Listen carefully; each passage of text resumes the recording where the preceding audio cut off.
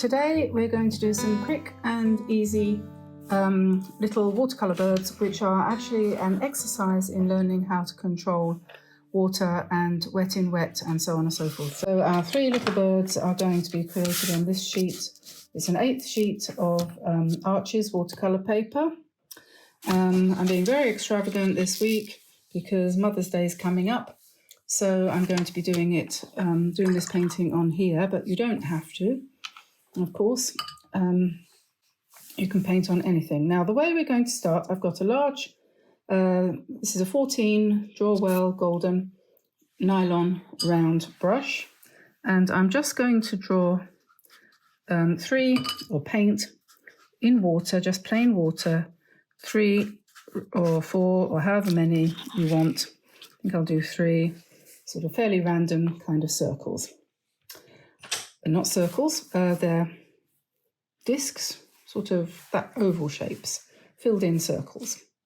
And then I'm going to pick up I've got my water brush here. This is a Kuretake water brush.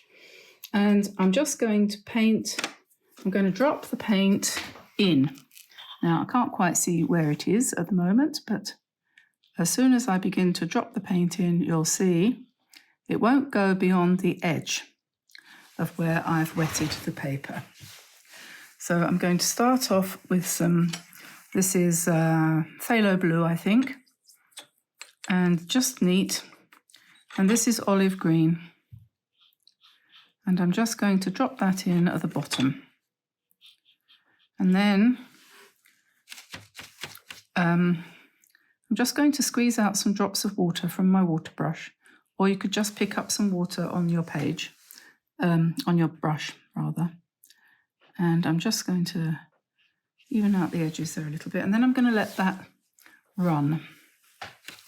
So here we've got a wet circle, and I've dropped in some more very wet paint, and we're going to just let that bleed. I think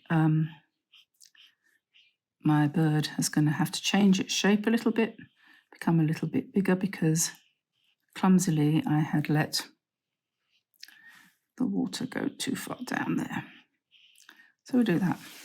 And we'll just let that do its thing. And so now the next one is going to be mauve. So this is Windsor Violet. And I'm just dropping it into the area that I've already made wet. And I'm going to use some basically cobalt blue underneath for that. And then I'm going to drop some more water in and let that bleed.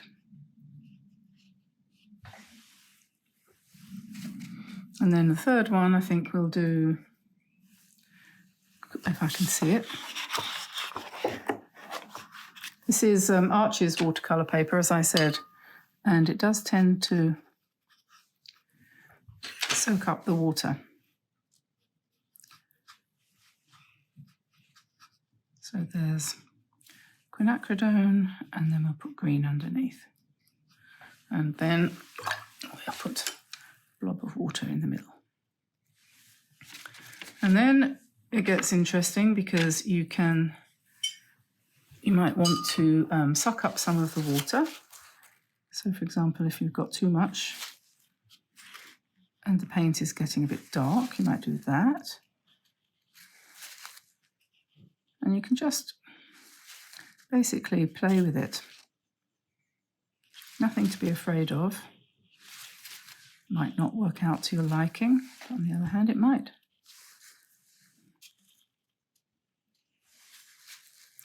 And then we're going to let that kind of carry on drying.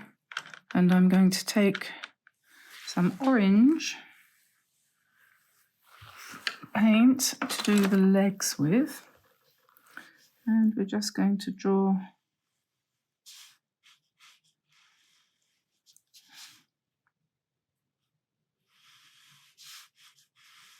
some little stick legs.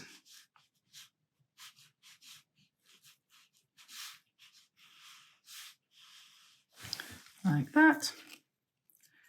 And then he will want a little beak, so you can decide where you're going to put that. That's going to look the cutest. I think maybe somewhere around here. And keep the beak small. Yeah, doesn't want to be too big. This one can be here. And you can let that bleed too if you want. Might want to modify the shape of the head a little bit. I think I might bring him out a little bit. And you can see that you can paint into what you've done and alter it.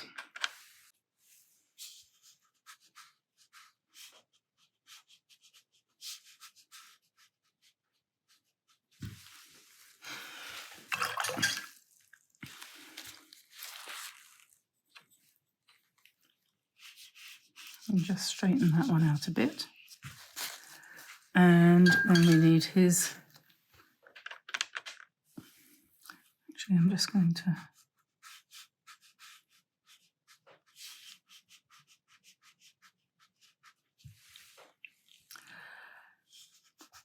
and we'll give him 2 legs as usual.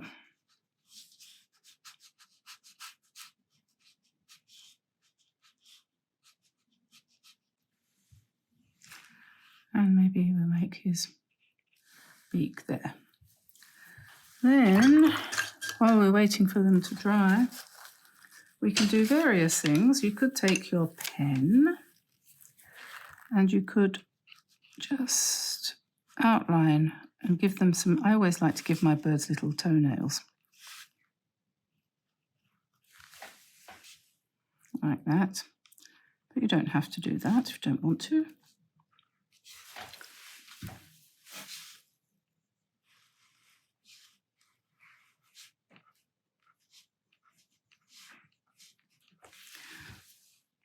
And then we need to put some tails on, don't we?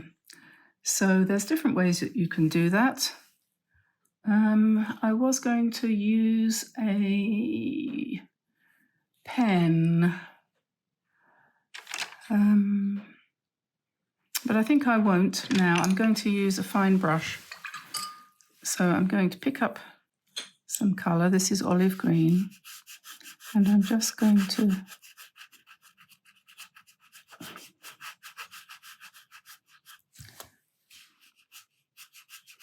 do a really silly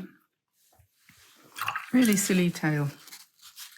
And then this one's going to have a really silly tail too. And the blue one, likewise. All good practice for your brush control. Yeah. This is a small round size 3 from Drawwell. Now, when the paint has dried enough, you'll be able to put the eyes in and some embellishments. But we'll have to wait for that to happen a little bit. The paper has behaved really nicely, has to be said. Just wondering what colour to make them stand on. I think I might stand them on a light green, perhaps. You just put in a little line using my big number 14, and then into that perhaps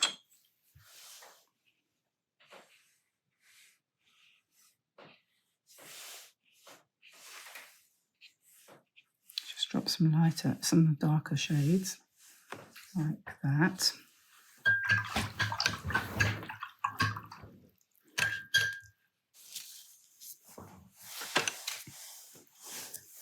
And so now I'm going to let them dry.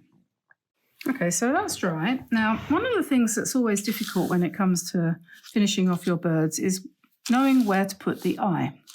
So I have got a sheet of tracing paper here, and I'm going to draw in an eye. And then I'm going to move it around and see where it looks best. So does it want to be as close as that? In fact, another thing you could do also is to make a smaller one. So do we want a small eye? Really close. Do we want a bigger eye, a little bit further away? How would they look on this one? Does it want to be there? And if so, why? That's kind of in line with the point of his beak. This one, I now notice, is sort of missing the point of his beak.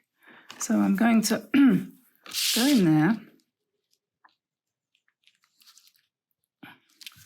and give him a point. And then it's easier to see that that's the right place for the eye, sort of in line with the point. And let's try this one here.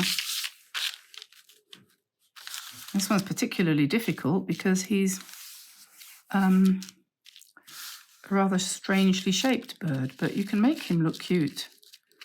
Maybe he wants a smaller eye, perhaps not as small as that. Maybe he does. It needs to be kind of in proportion to the beak as well, doesn't it? So maybe somewhere in between those two sizes would be better. That's a little bit bigger. Maybe a little bit bigger still.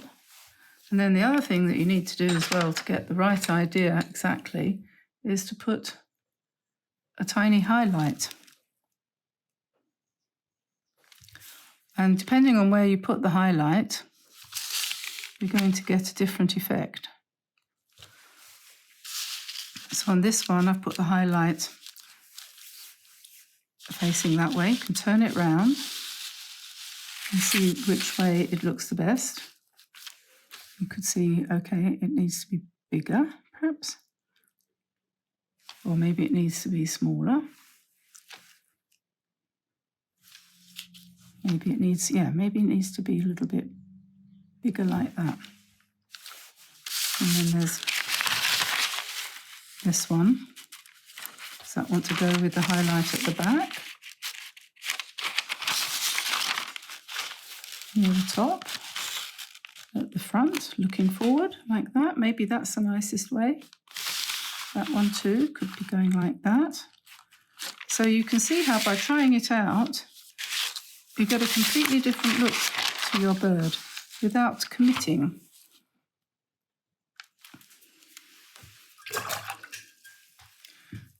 So what I'm going to do then, I think I like this size.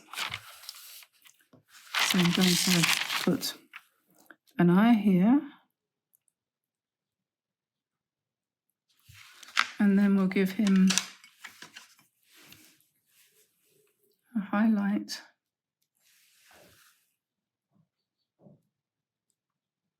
going forward.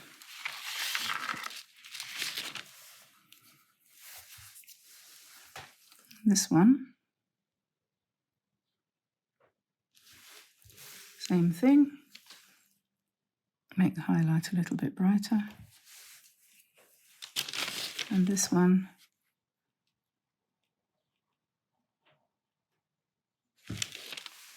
like that.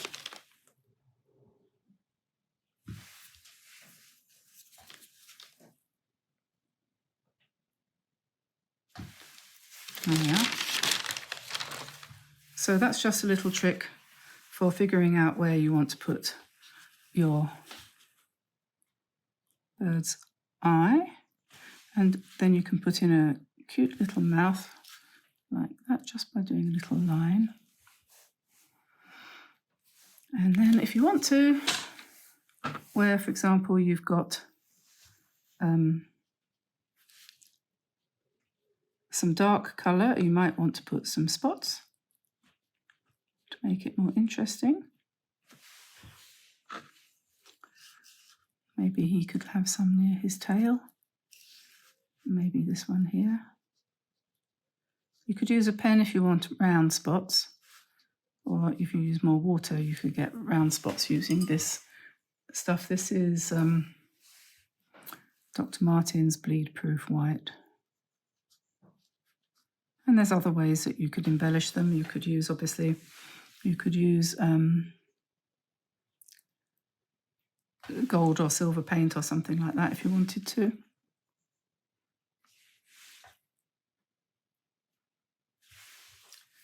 So there we are, 3 cute birds. Hope you enjoyed watching me do that. You could put spatter, you could do all sorts of other things. You could do bits of grass if you wanted for them to stand around and be more decorative. Or you can just leave them like that and give it a try. Makes a nice card, nice exploration and practice using wet on wet.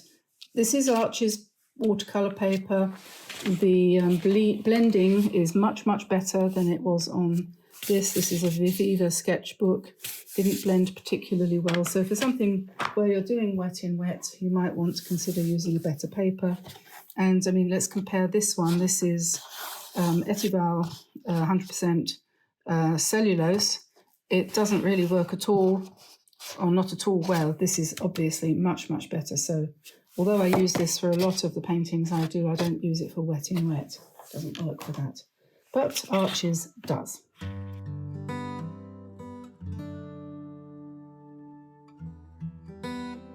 Recently, I was given this lovely box of watercolor paints here, which is from A Gallo. They're handmade in Italy and actually in Assisi, which is the home of St. Francis. And that seems to me particularly appropriate since I'm really fond of animals, and so was St. Francis. And so today I thought what I would do is I'm going to try out these paints, and I'm going to try all of them. There's 12 in this set, I think. 6 and 6 is 12. Normally when I do paintings, I try to restrict myself to a smaller palette than that. So I'll pick half dozen colours and work with those. But in order to get to know these, I think it's really useful to actually try them all out. So that's what I'm going to do. And to try them all out, instead of just doing a boring old swatch on a piece of paper, lots of little squares, that's very nice, but I've drawn some birds here, and I've got 12 birds, I've got 12 colours, and I'm going to paint each one of them in a different colour. Then I'm going to draw the branches that they're standing on and some leaves, and the leaves we're going to paint in various different greys, which we can make greenish greys, that is to say, from the colours when we begin to mix them. So we'll have the birds in the basic colours of the 12 that are in the tin, and then we're going to mix some colours to do the leaves. I haven't even really drawn many of the leaves in, but I will do in a minute. So, and I'm going to use this brush, which is a Tintoretto brush, which also came from A Gallo. Haven't used this yet. It's still a little bit stiff and crispy.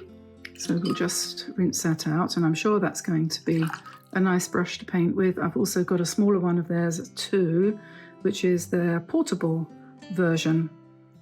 This is a full-length one. It comes in one piece. This one came in this set, and it actually comes apart. So these Gallo paints are very nice. They're very strong, very powerful, and particularly nice because they're handmade. And although they look like any other tin, it's a very practical idea to have your paints in a tin. It works, unlike other materials such as wood or cork, which degrade. So this is traditional, maybe boring, but it works. And you can clean it, and it, already I've started to use it, and it's got drips of paint on it, but that'll all come off. I can clean it. Whereas if it was cork or wood, that would be a lost cause, really. Anyway, that's just my preference. So I'm going to sit down, and I'm just going to finish this drawing off. I've got the 12 birds in.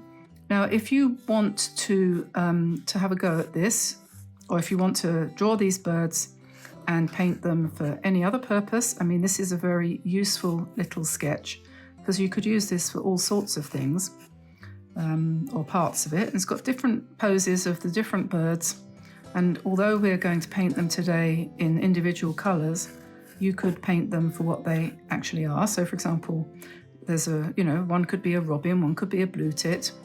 And it actually makes you realise, doesn't it, when you look at them, that it's mostly the coats that these birds wear that means that you can tell them apart. It's not so much, well, of course, obviously, there's a difference between a robin and a carrion crow, for example, but a lot of the little birds, the little brown jobbies, as we used to call them, are, very similar to one another. It's just that they aren't all brown. Some of them are wearing quite colourful coats and look very pretty. So I'm just kind of wandering around the painting at the moment, just popping in some leaves, just all pretty much the same, because presumably the tree would have similar leaves all over it. It's not going to have oak leaves on one branch and birch leaves on another, so we'll just do some generic leaves, and then we'll paint those in once we've done the birds. Talking about drawing, I know a lot of people would like to learn to draw, and we're thinking about, it's not happened yet, but we're thinking about starting a second channel for drawing, so people would be able to go over there and see more in-depth drawing process, because not everybody wants to watch this and listen to me rambling while I'm drawing. So that would be somewhere where people could go. It'd be kind of secondary, what do they call it, a side channel. Yes, I'd be like Russell Brand with his side channel. Well, not quite like Russell Brand, because I'm not so handsome as him, or so loud. But he likes birds too. You can tell that from the fact that he has some kind of a crow on his thing, doesn't he? Anyway, right, so we'll get started now, and I'm going to, let me see, I think this brush might be a bit big. I don't know, we'll have to try it out. I'll try it out on a piece of paper, if I can find a piece, because I don't want to use too big a brush. So let's just quickly draw a bird and see how it works with this brush. It's lovely and slim, has a very nice, yes, but I don't think, you know what I'm going to do? I'm going to put those aside. We might use those for the leaves, but I think I might use my water brush, which I haven't used for a while. And I think for something like this, the water brush might be ideal. This is a Kuretake, is it? I haven't used it for a while. I've forgotten what it's called. I can't read it. Made in Japan. Kuretake, I think it's called, anyway. Yeah, I quite like these. You know how it is, though, when you introduce something new into your repertoire, you do it for a bit and then you forget all about it. And I'd forgotten about these. I've got two different sizes, and I'll put a link in the description and in the blog, in the website, so you can find the same ones. Okay, so you've got two ways of going about this. You could do the leaves and the branches first and then the birds, but I think I'm going to start with the birds. Now I've got an additional palette here, a little round palette. I'll put that there. To mix on in addition to this, because I'd rather use that than this, to be honest. And even when you're going to use the paint straight out of the tin, you're still going to want to give it a little bit of swill around up here, aren't you? So I'm going to start over this side here with this colour, which is deep sea green. And we'll just try it out in there to see what it looks like. And it doesn't look like what's in the tin at all. The block actually looks much, much darker, obviously, and not at all the same. I'm working on a piece of Arches paper, but it's not the usual Arches. This is something called Lavis Fidelis, which I think means faithful wash in Latin. It's an Arches paper, but it's an interesting paper because it's got a texture on one side and it's more smooth on the other side. So if you're painting a greetings card or something like that, it's really nice because on the outside you can have the texture and on the inside it's smoother, so you can write on it more easily. So I'm literally going to paint one colour for this bird, and then having put in the undercoat, so to speak, I'm going to come in with a little bit more slightly intense for the back of the wing and the top of the head. And I'm leaving a space for his eye and his beak. So we'll let that dry. So that's deep sea green. That's what that looks like. And so then the next colour is forest green. So we'll try that one. We'll try it out on here. Well, that's a very powerful, my goodness me, that's powerful. So we want to dilute that down a little bit, I think. It's completely different green. Let's put that one down here. Well, having said that, I remember when I looked at these before, I thought to myself, these two greens are a little bit similar, but you can see this one has something more yellowish about it, doesn't it? Compared to that one, which veers towards turquoise.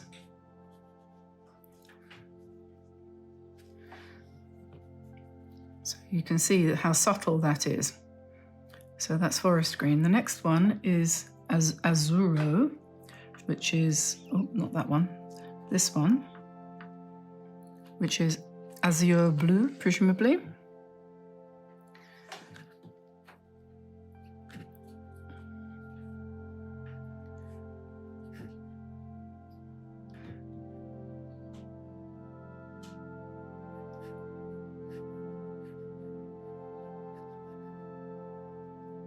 That's a pretty blue, isn't it? And when we come to do some greys, we mix some greys, and you'll see how some colour like that can make a very nice grey when it's mixed with its complement, which could be one of the browns or one of the greens or one of the oranges on your palette. So that's Azzurro. And then this one, number 4, is Periwinkle, which is another blue, obviously. Again, it doesn't really look like it does in the tin, but this is a pretty blue. This is like almost like Wedgwood blue.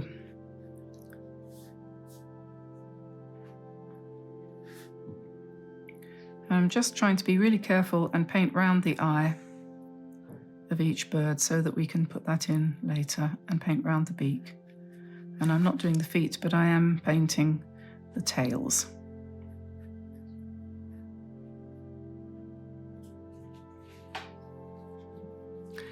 And then the next one is Yin Min Blue, which is named after 3 chemical elements, apparently.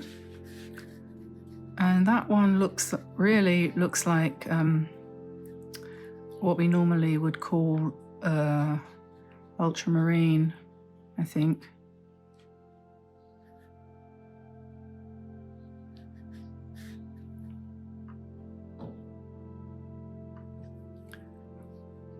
We make the tail a bit darker by using the paint a bit thicker.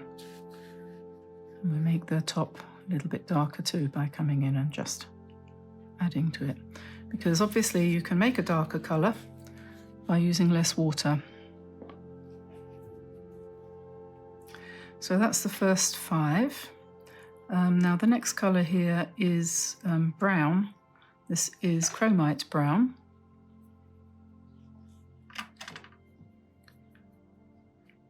It's not a very exciting colour, but it's meant to be for mixing into things, I think. But we're going to have to give it its chance because, you know, I said I would. So we'll put that on this one. This bird has got his mouth wide open because he's singing.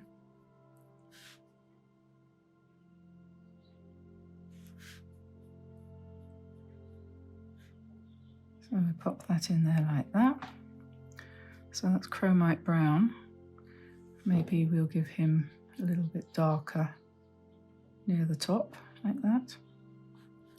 You can experiment with mixing your paints with different amounts of water, can't you, when you're doing something like this? Gives you a bit more interest than just swatching out in little squares. Now this one down here is lemon yellow. There's not much you can say about that. It's the colour of a lemon, it's yellow. And we'll pop that into this bird here. You can't really make lemon darker by using the paint thicker.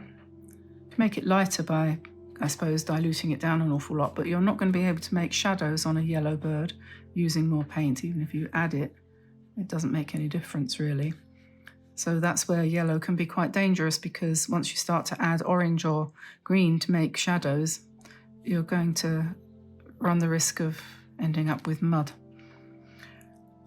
So you have to be very careful. And so now the next colour is quinacridone gold, which you'll know is one of my favourite colours, and that's a nice strong orange yellow, golden yellow, which makes beautiful greens when it's mixed with blues.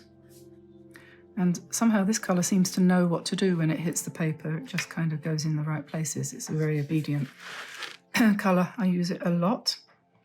And then we've got Hokkaido orange, which is more of a cadmium orange kind of thing. And that's so therefore it's more opaque.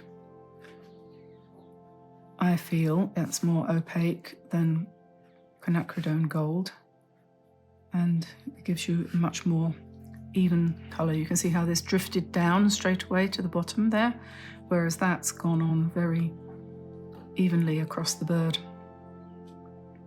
Don't like the way that's settled there either, so I'm going to just lift that out a little bit.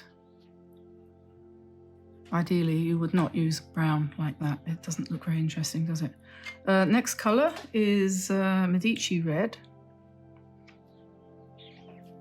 I'm going to put that down here. It's an unusual colour, that one. It's a bit like Scarlet Lake, I suppose.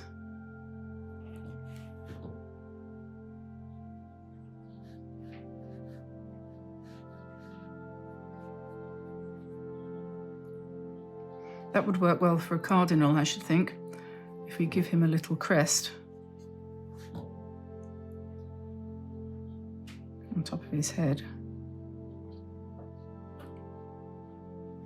We can give him some identity.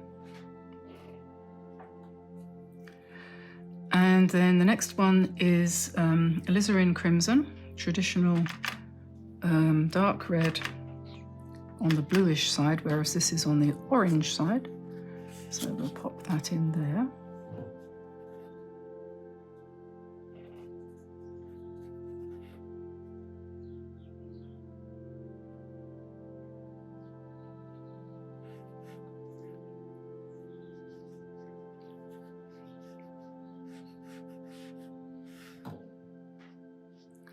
There we are. And then last but not least, we have quinacridone violet, which is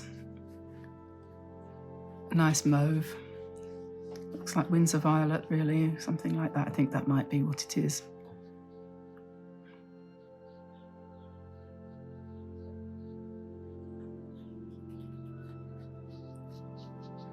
So there we are. Now their legs, not going to be easy to do those using a brush, so I'll probably put them in with a pen right at the end. So now the next thing to do is to paint the branches. And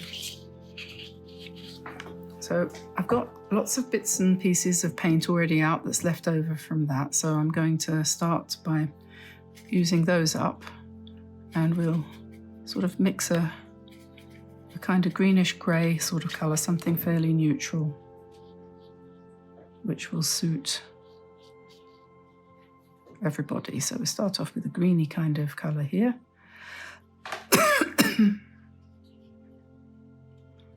And just quite loosely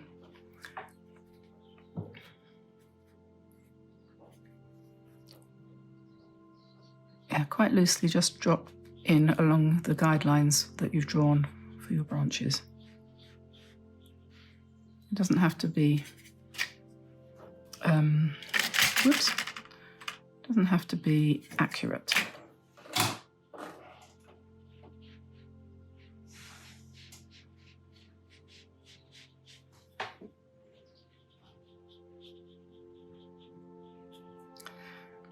But you might want to come back with a second colour, darker,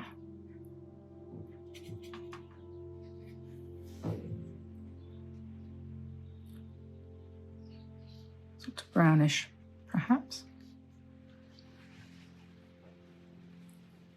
And let that blend.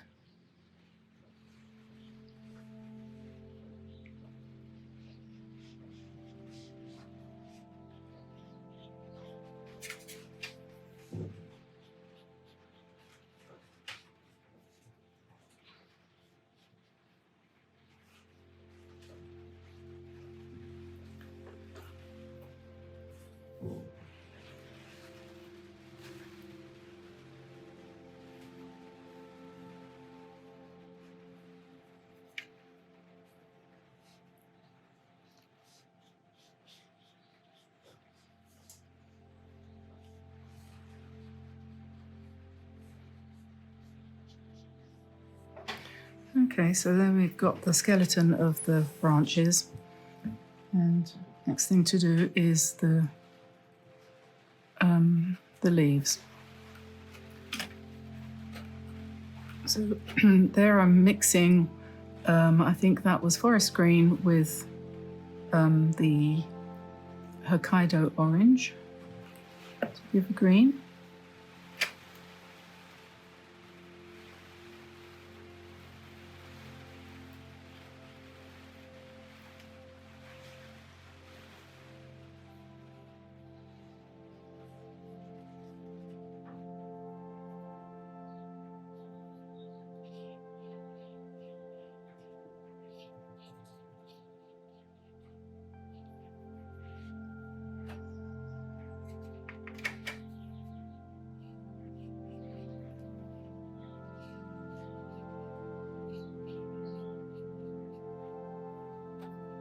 So I'm just mixing all the different colours on the palette to give me various different shades of blue and green.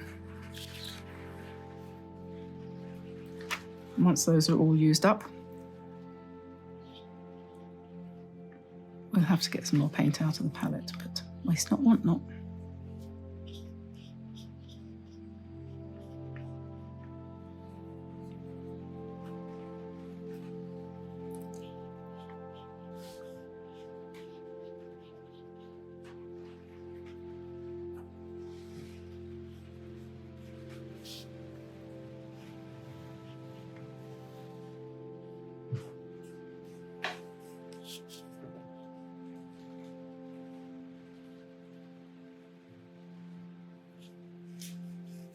People often wonder how they can choose colours that go well together. And one of the beauties of this particular paint box is that the colours do all go together. So if you rely on that, you could do worse than to rely on that. And when you mix them together, you get pretty decent greens and blues, greens and browns. So that's that was lemon yellow, I think, wasn't it? And a yin min blue. It's giving quite a clean green.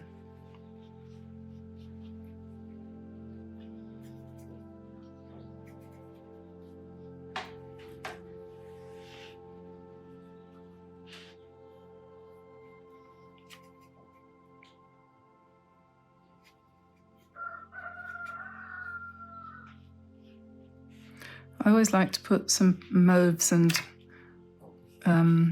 purples and things, violets, in with the green because it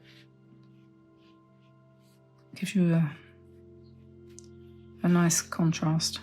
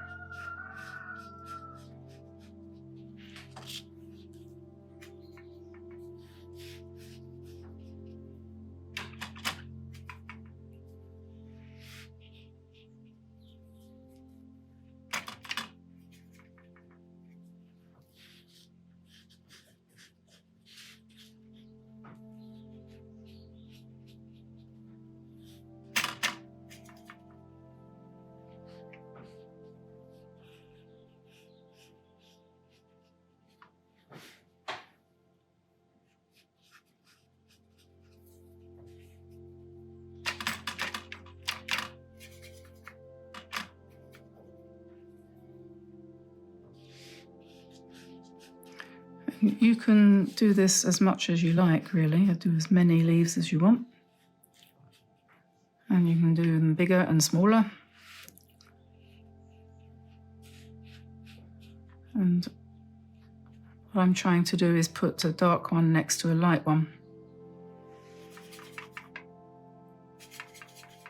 more or less.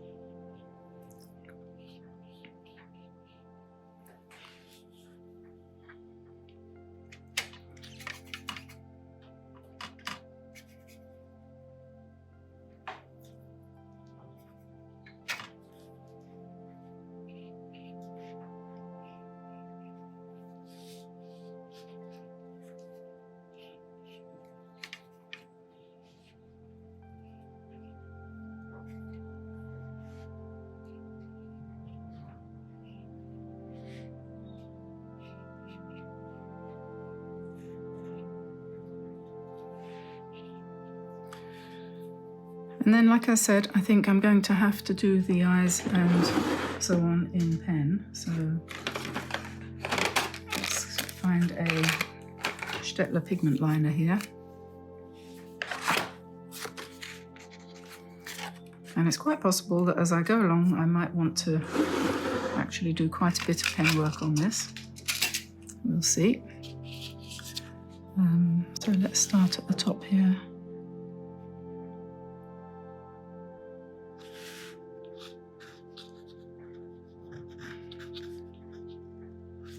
Because we've only got one colour, any sort of liveliness to the painting is going to have to come from the line.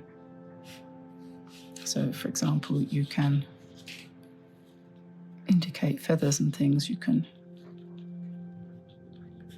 give him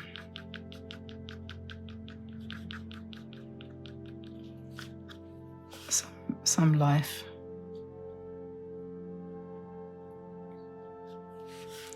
And then he's standing on these leaves.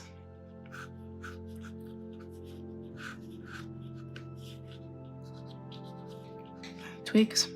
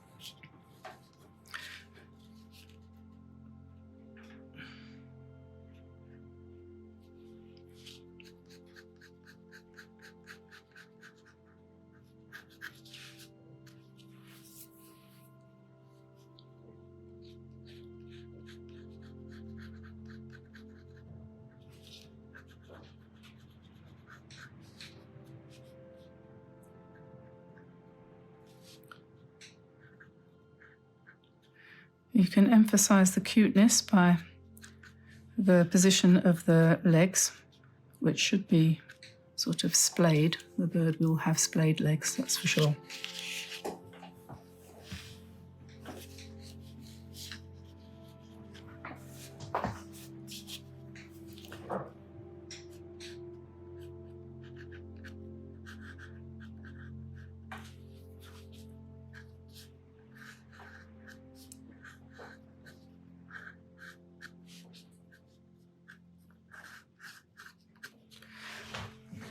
When I'm inking over these leaves, I'm not going around them exactly at all. I'm actually extending the size sometimes or just moving them away from where I painted, and that gives a much, I think, nicer, looser effect.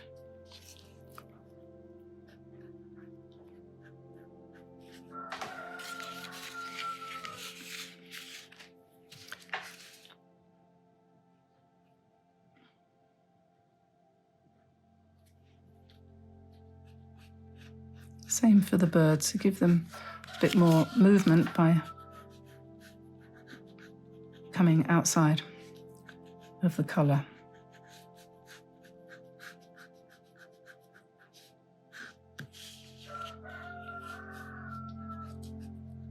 So when you're doing something like this, although it starts off as an exercise, you can actually, with any luck, end up with something that is a little bit more than just an exercise in swatching colours. And hopefully you'll have learnt something about the way the colours work, watching them dry and seeing how much more subtle they appear, and once they've got the lines around them, how much more reason there is for doing it, kind of thing, you know what I mean?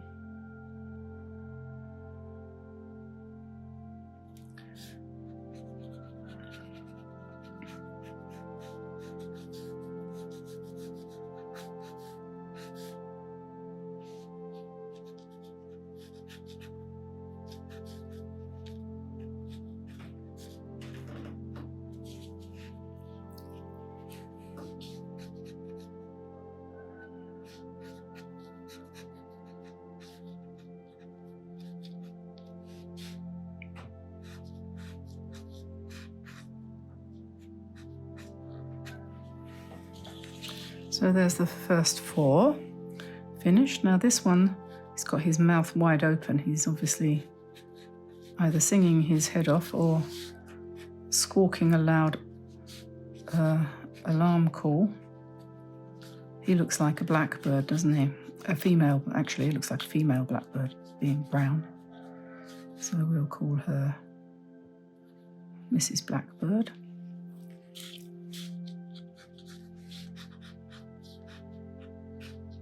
We've got a nice female blackbird actually that comes and eats from our bird tables.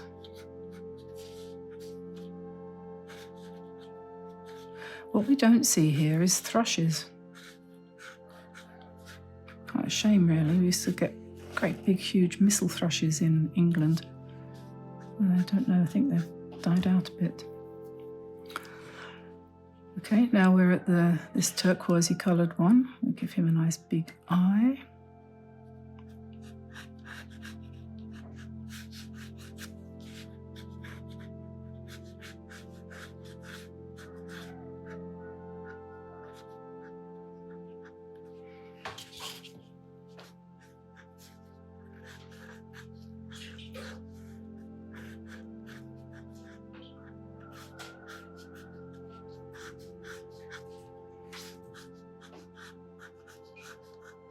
If you feel you need to put in some empty leaves, don't be afraid to do that. You can always colour them in afterwards if you feel they need it, or just leave them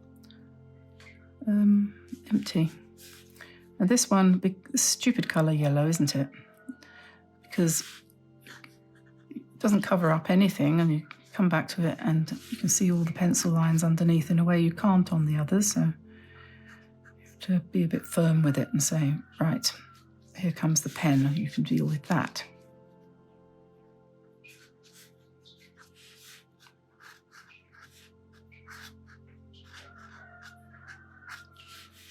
So there we are. We give him a minimal amount of pen work because he can't take it. He can't take the contrast. Quinacridone Gold, on the other hand, still damp. Still moving. We don't know where that's going to end up quite in the end, but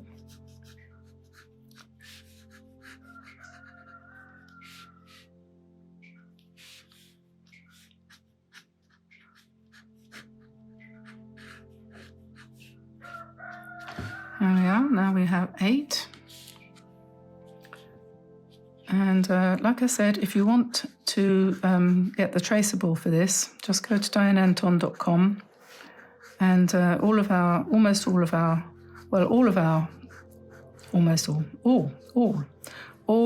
our sketches are free. If you feel you want to contribute to the running of the channel, then you are more than welcome to either. On some of them, they have an optional pick your price kind of thing. Others, there's no price at all, but you can give us a tip in our tip jar if you want. There's no obligation to do that. We're more than happy for you to just help yourself to as many as you want.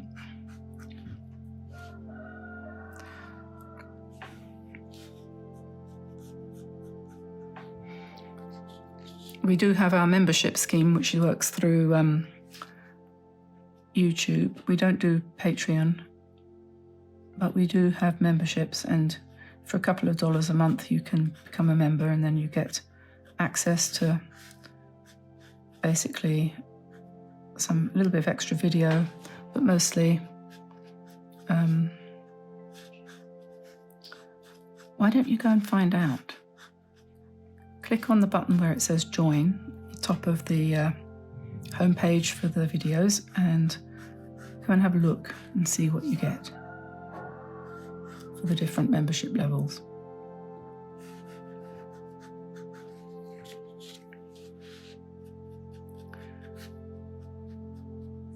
I'm going to give this orange one here a little bit more sort of, what would you call it?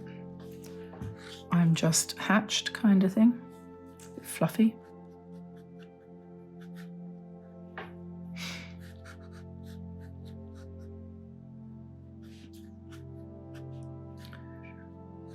This paper is quite good for this because it's not too rough and not too absorbent.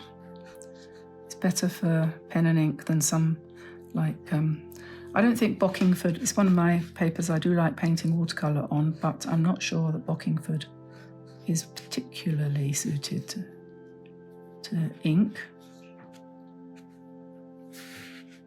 It's probably a bit too rough for this particular kind of ink work. Anyway, this is working fine. I'm getting quite a lot of nice varied texture of the lines on the pen. I do like to put the feet in first when I was drawing these. I tend to put the feet in first. Now this one, which has become a cardinal, you have to remember his little crest.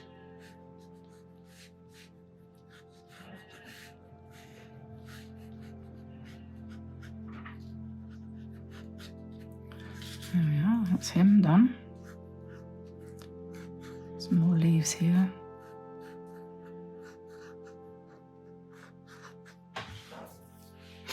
And finally, this little mauve one down here, let's do these leaves.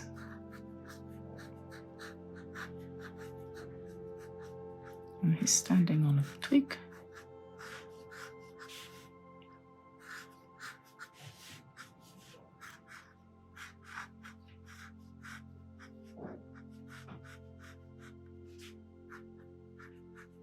Details of these paints, we'll put that in the details below, and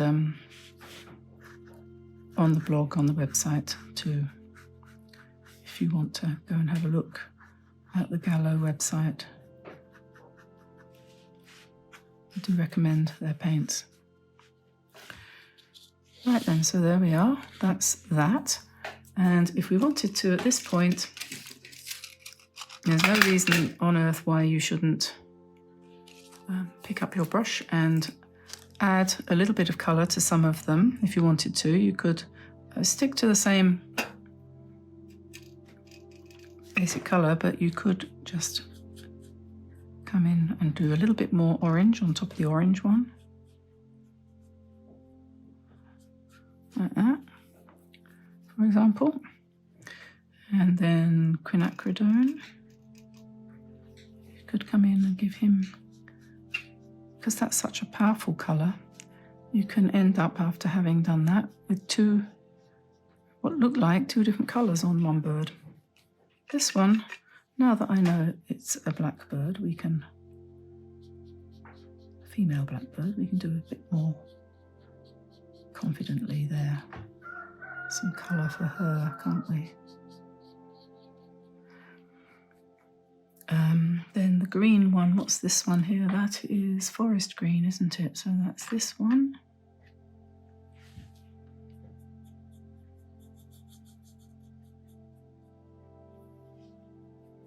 we leave well alone with the yellow. And we've got alizarin crimson here.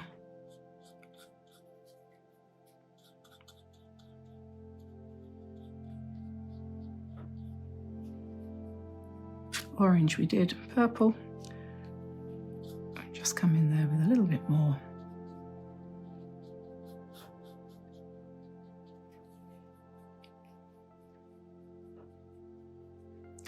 And then their beaks, well, they're only tiny, aren't they? We'll just do them in orange.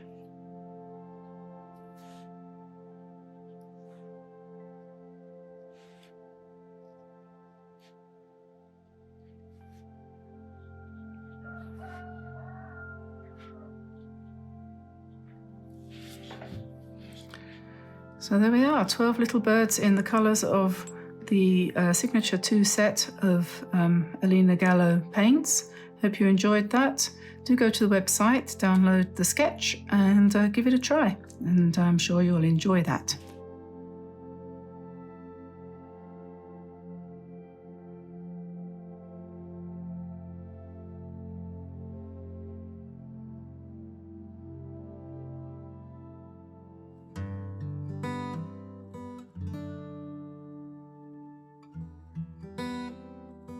Today we're going to do a video without music because somebody requested that, so never let it be said that we are not responsive to people's requests, and so that's right. And I am going to start by doodling away with, I've got a dip pen here, just an ordinary metal dip pen, and I'm going to start the day by drawing some twigs as loosely as I can, but I do think I might sit down, and I'm going to natter about inconsequential things, and I might talk about what I'm doing, and I'm going to see how it goes because I've been the last few days working on something and failing to couldn't decide what to do, so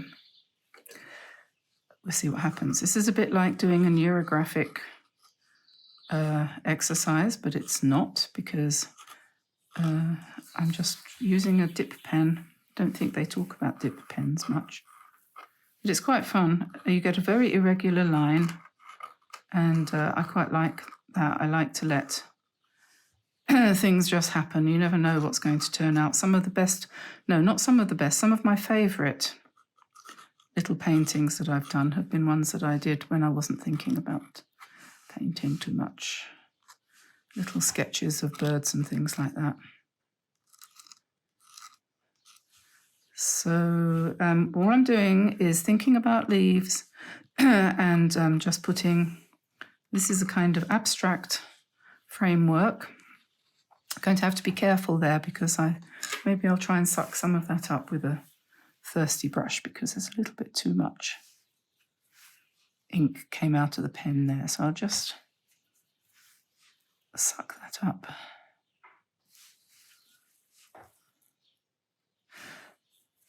Yes.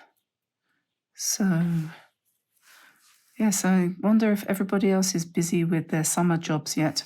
We have such difficult winters here, and because we live kind of in the countryside, when it's raining and cold, and we get a lot of wind these days, climate change. So in the summer, we have to try and get on with some of the jobs that we've put off.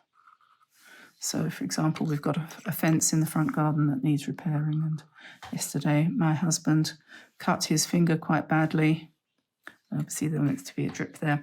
Cut his finger quite badly using an angle grinder on his hand.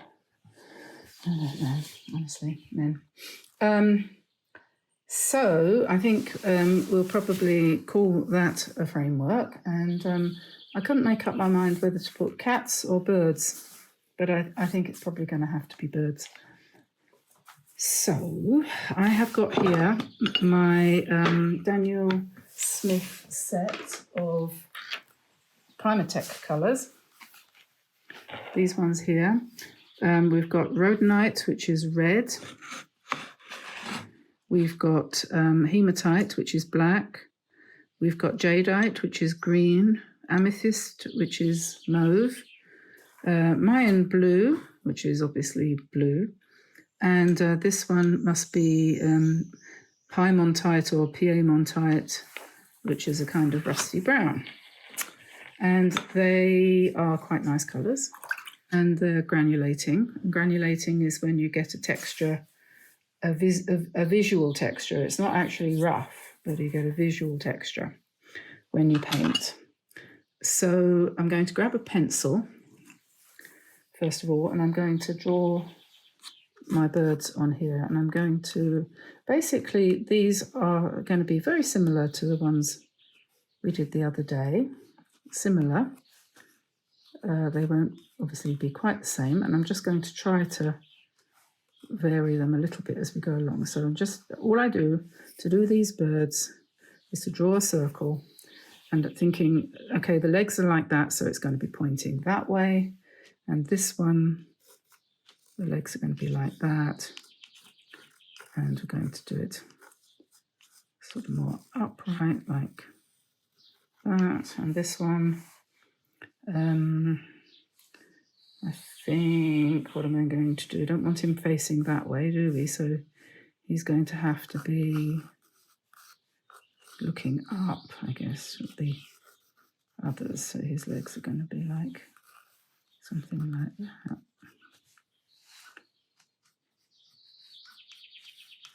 So that gives us our rough outlines. And then you've got lots of different ways you can do this.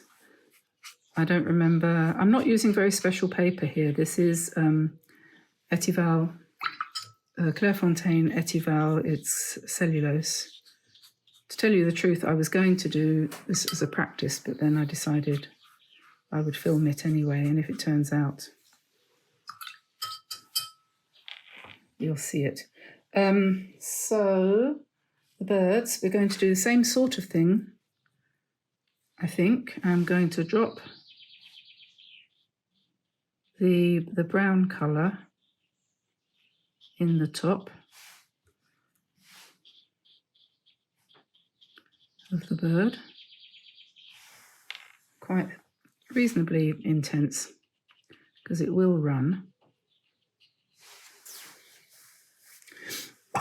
Then I'm going to put on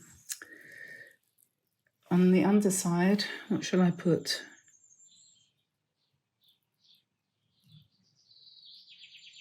Grey.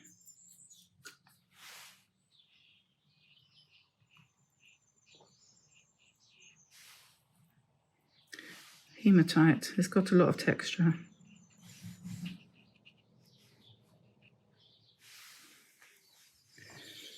And we need to let that blend a bit and see what happens. And then I'm going to just take the dip pen again and just ink in the legs and the feet. And then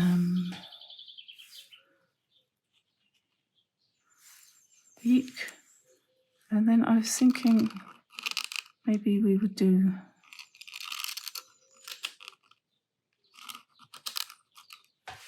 a squirrely tail like that. So we'll let that do its thing.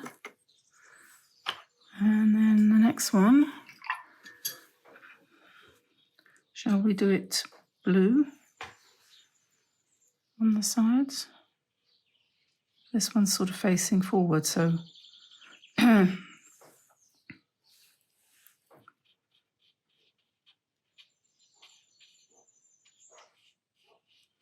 put blue on the sides, sort of like wings.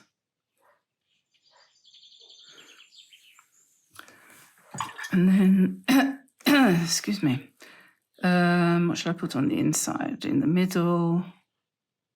Shall we do the grey again?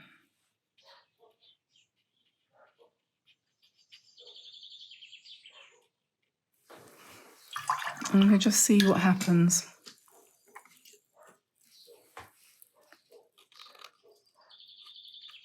legs,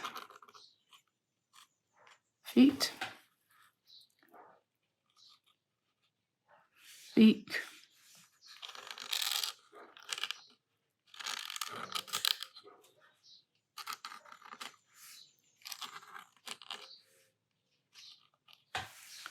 squirrely tail,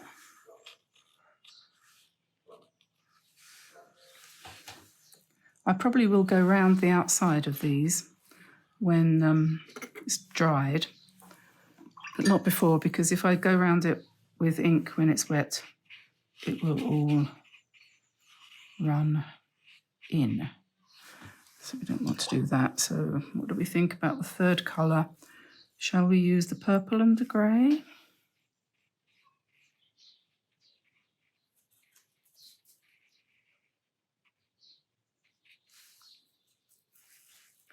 Amethyst.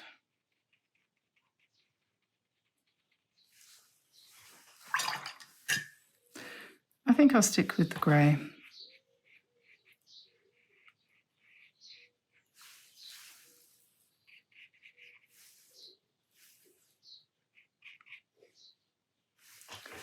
Okay, and then the legs.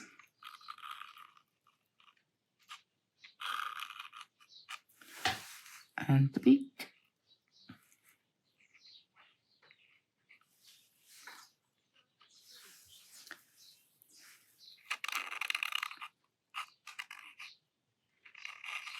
And the swirly tail.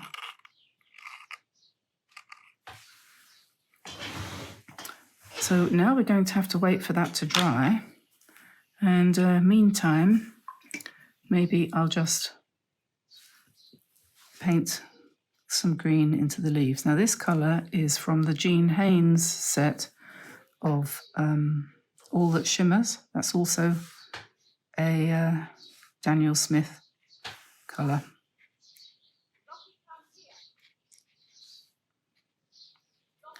Some of them aren't dry, so we'll just wait for those to dry and then we'll come back and finish them off.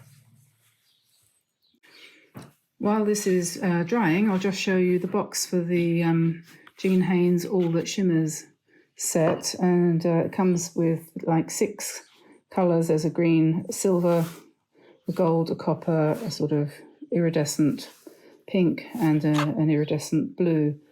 And they're quite nice to have, and I've added a little bit of iridescent silver here, and I'm going to probably put a little bit of,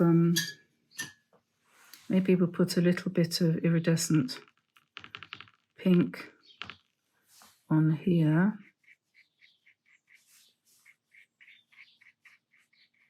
Sort of blend that in.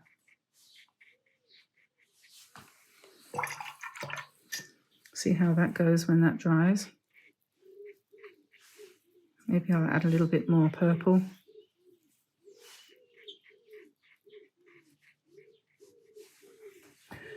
And this one I've added a bit of silver, and I think maybe perhaps this one could do with a bit of copper.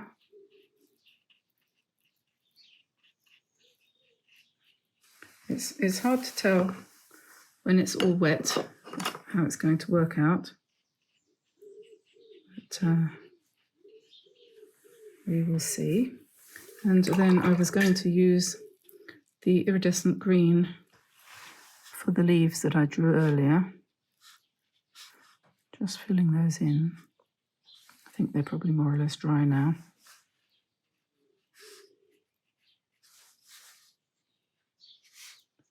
If you want to track down any of these paints, have a look on my Amazon shop front page, which the link is in the description below.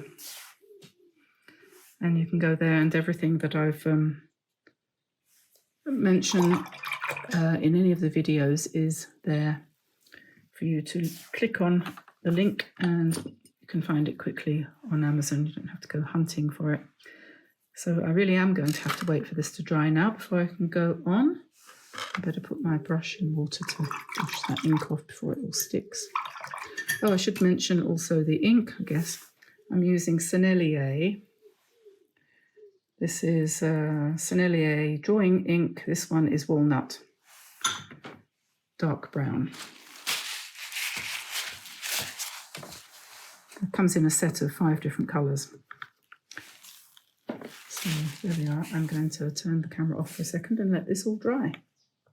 Okay, so I think now I need to put the eye in place. So I'm going to use my tracing paper trick, whereby I put a piece of tracing paper with an eye drawn in it onto the drawing, and I decide exactly where I think is going to give it the best character, and then I just transfer it using a pen like that. Pen's not working very well, maybe I'll grab another one.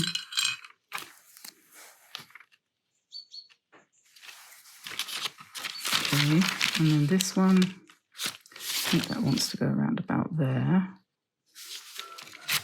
And this one there. So there they are. And now I'm going to, what shall I do next? I've got 2 things I want to do. Try and find my small brush.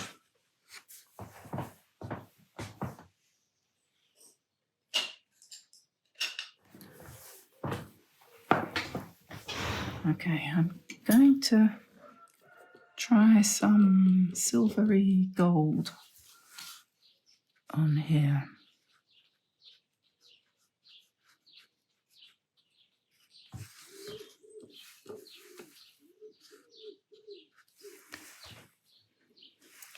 So I thought these ones, I wanted to give a sort of more, what's the word? Something kind of more ornate, a little bit embellished with gold and stuff like that. So it looks more sort of Renaissance, something like out of the 17th, 18th, 16th, I don't know, century, a while ago. So putting on little dashes of gold onto a rich colour like this blue, I thought that that would perhaps work. And then this one.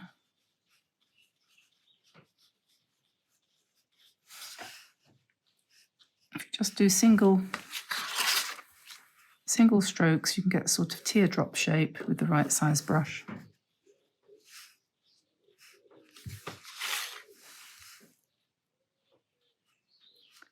Make them a bit smaller at the side there. And then this one at the top.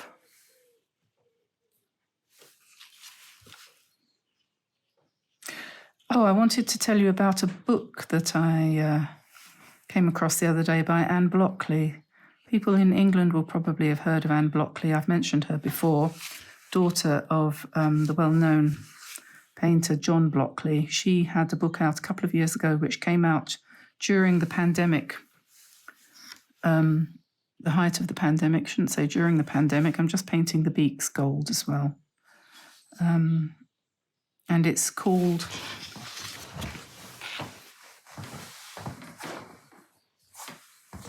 Creativity Through Nature. Foraged, recycled and natural mixed media art. And it's a very interesting book, not only for the pictures that are in it, but because of the things that she's written about her life and where it has been going lately. And she's about my age, I think. And she says a few years ago she had breast cancer, which I did too. Actually, for me, more than a few years ago. It's quite a long time ago now. And how she nearly gave up painting, but she's picked it up again. And she's explaining how she feels about the way the world is and so on. And it's actually really quite interesting. No, it's very interesting. So I recommend that book. It's in my shop front as well. So if you're interested, you can get it from through Amazon. I'm putting a little bit of this copper colour on these leaves as well, because it looks rather nice. The nice thing about using this Sennelier ink is that it is has a body to it, and it doesn't just sink into the paper like these pens do. It has kind of texture. So we'll give him a little light in his eyes, gold as well, I think. And I could go on doing more of this. It's quite fun. Maybe I'll give him another row of... I could do more of that, but I think I'm going to stop there with that. But I will come back with the pen, as previously mentioned.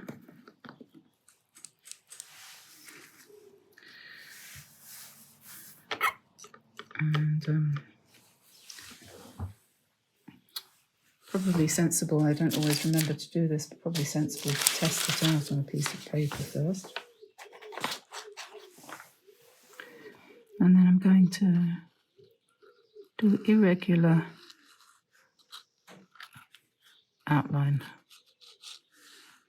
You can use the Staedtler pens or something similar to that, even a Sharpie if you want.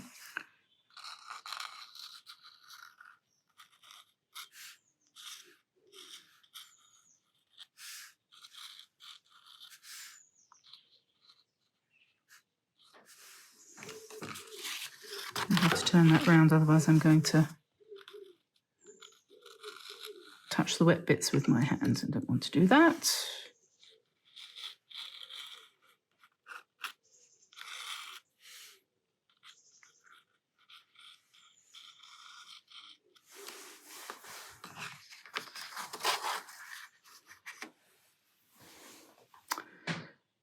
Okay, so I think that's probably where I'm going to leave it.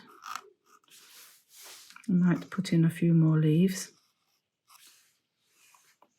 And before I take the final picture of it, I might colour some more of these in with copper. So if you notice any difference between this and the way it is in the final picture and on the thumbnail, that's because I would have added a few things. But anyway, that seems to be okay, so I think I'm going to leave it there.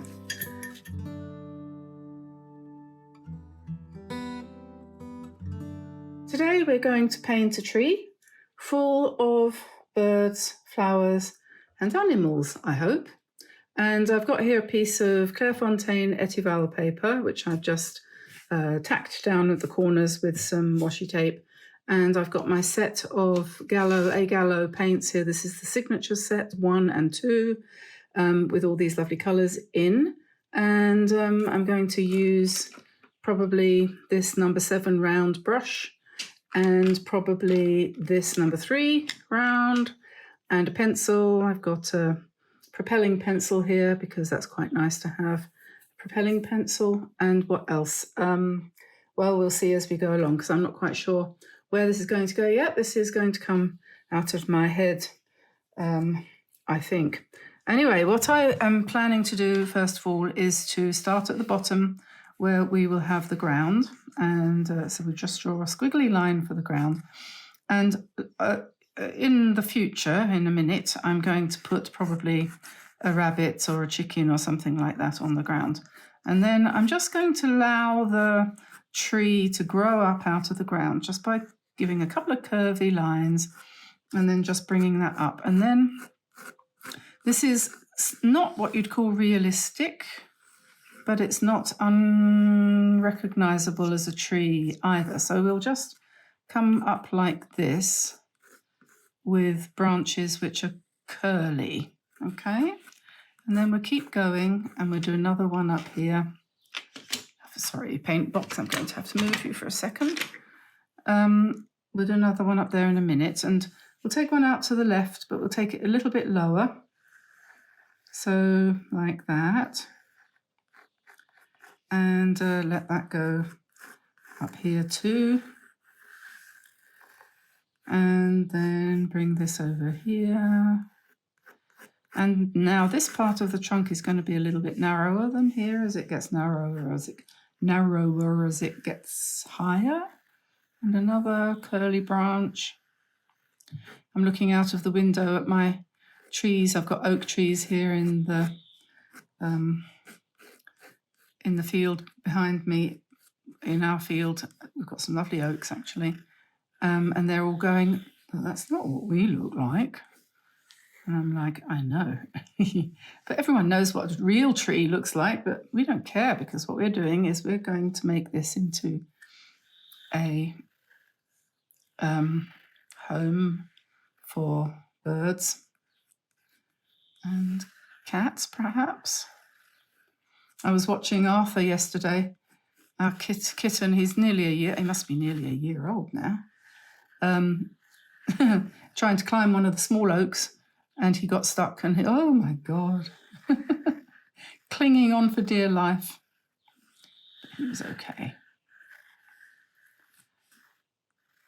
Okay, there we are then. So that's something, and I think that'll do. And then down here I'm going to put a chicken.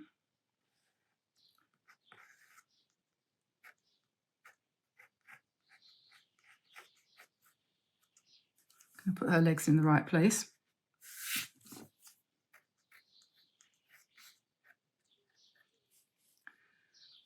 Maybe a bunny rabbit. Are rabbits bigger than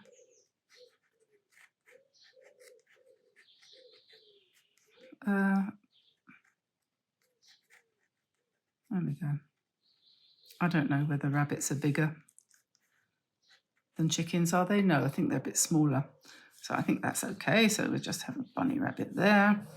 And on this side, let's have a pushy cat.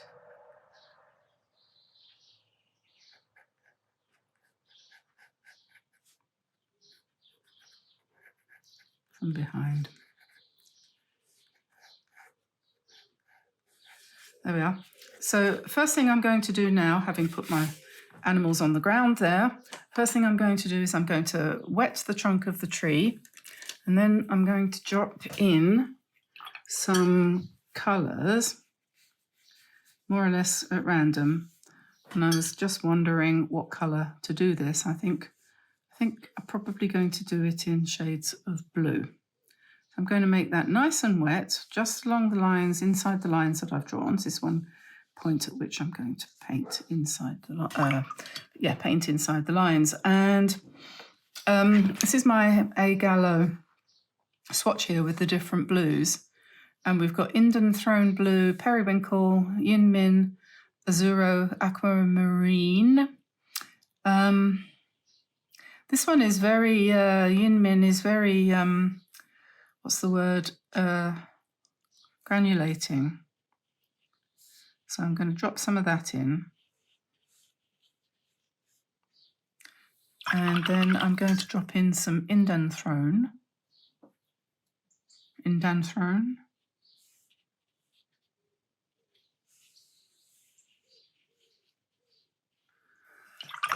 And then I'm going to put in some olive green. I have no idea where this is going to go. Olive green.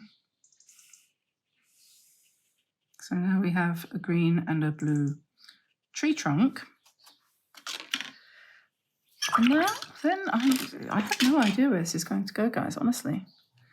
So now I'm going to paint the branches by just dragging the colour out of the trunk, just like when a tree grows, okay?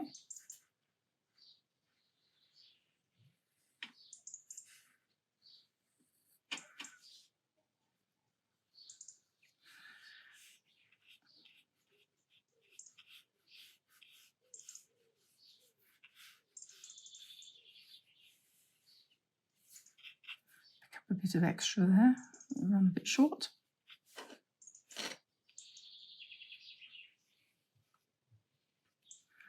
I think this might be quite fun to do with kids. It's different. So who knows what it's going to turn out like.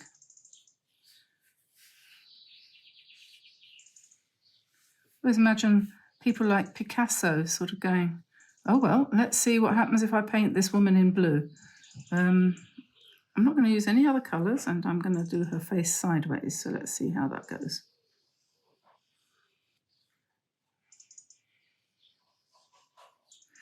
You won't want to hesitate too long because obviously the paint's going to dry, but the idea is just simply to draw it out into the branches, and then we'll just let that do its thing. I'll bring this round here for the ground. And imagine that the roots go down into the ground without making a big song and a dance of it. Okay, so we'll let that dry and then see what we're going to do for the next step. Oops, sorry, I missed a tiny bit down the bottom there. Okay, so I just drew that down like that.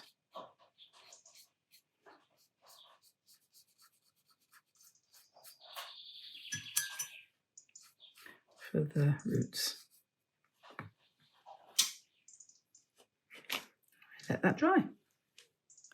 So that's more or less dry now, and what I always say is that I think when you start painting, you really need to believe in yourself and to start with an idea, but then allow things to occur to you. So if you start with the idea that you're going to do the trunk of the tree like this in mixed colours like that, just at random, then when you've done that, if the idea comes into your head that you now want to just doodle all over it in gold pen, don't, agonize. Just do it. That's what I'm doing now. So I'm not going to pretend that I spent hours trying to decide how I was going to do this painting. I've spent a lot of time mulling it over in the back of my mind, having the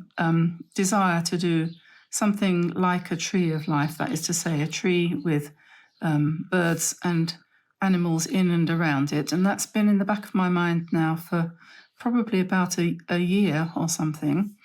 But I haven't had any firm idea of how I would do it. So it's just a case of then you come to a day and you say, okay, I'm going to do that today and we'll see what happens. So I've done my trunk of the tree and the branches in a way which I saw done on a tree of life that I saw somewhere, not sure where. So I've kind of taken my inspiration from there, and then having done that, I'm going to allow myself to be completely dysfunctional. Don't know where that word came from. No, to just start and see what happens. And I totally suggest that you do the same thing. If you don't have any desire to scribble all over your painting in gold, then don't do it. Do something else or nothing. You could just leave the branches as they are, unembellished. Or you could do it in white or black. Be quite good in black. And I might add some black later, depending on how it goes. But I like using this gold pen, actually. It has a nice feeling to it. You sort of feel happy that gold ink comes out of it regularly and doesn't fail to perform like so many vacuum cleaners that we have these days. And I'll just put a bit along the line of grass, ground. It's not really grass, is it? And then we'll just suggest branches. Well, they are like branches. Hope I've got that on the camera. Yes. The roots. Just suggest those a little bit down there. Maybe we'll have a few blades of grass down here for the animals and some flowers. Usually do that at the end, don't I? Okay, so there we are. That's that bit done. So now I have golden branches on our tree, which we can always add to later if we want. So now I'm going to start putting in some birds. So perhaps I'll grab my pencil, and obviously there's a good place there for a bird. So we'll put a circle there, and we'll put an oval there, and I'll put one here. And I'm just going to try to do all just different shapes, like we did before with the Paint a Bird a Day.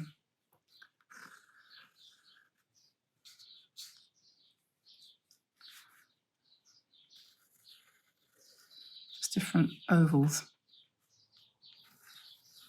Some round, some oval shapes.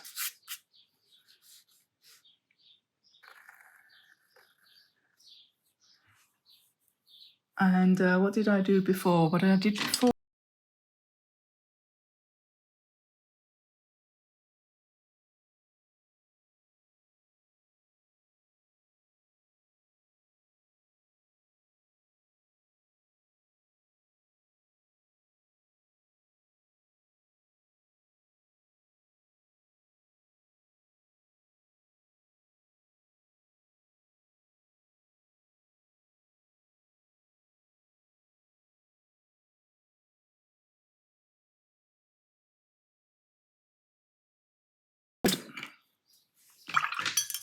I know this will probably be covered up later, but I did make a bit of a smudge. So I'll just try and lift some of that out.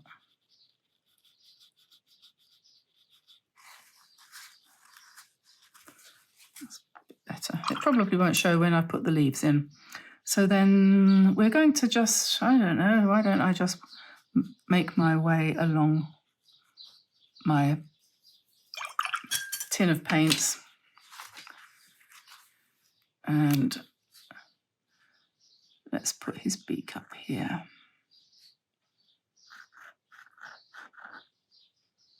This one is sitting well down on the tree. When that's dry, I'm going to give that one some gold embellishment. For the meantime, I'll just lift out a little bit for the wing. Okay, let's make a green one here.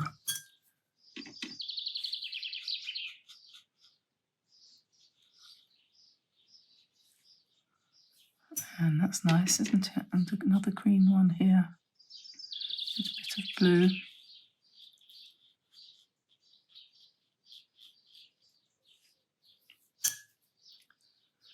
And a bit of blue and a bit of green.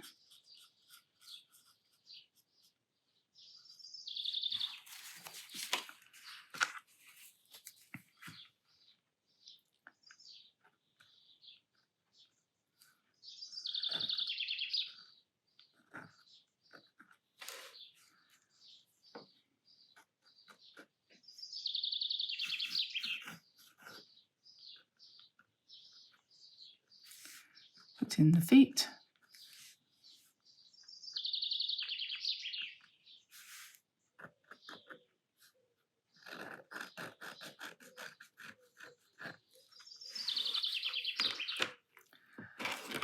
Keep on going.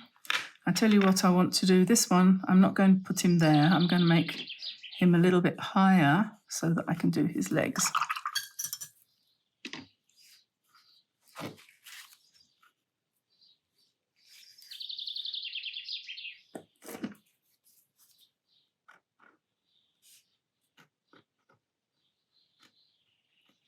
I'll rub out that line later.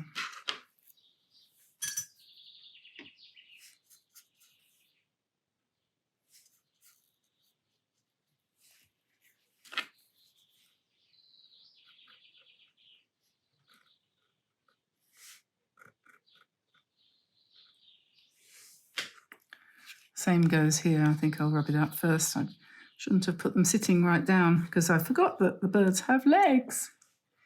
Yay, they do. Almost always. It's easy to forget, isn't it? And we're just sticking to the two colours at the moment. Big feet.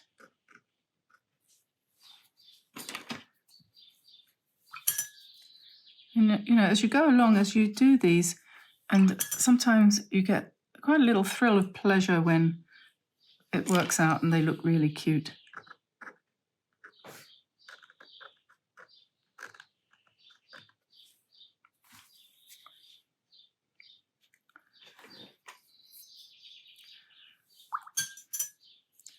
And of course, you get to here and you think, oh, I think I'll just do a few more. So just one stroke of, this is periwinkle I'm using with olive green.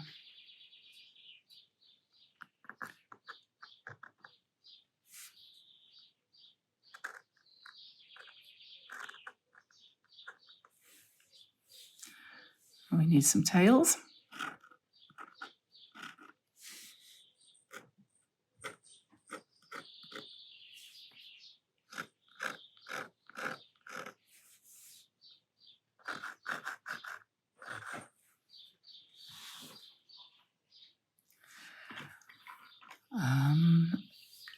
And you see how as you go along, you work out what you're actually trying to, what you want to, or you just work it out.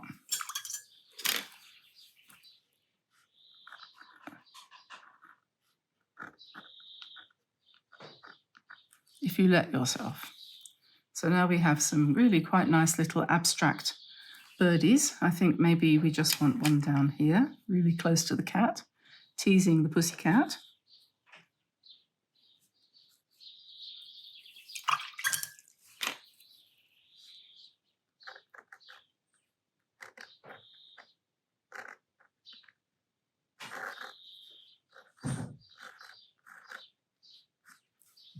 When they're dry, we can put their eyes in. Do you think we want one here as well? Probably. Hello, Zen.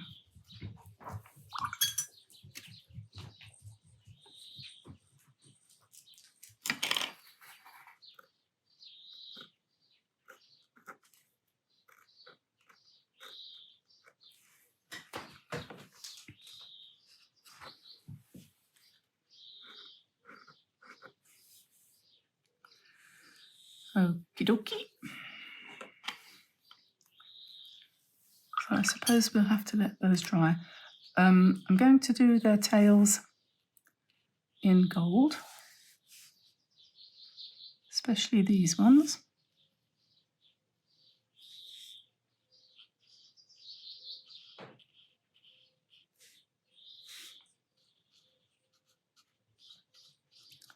Kuretake starry colours.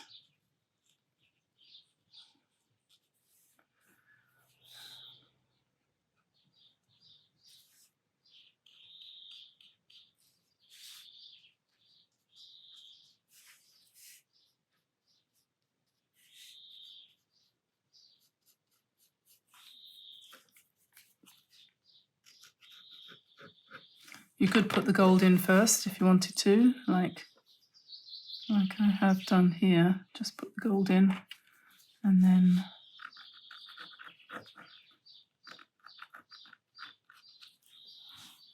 the pen, and then we have to let those dry before we come in to put the flowers in, which we're going to do next.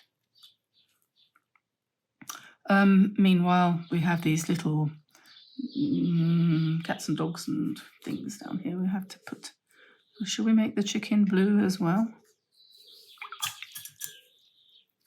Maybe we'll make her blue and quinacridone and blue. Why not?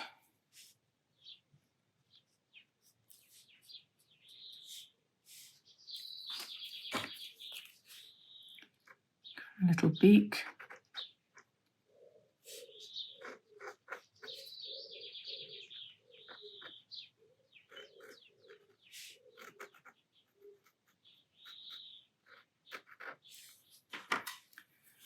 And the rabbit.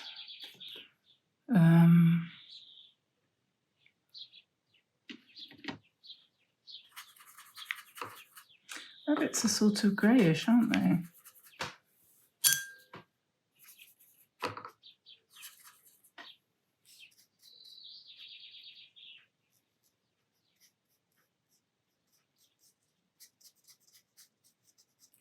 And then maybe some pink on the inside of his ears.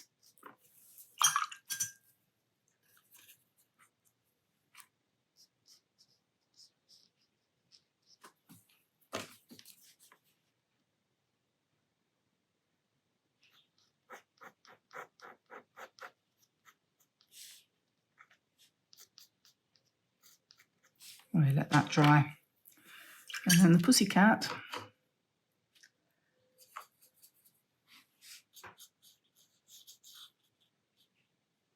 I'll do her pink for the minute.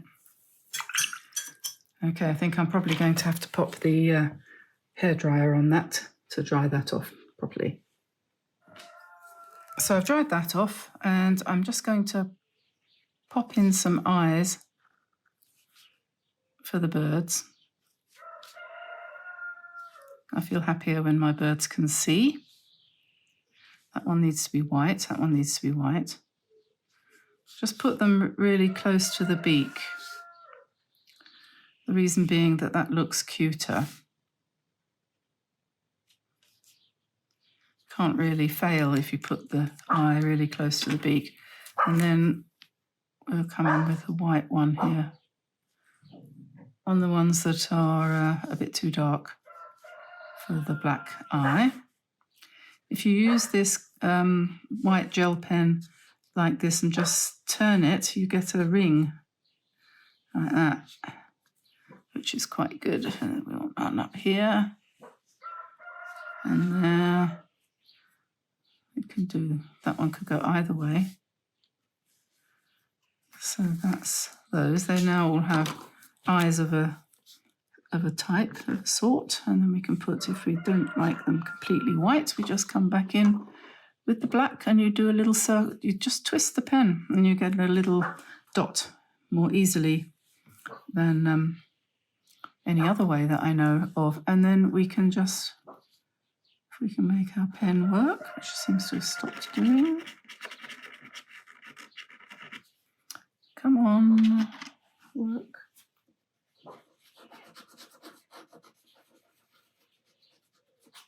This is the only snag with the very fine ones. They tend to fail fairly frequently. Fairly frequent failures. So I think I probably should have a big box of 0.05s because I use them quite a lot. Yeah, I just wanted to do some wings on these birds.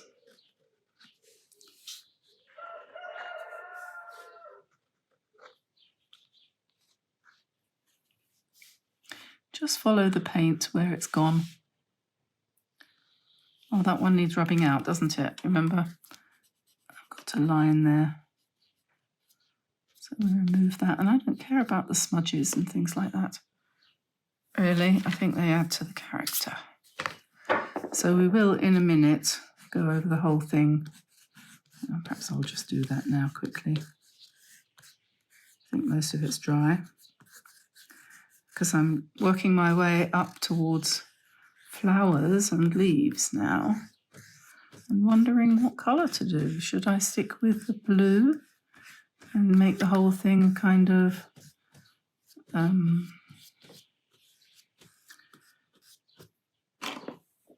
not monochrome, is it, really? Well, sort of monochrome, if it's all bluish. Or should I bring in other things? I think I'm going to take the line of least resistance initially and add to the pinkness, if you see what I mean. There is a little element of pink. This gold is pinkish gold, isn't it? So we need to see what we can see as far as pink goes. Let's think.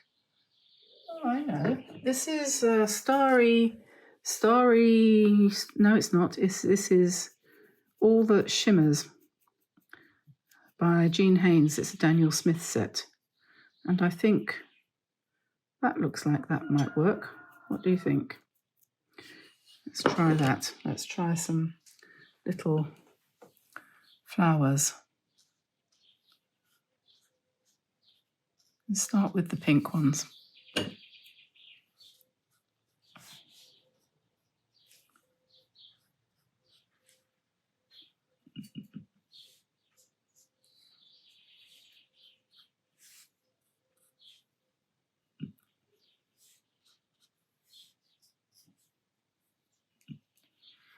Okay. Well, what do you think?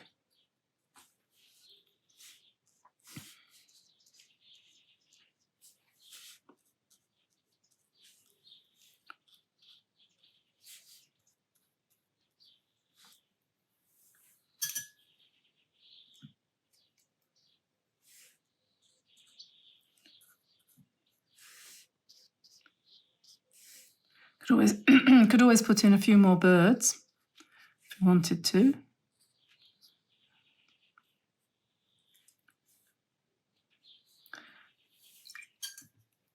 And we've got a sort of golden colour here from this All That Shimmers set. I can't remember what each colour is called, but we could put some of those in too. There's 1,000 ways that you can do this. This is just one way. You could, I'm a bit sort of limited for time. I don't want to make this video go on forever and ever and ever. So, but you easily could.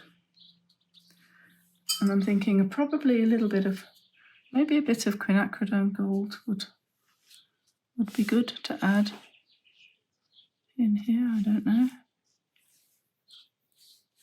Could be.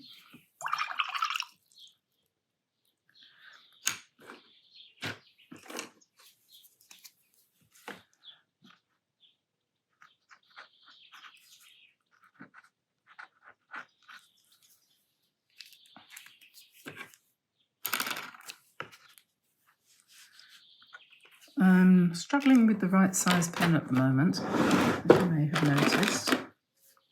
Let's try this 0.1.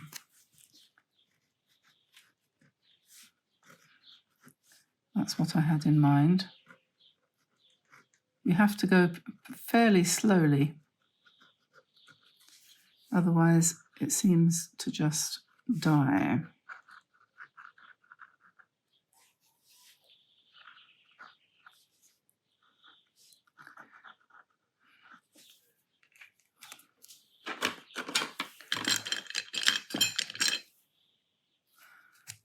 I'm going to go for a bigger pen.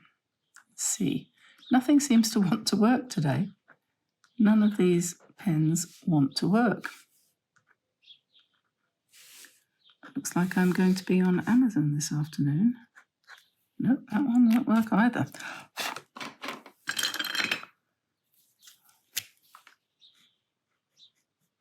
There we go, finally. So we just outline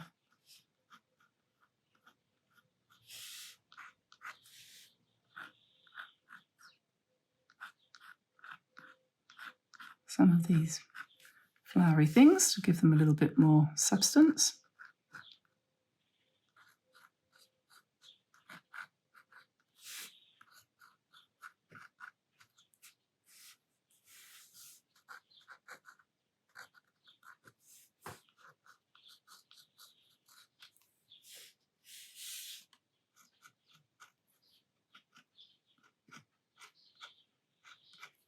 I know I wreck these pens when I use them on damp paper. That's the problem. They just don't like it.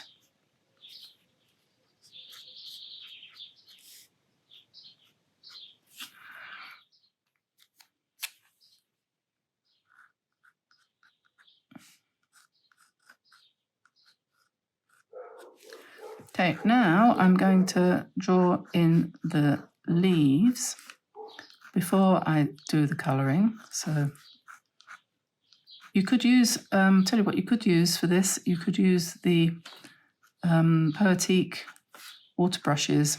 They would be nice for this.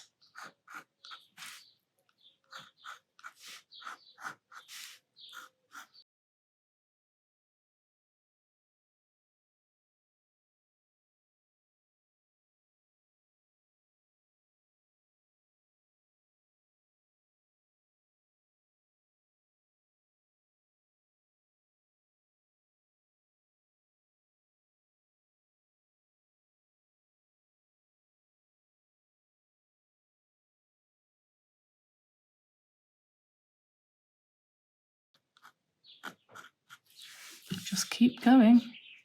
This is something you could do the whole afternoon, and why not?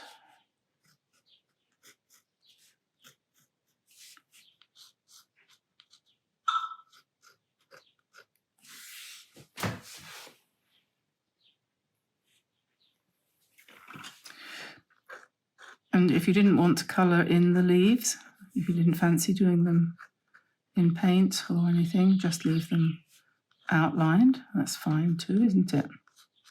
Whatever you want to do.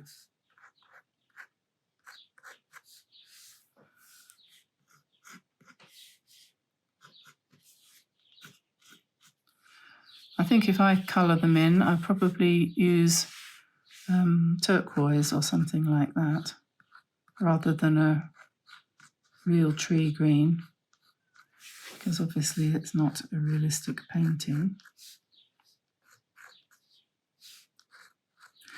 I don't know much about it, but I do believe the Tree of Life was a Celtic symbol to do with the relationship between heaven and earth. So we should really have far more root systems going on down here. But I wanted to focus on the top half of this particular thing. I think it's not just actually, no, come to think of it, I was reading about this the other day. It was Celtic, but it's also Nordic. The Scandinavians had a lot of time for the Tree of Life. I think it was sort of Yggdrasil, isn't it? Is that right? I'm sure somebody out there, probably a man, is all au fait with Norse myths. We did Norse myths at school when I was a teacher. I had the children write a play about all of that. And we might want to go around the outside edge of the tree a little bit, maybe. Give it a little bit more strength.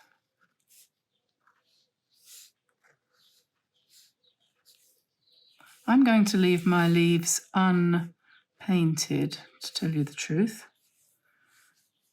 And I think I'm going to stop there. Just give the pussycat a little bit more presence. That's the back of the cat, just in case you're wondering. Make her a little bit more colourful with a little bit of Jean Haynes paint.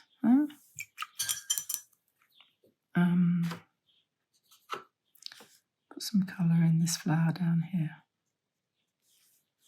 And I think we should probably put another one over here. Every time I paint a flower, I think of the little Le Petit Prince, the Little Prince now.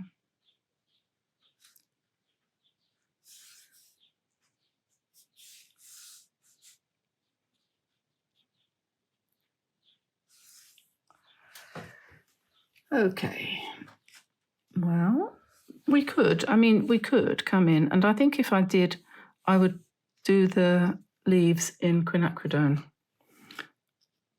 because I think that's a nice complement to the others. I don't think I want any more blue, or certainly don't want any real green. So we just put just a few little drops of quinacridone in there. And oh, I suppose, you see, you think you're finished and you haven't. I suppose the beaks ought to be a bit orangey.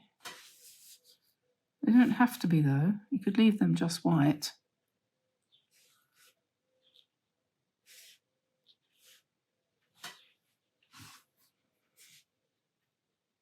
And chicken. And let's go for it and give her a little bit of red on her. I remember once an artist that I went to an exhibition of who said every painting should have one tiny dot of bright red.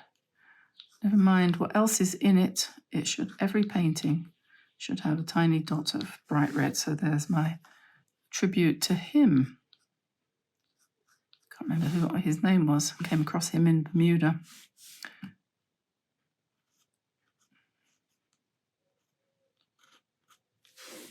Okay, so you could carry on tidying this up indefinitely, adding to it as you go along, but you have to know when to stop, and you can stop when you run out of voice and it's 11 o'clock and it's definitely coffee time. So there we are. One tree of life for your delectation.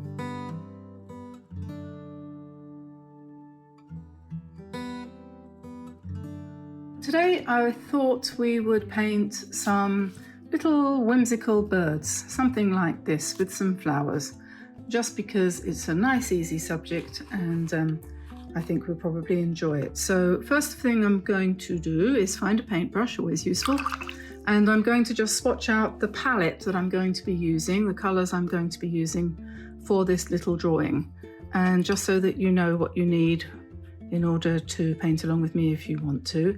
This is alizarin crimson, and that's going to be the red that we're going to be using. You could use other colours, of course, the same applies for all of this. These are only my chosen few, and 6 of them. This is quinacridone gold. You could use transparent yellow or any other yellow that you happen to have. I like quinacridone because it makes nice clean blends. This is cobalt blue, which is a nice clean blue too, and you could use ultramarine. A lot of people have ultramarine and they don't have cobalt, so don't worry, that won't hurt. This is Winsor Violet. It could be Perylene, I think Perylene Mauve or Dioxazine Mauve or any one of those violet colours. If you don't have it, use something else. This is green. I think this is Hooker's green, but I'm not quite sure. I think so. It's probably Hooker's green. Could be sap green, could be olive green. You could use those ones too. And then I've got turquoise here, which I could just as easily mix from green and blue or yellow and blue, but I happen to have a tube of turquoise, so sometimes when I'm feeling lazy, I use that. So yes, alizarin crimson. All the characteristics of most of the colours that I use is that they're transparent. You try talking and writing at the same time, it's very hard. Quinacridone gold. All transparent colours, not opaque or semi-opaque. Winsor Violet. I think I'm going to call that Hooker's green. I think that's what it is. And the only one that's not completely transparent is turquoise, which is a little bit opaque. But if you stick to transparent colours, you'll find that your mixtures will turn out cleaner, excuse me, than if you use more opaque colours. So for example, we're going to be painting cobalt blue. Right next to it, I'm going to put some green, and I'm hoping it's going to blend nicely. This is just sketch paper, so it probably won't blend as well, but we're hoping that one of the birds is basically going to be those sorts of colours, and the other one is going to be violet and cobalt blue and possibly, I don't know, maybe there might be a bit of red in there. I'm not sure how it's going to go yet. And the turquoise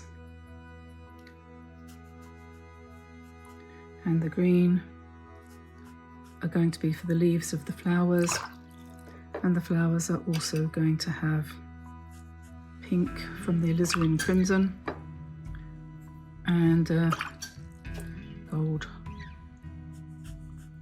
in them. So I think it's a good idea always to swatch out the colours that you're going to use. If you've got time and if you're going to take a break between doing this and coming back, then you can let them dry, and then you'll be able to see how intense it's going to be and whether or not those colours are going to blend nicely together. But I'm going to go ahead actually and continue on right now. I think I could do with a cup of tea, but the light is going to go. Now I'm looking for a pencil. That's an F, that might be a bit hard. That's a 3B. Let me see if I can find something reasonable. What have we got here? A B. That will do nicely. That is kind of sort of soft. Oops, sorry. Sort of soft, but not too soft. Right, so let's see, what shall we do? Let's paint a bird. We'll start off with the beak,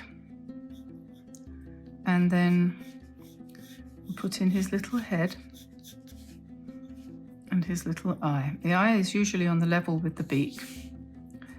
If you're not good at drawing, don't worry, just go over to dianeantone.com and download the sketches from there.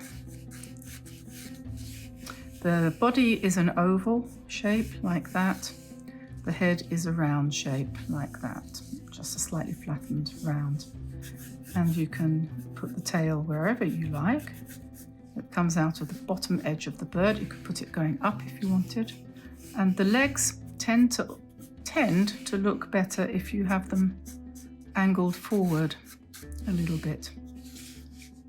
They have a toe going back and toes going forward, and bird feet are actually bigger than you think. I had a little chaffinch, was it a chaffinch? Blue tit, crashed into our window last year, and he stunned himself, and I picked him up and cuddled him till he felt better. And it struck me, first of all, how light they are. They don't weigh anything. It's imperceptible weight. And then the other thing that struck me was that their feet are huge. Gigantic. Okay, so that's one bird. And then we're going to have another one who's going to be looking in the other direction. I think. Are we to do that? Yeah, why not? And we put a little eye in there, a little beak.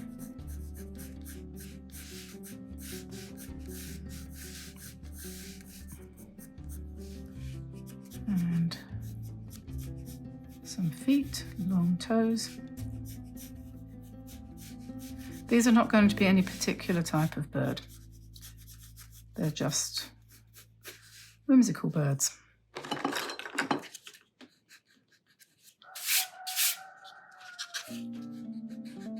Don't hesitate to rub it out if you don't. I think the eye is too close to the edge there. I'll do his beak again, or her beak.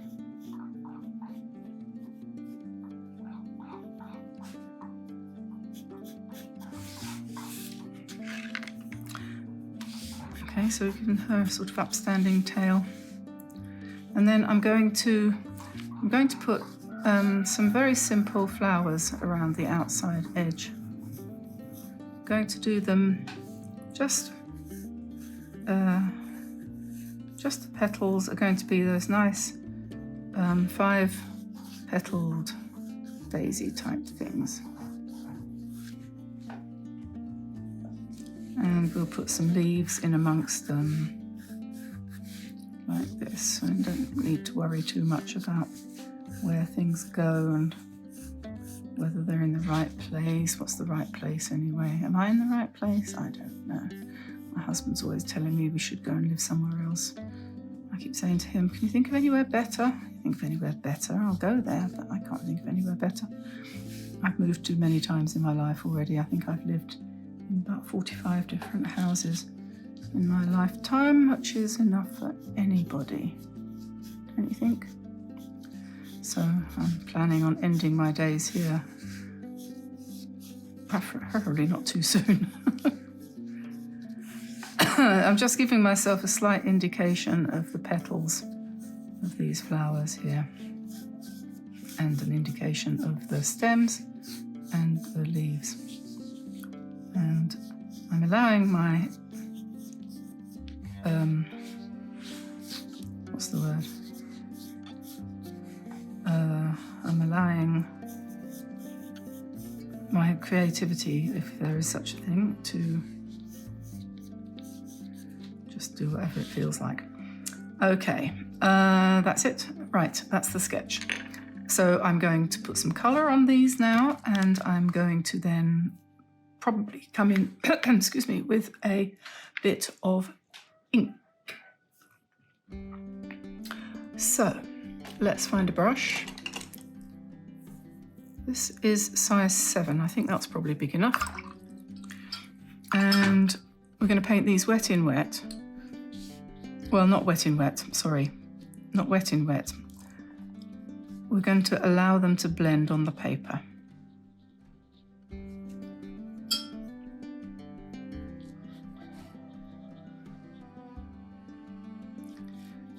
We're not aiming for anything lifelike in the sense of looking like any other bird, or should I say a real bird. I'm just going to let the colours blend, see what happens.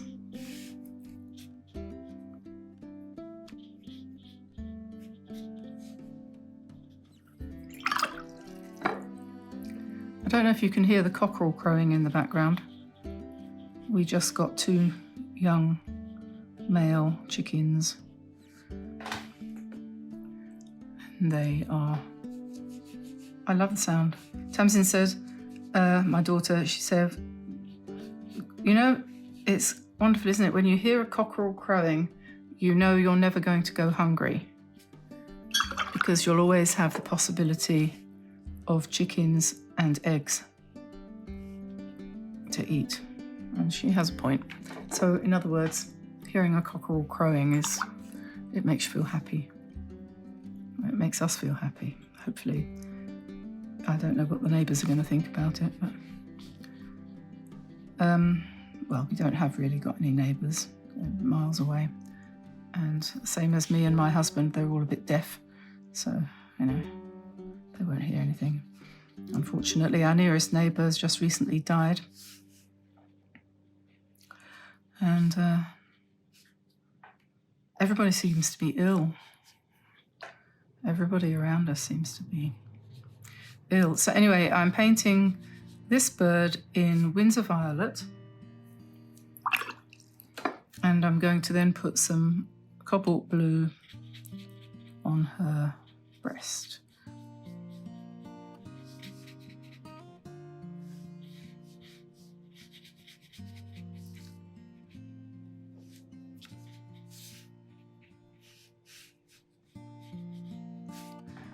There we are.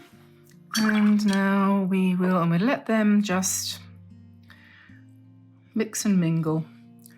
And their legs, we want some kind of brown colour, and I want it to be a soft colour, so I'm going to resort to my, this is a palette that I was doing mixing on the other day. It's a paper palette, but it's great. This is completely dry, but when you touch it, you can reactivate the paint, so even though, you know, waste not, want not, so to speak. So here I've got some colours that are perfect for the legs of chickens. So I will use that. Not chickens. Well, they would be perfect for the legs of chickens, but these aren't chickens, I don't think. I don't think they're going to turn into chickens. Do some kind of metamorphosis or something. So we just put that in there.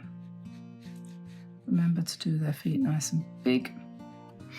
And then we want a sort of yellowy colour for the beaks, won't we? I'll put the eyes in at the end probably, because if I don't, they'll bleed all over the place. So now we'll do the flowers. So we want some fairly, can you see that? Yes. Some fairly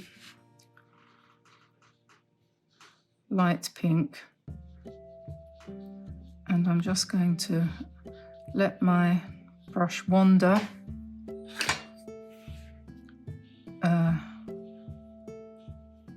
Uncontrollably, holding it a long way from the end, so back here. If you hold it down here like this, you immediately, everything about you tightens up and you'll get much more accuracy. But if you want looseness, you know, everyone says, oh, I want to learn to paint loose. Well, that's what you have to do. You have to let go.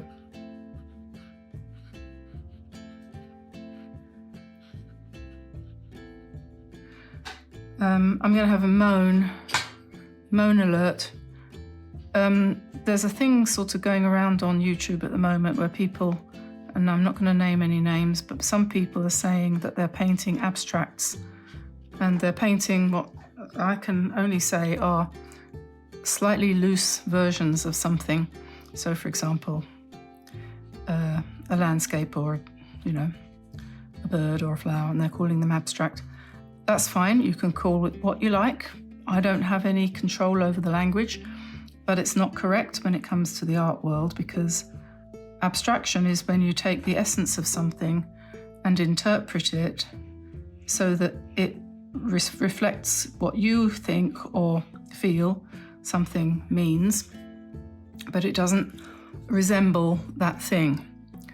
And the goal is that it shouldn't make you think, oh, what a nice house, nice abstract house, but you think, oh, that makes me feel homely or something, or nothing. Makes me feel nothing. Anyway, so these are not abstract flowers, they are loose, interpretive,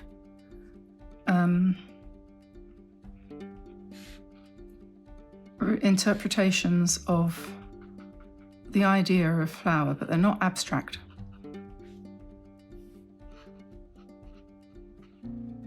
Not abstract. I'll shut up now.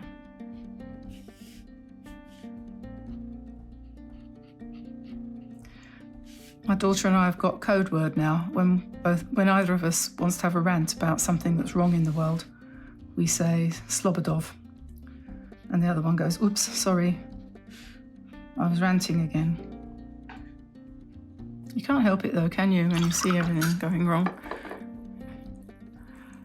Anyway, never mind. So that's the flowers, stage one. So now we're going to do exactly the same kind of thing for the leaves. And I'm going to vary the colours of the leaves. Some of them are going to be yellowish, green. Some of them are going to be more greeny. I might not use the turquoise after having got it out. I might not use it because, like I said, it's not completely transparent.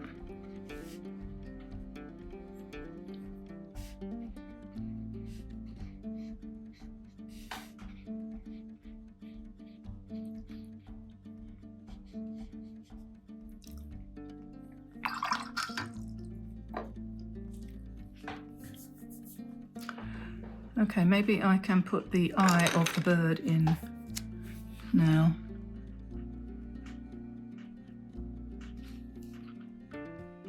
What I normally do for the bird's eye, I do a sort of circle, leaving a bit of white, and then I go around it a couple more times. And now I'm going to carry on with my Staedtler pigment liner, and I'm going to do some inking.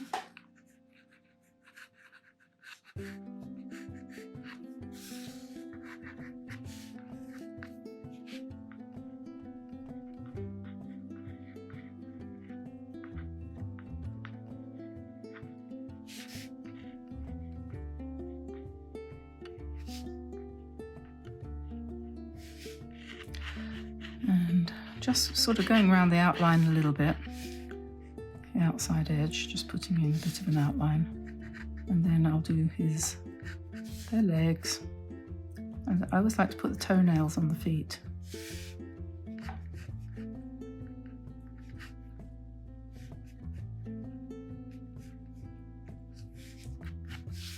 There we are. And this one. Give them some scaly legs, because they have scaly legs, don't they?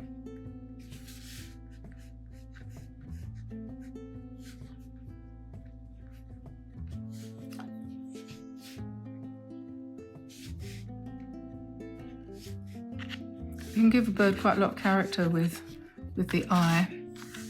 Let's not forget to give them something to stand on. And now I'm going to do a little bit of pen work on the flowers. So let's just roughly... Now I'm holding the pen not only quite a long way back, but really loosely. Because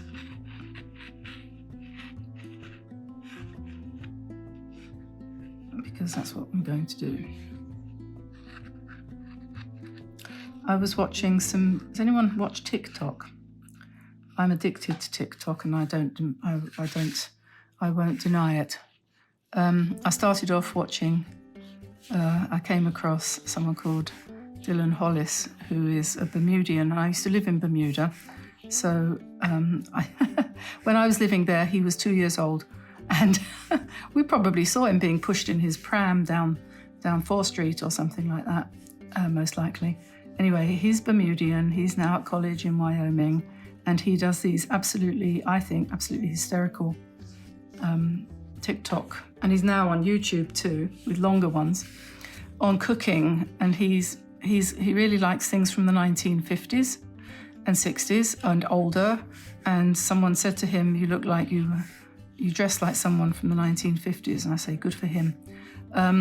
Anyway, so he's doing all these amazing recipes from up to 100 years ago, things from the war and the Depression and so on, incredible things like water pie and fake chocolate cake and all sorts of amazingly bizarre things. And but he's just hilarious the way he does it, and they're very short and funny. Anyway, so that got me hooked on TikTok. But now I found this thing from people who live in South Korea and all the gadgets that they've got in their houses, and it's just absolutely fascinating. Self-emptying bins, would you believe it? Collapsible foot spas. I don't know, it's just like they're living 100 years in the future. It's just bizarre. Anyway, it's quite entertaining. So meanwhile, I have gone round all my flowers, and I'm going to just put in a few little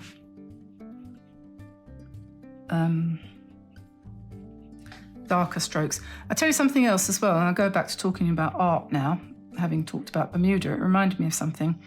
When I lived in Bermuda, which was an utter privilege, I have to say, I actually don't think about it as much as I should, because it was the most absolutely phenomenal experience I've ever had. And listen, all you American ladies who are watching me, I want to pay homage to you, because when I was living in Bermuda, there was something called the American Women's Club, and it was run by absolutely fantastic American women, believe it or not.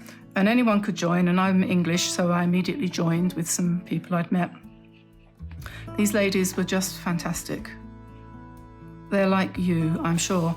They knew how to organise things, they were kind, we did cool stuff, and I took over the running of the art group.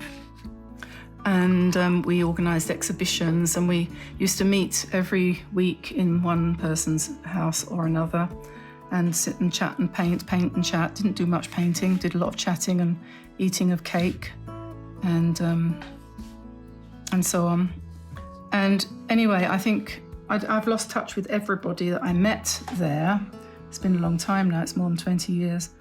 No, wait a minute. Yes, no, it is 20 years. Feels longer. I've lost touch with them all, but I will never forget people like Nancy, who brought me a bottle of champagne to one of the openings of the exhibitions that we did, just as, and Mimi, who I did a private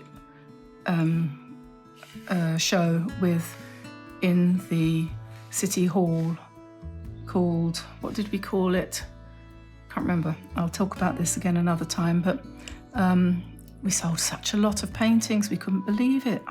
I sold my very first painting in Bermuda, and there was a chap there called Mr. Frith, and he bought so many of my paintings. I wonder if he's still got them or whether he's binned them all. He just, every time I had an exhibition, he bought paintings. It was fantastic. It really was. And I just fell in love with everyone from America. You're wonderful, you women, you really are. So nice and kind.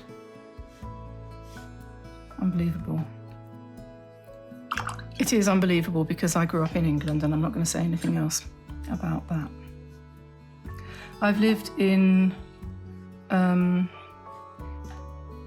obviously England. I've emigrated to Canada. I've got Canadian citizenship. I've lived in Germany and Austria and France, obviously, where I am now, and Bermuda and the Bahamas and America, briefly in Florida.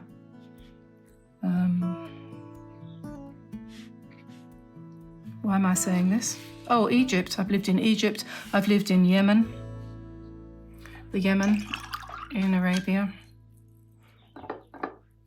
And wherever I've been, I've met wonderful American people, and yeah, you're wonderful. Okay, so now we need to put some shapes on the birds. So I'm going to put some ticks on here, not that kind of tick, sort of V-shaped gestures there.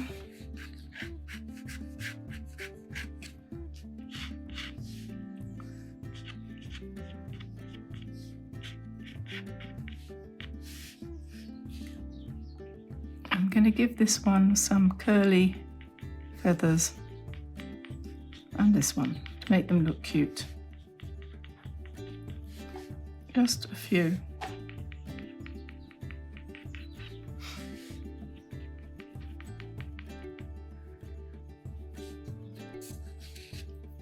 And I mustn't forget, they need to have something to stand on, don't they?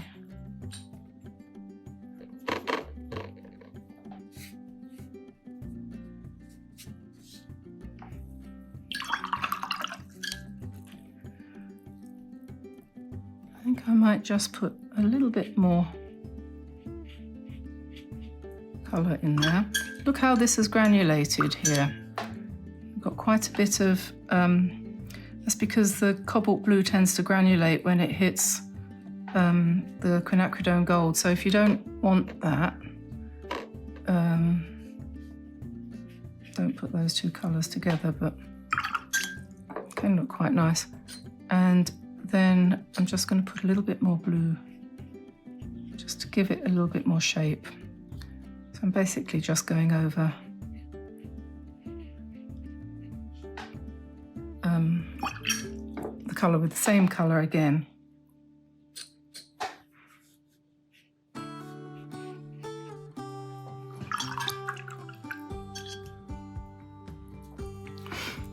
Okay, I don't think I've got quite enough flowers here, so I'm just going to do some more.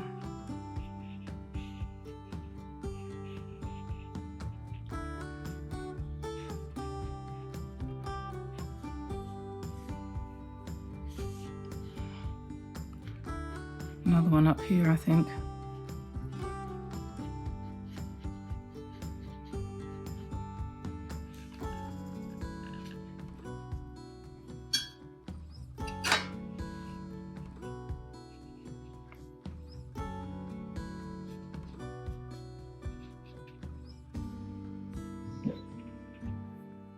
Made myself feel very nostalgic for my years, time living in Bermuda. That's made me go very quiet. Anyway, yeah. No turning the clock back.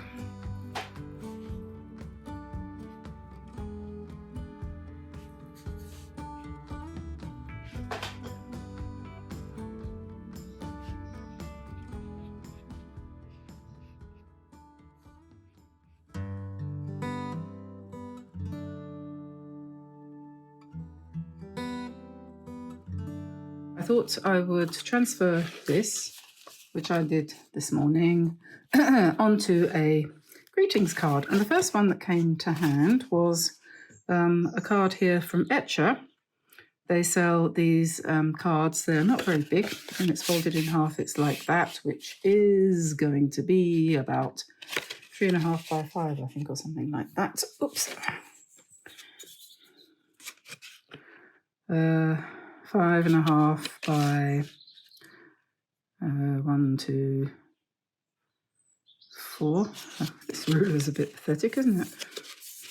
Try that again. 1, 2, 3, 4. Yeah, right. 5 by 4. So there we are. And I know it's a lot smaller than that, but it's a nice little card, and I've got envelopes that go with it. They sent me these to try out, so I think I will. So I'm going to use my big palette. I'll just move it into shot so that you can see. This one here. I've just got my browns and yellows and reds down here, and my complementary blues and greens up there. I might use some of this, or I might just use a gold pen for embellishment, also a white one. These are Signo pens. You can get them from Amazon really cheaply. They don't last forever, but then nothing does it? So let's get started on this. I'll just pop that out of the way while I do the drawing. I wanted to show you a quick and easy way of drawing chickens. Let's just indicate very roughly, very lightly, the ground there. And up here we're going to put a couple of leafy sprigs, because they're like our chickens always are, underneath the branches.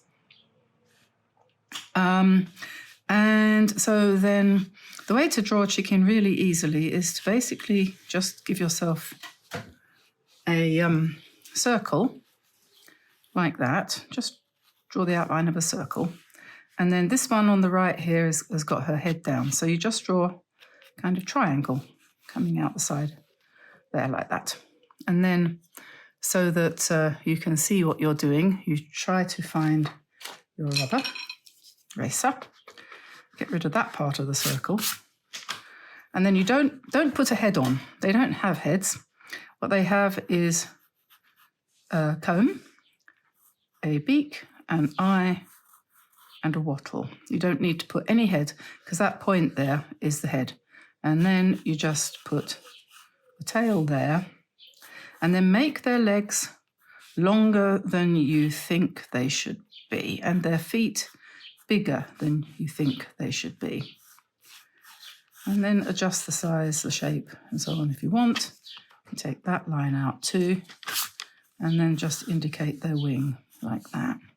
So there you are, you have a chicken. And then this one over here has got her head up. So we'll do, again, a circle. Let's make it a little bit smaller perhaps than that one, or maybe not. And then you put your triangle going this way. Okay. And then you put the comb, the beak, the eye, and the wattle. And that will give you all the character of a chicken. Then you're going to put her tail. And then the key is you get rid of that top part of the curve of the circle and just adjust that slightly so it's like that. And then pop the legs in like that. And then you might want some pieces of sweet corn or something on the floor for them to eat. Okay, so I'll just correct that a little bit there. Doesn't matter how winky wonky they are, because, you know, that's the way it is. So then you're going to find yourself a brush. any kind of size 7 round or something like that for this size of painting is more than big enough. And this is where you can use your imagination, your whatever you want to paint these ones. You want to do them realistic, so a sort of reddish brown colour, something like that, or do you want to do them imaginatively? It's up to you. I'm going to do this one in this colour because it's the first thing I thought of. That's a really strong opaque brown, which I've dropped in there for the wing. And then when I've done this, I'm going to embellish it a little bit with some gold, things like that.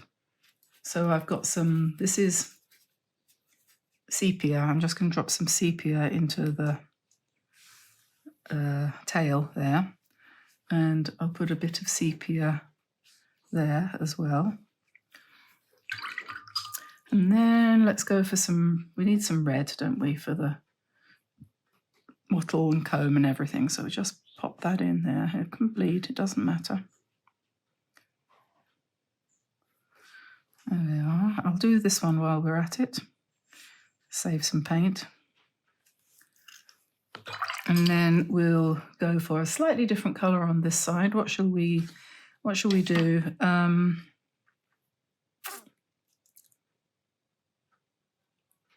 Shall I be really, really random and do a sort of purpley grey blue? Because we have these white chickens and you don't really want to paint them white. But they often look a bit bluish. So let's do that. The white ones, and we'll give her a nice dark tail. Let's put some indigo on there.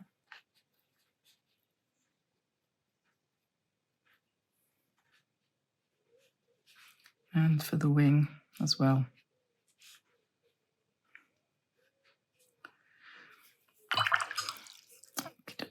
And then we need some sort of pinkish brown for the legs.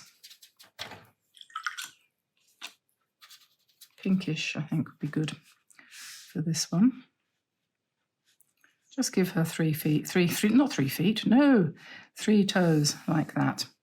And then this one, let's do hers in a sort of bluish grey.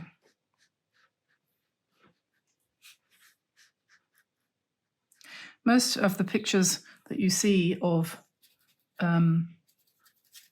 chickens that amateurs have drawn, they do the legs far too short. And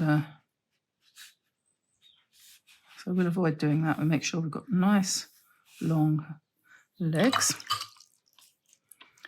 And I'm going to put some more sepia in her tail, like that.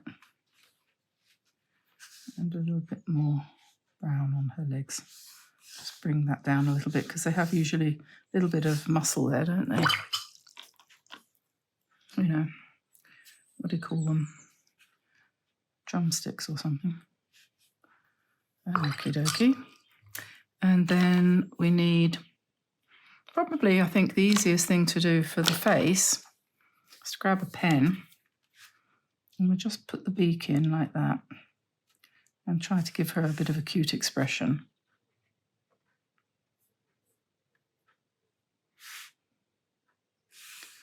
Like that. And then perhaps we'll just draw the corn and colour that in a minute. A line for the ground, and let's just put a few leaves just above there. Maybe put the other one here.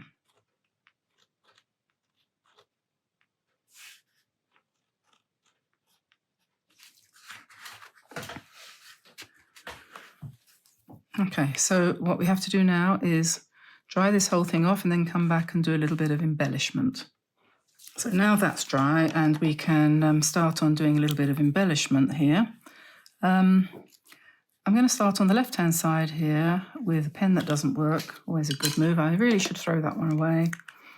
I'm going to start on the left-hand side here with one of these white gel pens, and this paper is reasonably rough, so that's actually not very helpful when it comes to using white gel pens. They prefer a smooth surface, but we'll live with that, because although it does matter, it's not, so to speak, it doesn't give you an impossible situation. But you can see how that's breaking up, even though I'm using it really lightly, which you have to do with these pens. You can't barely touch the paper. So of course, if it's rough and has a texture, even though you're just barely touching it, that means that you're not touching it in the dips. So anyway, we're just doing a little bit of line work there on her wing, and put a little bit of white there as well. And then I'm just going to outline that half of her wattle and parts of her comb. And then I'm going to take a fine liner. Let's find one that's only about 0.1 or 0.05, that'll do. We'll just emphasize her eye a little bit. And then I'm going to start giving her some... See, I think that it's nice if you make a card for somebody. I don't know if you agree with me on this, but if you make a card for somebody, it's nice if they get the feeling that you've actually put a fair bit of work into it. You know what I mean? So they don't want... Well, it's nicer if you can give them something that you've actually evidently spent time on. So if you do some embellishment on this very simple painting that you've done, they'll think, oh, that must have taken ages. See what I mean? So all I'm doing is just, I'm scribbling now at the back here. But here you can see what I did, lots of loops. And this just gives the whole thing more of a complete appearance. And you can put some lines on the wattle. You can put some lines on the comb. And then we'll come into the legs, outline those, and you can put a little spiky bit on the end there, which is like a toenail. You see how it looks much more worked up if you just do a little bit like this. And it's not difficult, not difficult at all. So then we can go around the feathers on her tail. Perhaps put a few more of those on. Okay, and then perhaps we'll come back with the white. We can adjust it as you go along, you know. You're not committed to anything when you start, and you can put, like you could put a row of dots on here, for example. Put a couple of dots on there. Put a few dots on here. Whatever you feel you would like to do. I'm going to grab a small brush if I can find it. I've ordered some more brushes from Drawwell actually, because I can never find my number 3, and I use it quite a lot these days. So I've asked him to send me another couple, and he's put 2 size 3s, 2 size 5s and 2 size 7s, and the postage on top, and the whole thing came to about $30 for those 6 brushes, and the shipping was twice as much. So the brushes came to about $10, shipping was about $20, and it's still cheap at the price because they're the best brushes.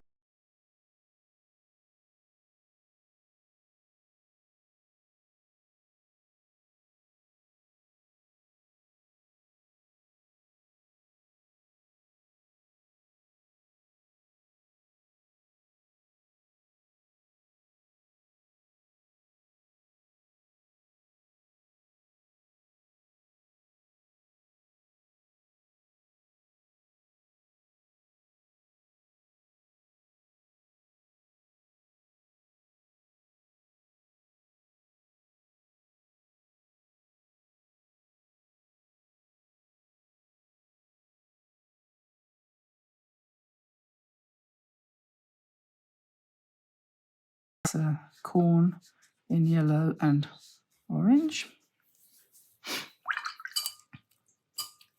I'll wait for that to dry. Maybe I won't. Perhaps I'll brush that off there.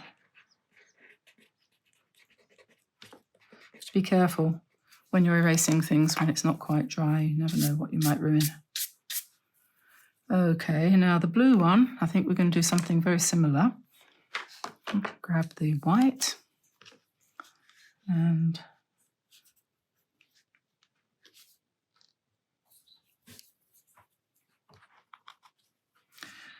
we'll do some white lines.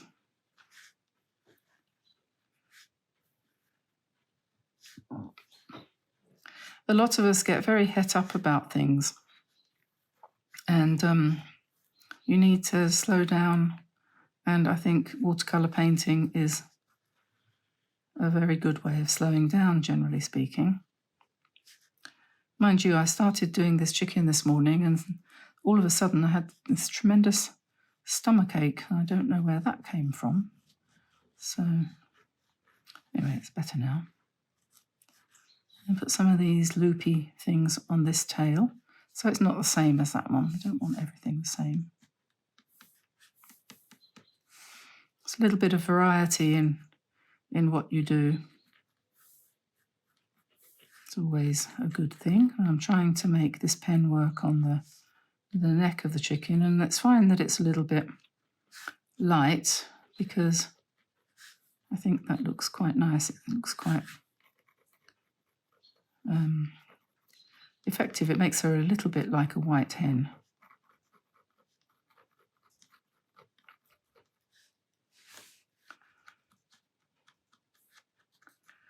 But if you want to use these pens and you want it to be easy, then I honestly would suggest that hot press paper, something smooth, would be a good idea. I just wanted to try these cards out and see what they were like, and they're okay. So if you want to buy some nice quality cards, the envelopes are absolutely amazing. They're so thick. You sort of think, oh, because it's nice, isn't it? If you do something like this, you can paint a sort of miniaturized version of this design. You can paint that onto the envelope too, which is quite a nice idea. So I'll just go around these a little bit, outline them with the pen. And just paint the leaves, and I'm going to do them with my little brush. I can do them in quinacridone gold, just because it's autumn and it's time we started thinking about, well, the leaves are going to start thinking about turning soon, aren't they?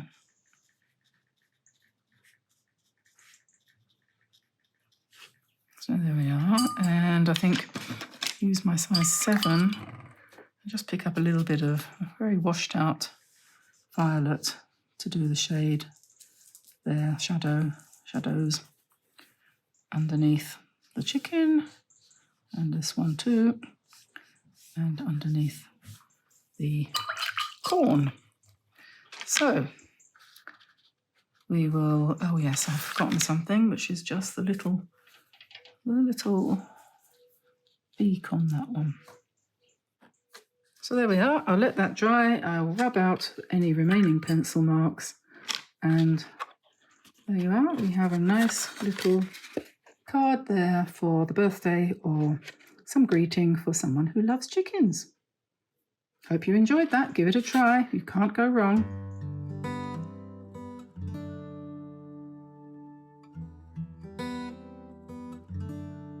As you all know, my studio is an experimental place where we do things which may or may not work out, but which are usually interesting. And today I have been in a very cross mood this morning because lots of things have gone wrong in my world here in France. But I'm going to try and pick myself up off of the floor, get my teeth untangled from my tongue, and say something sensible, and at the same time paint something completely relaxing to take my mind off French bureaucracy. So I'm not going to bore you with all of that. I'm just going to go right ahead and do this. Now, here I have a water pen. No, I don't. Here I have a water brush. I have not used these until now, but I just yesterday received one of these free from what's it called? Viviva, yes, who kindly sent me their coloured paper paints sets. These little things, colour sheets they call it, and they're really cool, lovely, beautiful colours. But so I tried those out yesterday using an ordinary brush. But they had sent this because they feel, I think, that this is a good idea. So I'm going to use that today, but I'm not going to use it with their paints because I don't feel quite relaxed enough for that. So what I'm going to do, I have here, as you can see, the palette that I used the other day for painting something, I can't remember what. And I've got alizarin crimson, cadmium red, cerulean blue, that's the end of it. I've got to get some more of that because I'm nearly out. Quinacridone gold, and I don't know what that is. It looks as if it might be turquoise blue or phthalo blue or something. And I'm going to challenge myself to paint some little birdies in those colours and in those colours only. So my first step is going to be to give them something to stand on. So I'm just going to put a branch across like that, just something very simple. And then I'm going to put outlines of little birds on here. This is my I must get this right.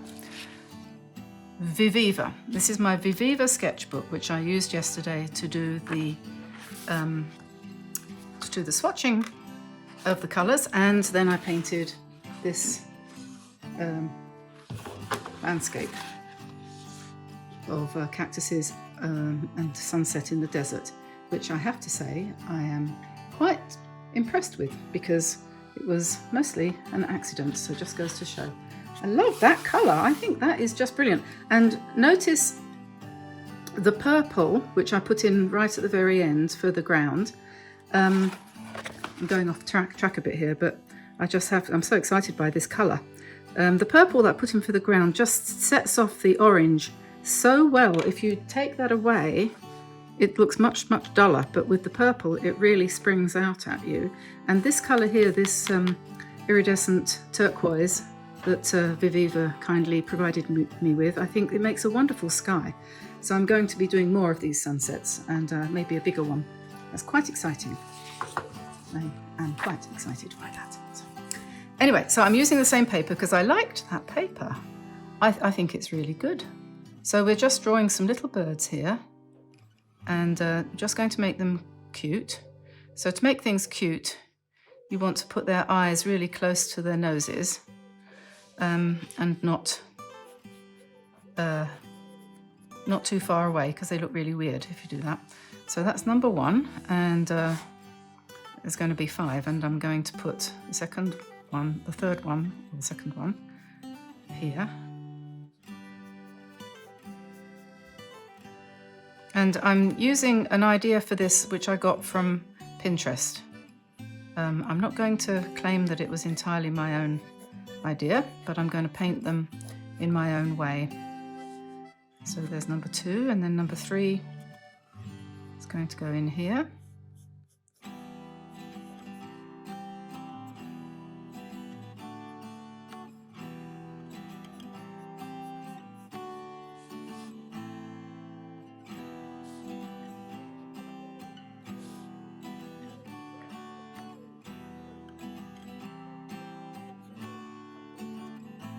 His head's a little bit too high.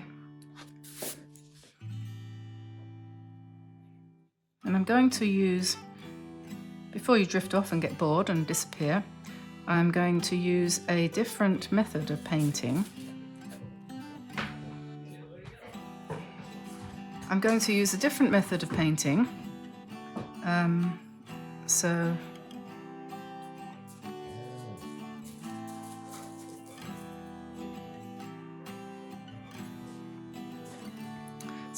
So keep watching.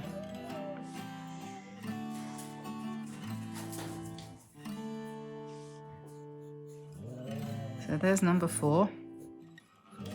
Nice fat little birds with tails like that and little feet.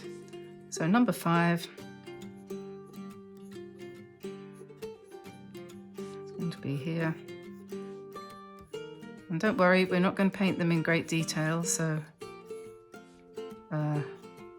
although there are 5, they're not going to be a big challenge.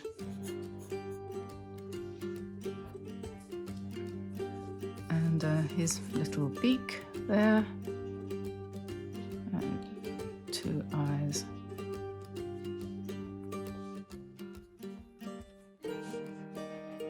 I think the top of his head is a bit too high too. I tend to do that. I tend to make their heads too pointed. Bring that back down again. A bit of wing. Okay, so there we are. Now,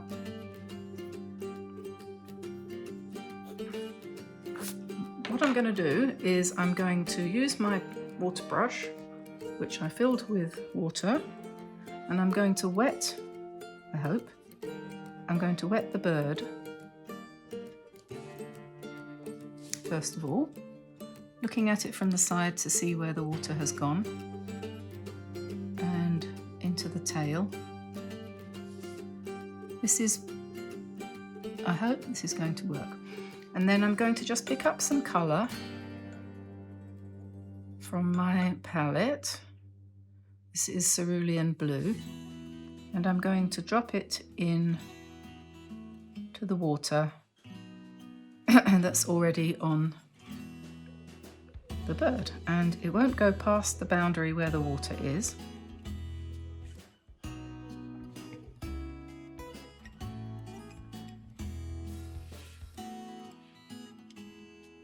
It hopefully will spread and give a nice effect, a nice, hopefully delicate effect.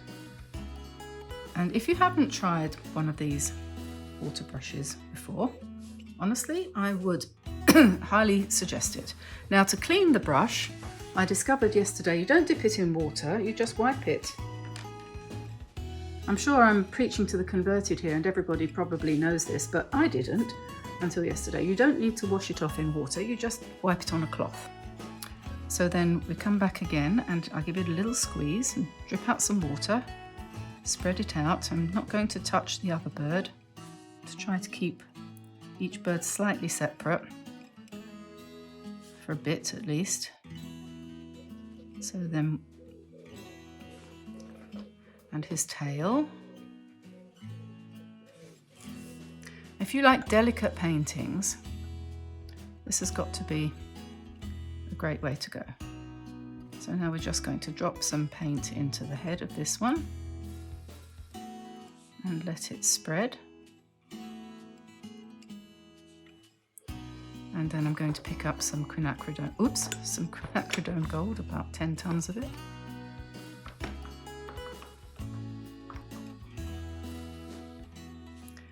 And bring that down the front like that. And into the tail.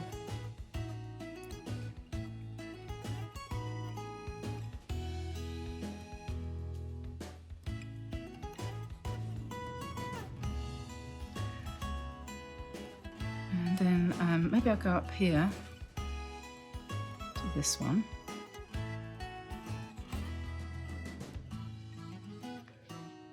While those two are running together. And don't forget the tail.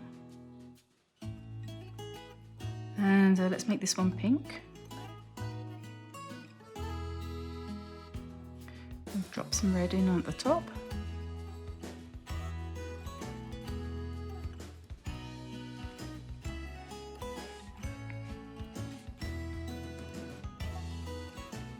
And just push the paint down.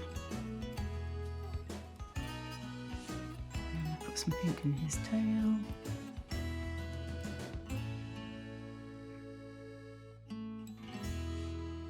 And we won't fiddle with it, we just let it move as it wants. Clean the brush. Come back again to this one, a little drop of water. If you're working in a confined space or you don't have much in the way of equipment, I think you could really use this method of using the water brush and just a little sketch pad like this and a few little paints, even these ones on the colour strips, perfect really for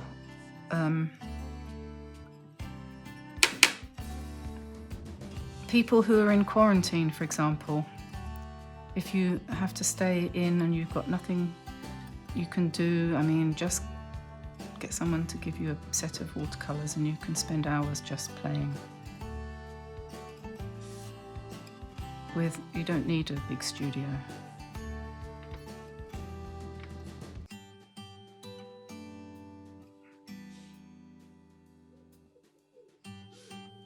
And when it's bled in a little bit, you can just come in and drop a bit more in and let that move around as well a little bit. And we'll put the beaks and the eyes in later. I'm just going to drop a little bit of an orangey colour in there a little bit.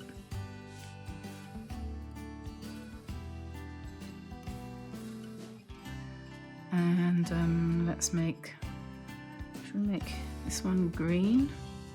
Whoops, I haven't wet.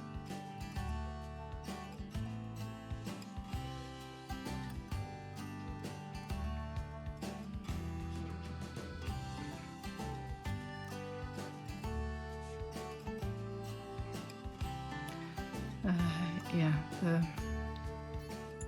cerulean blue and quinacridone gold. Give us a lovely bright green.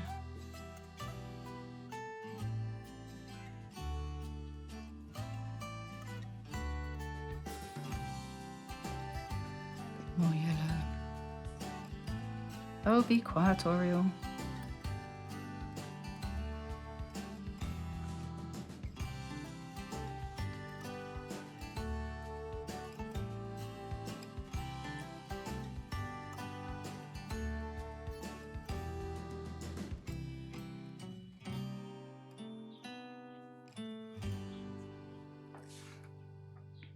Okay, now we need to let those do their thing, and I'm just going to draw in the branch that they're standing on, like that.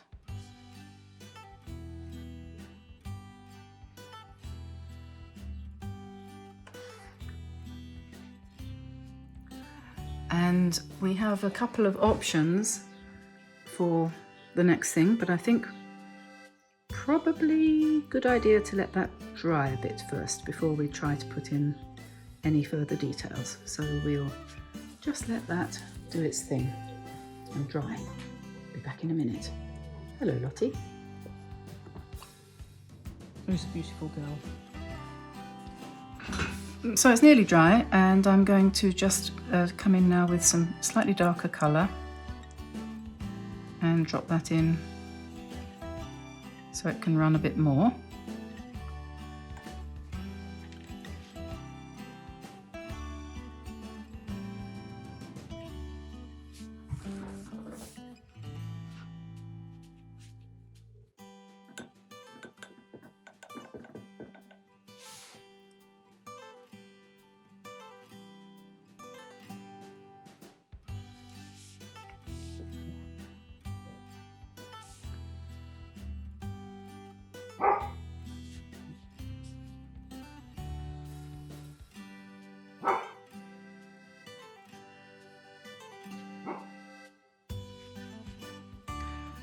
And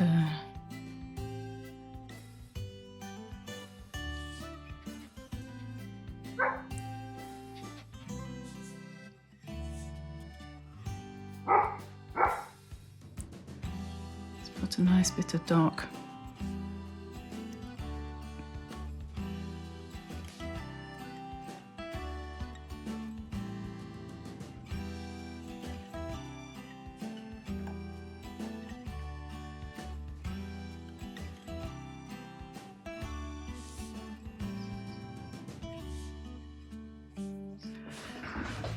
and then the red,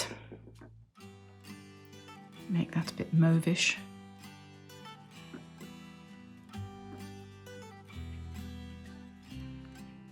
It's quite a different technique because you need to, well, you don't need to, but because it's a water brush, you can just drop water in and let it flow. It's quite an interesting method. It's going to come out a little bit more random.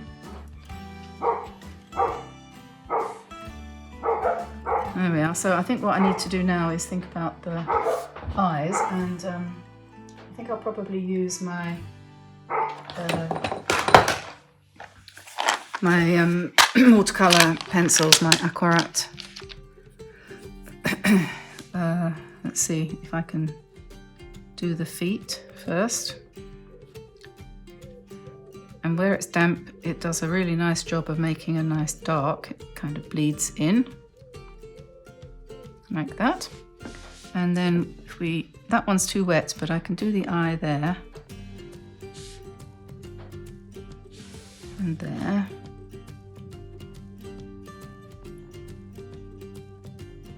There. And then as far as the mouth goes, the beak, I think we want to use fineliner.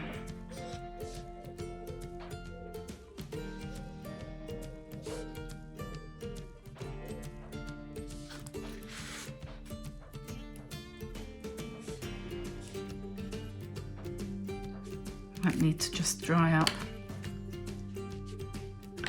water a little bit, it's a bit too much. We'll let that dry naturally, and it's quite nice where I've got little layers of colour in the tail there, so we'll just put another veil layer there and there. And now I'm going to let them dry again and go and see why the cat's meowing yet again. Okay, so that's dry. So now I can just come in with a little bit more colour if I want to darken it down a little bit. Still using my water brush. Experimenting, finding out what it can do, what I can do with it, and how useful that would be if I was painting. You could use this in a car, couldn't you, really?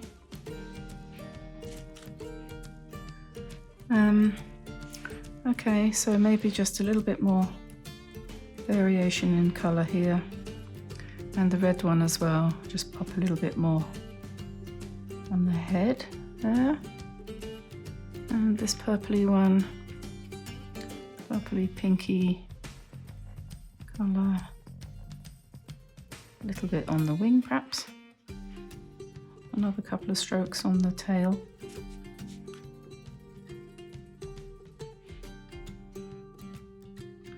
You could use it on an aeroplane if you were flying. You could use it in the car for sure.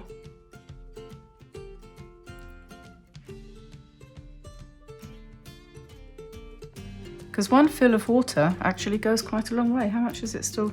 Yeah, it's still nearly half full. I know this isn't what you would call a massive, huge work of art, and it certainly isn't a splishy, splashy, loose painting from the heart, but it's fun, it's pretty, it's nearly done. I'm going to do some spatter. It's going to go all over my table, but never mind. There's the pink spatter.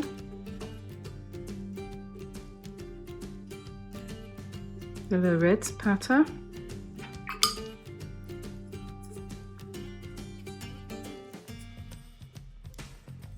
And blue.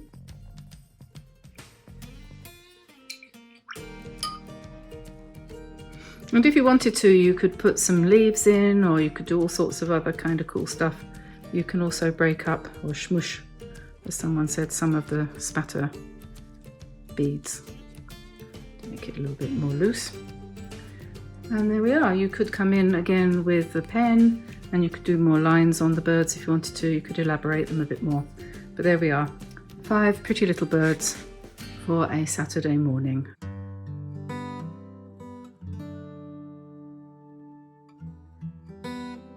Today I'm going to be carrying on with some watercolour painting of going to do some birds today. And I just wanted to put this in context because the other day we did some work on some music paper, some sheet music. This is one that we did, and the link to the video for this will be in the description below this video if you haven't seen this one. And as well as I did this one was my trial one, and then I did this one on this paper from this little booklet of music. This was Mr. Fargen is Henry Fargen, or Harry. He was a piano teacher who taught in the Royal School of Music in England, in London.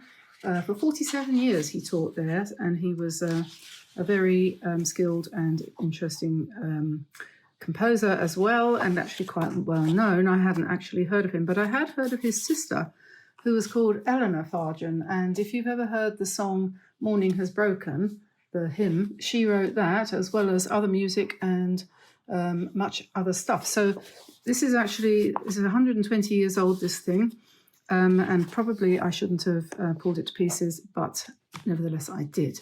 And what I discovered in doing so was that the paper is very good quality and really smooth to paint on. And although I'd painted on it, it is absolutely uncockled. It has no buckling in it whatsoever at all, in the slightest. So I'm going to assume that the quality of the paper back then was far higher than nowadays. I'm not totally sure about the way in which paper is made, but I do know it's made from obviously cotton. This would have been made from cotton, and maybe the quality of the fibres back then was greater, or perhaps the process was more thoughtful and careful. I don't know. I should do some reading up on it to find out. Anyway, so that's the background to that and that. And in the same video at the end, I did this watercolor wash on one of the sheets of paper with a view to using it for a background.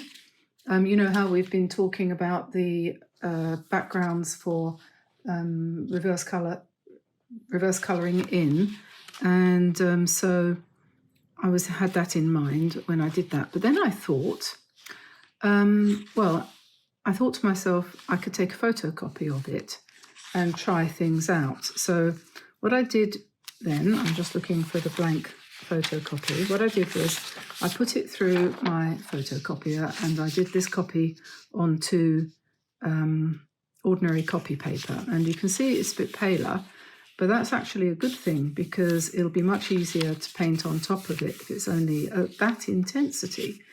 And I thought, oh, isn't it a shame that I can't photocopy direct onto watercolor paper because my copier won't take thicker paper.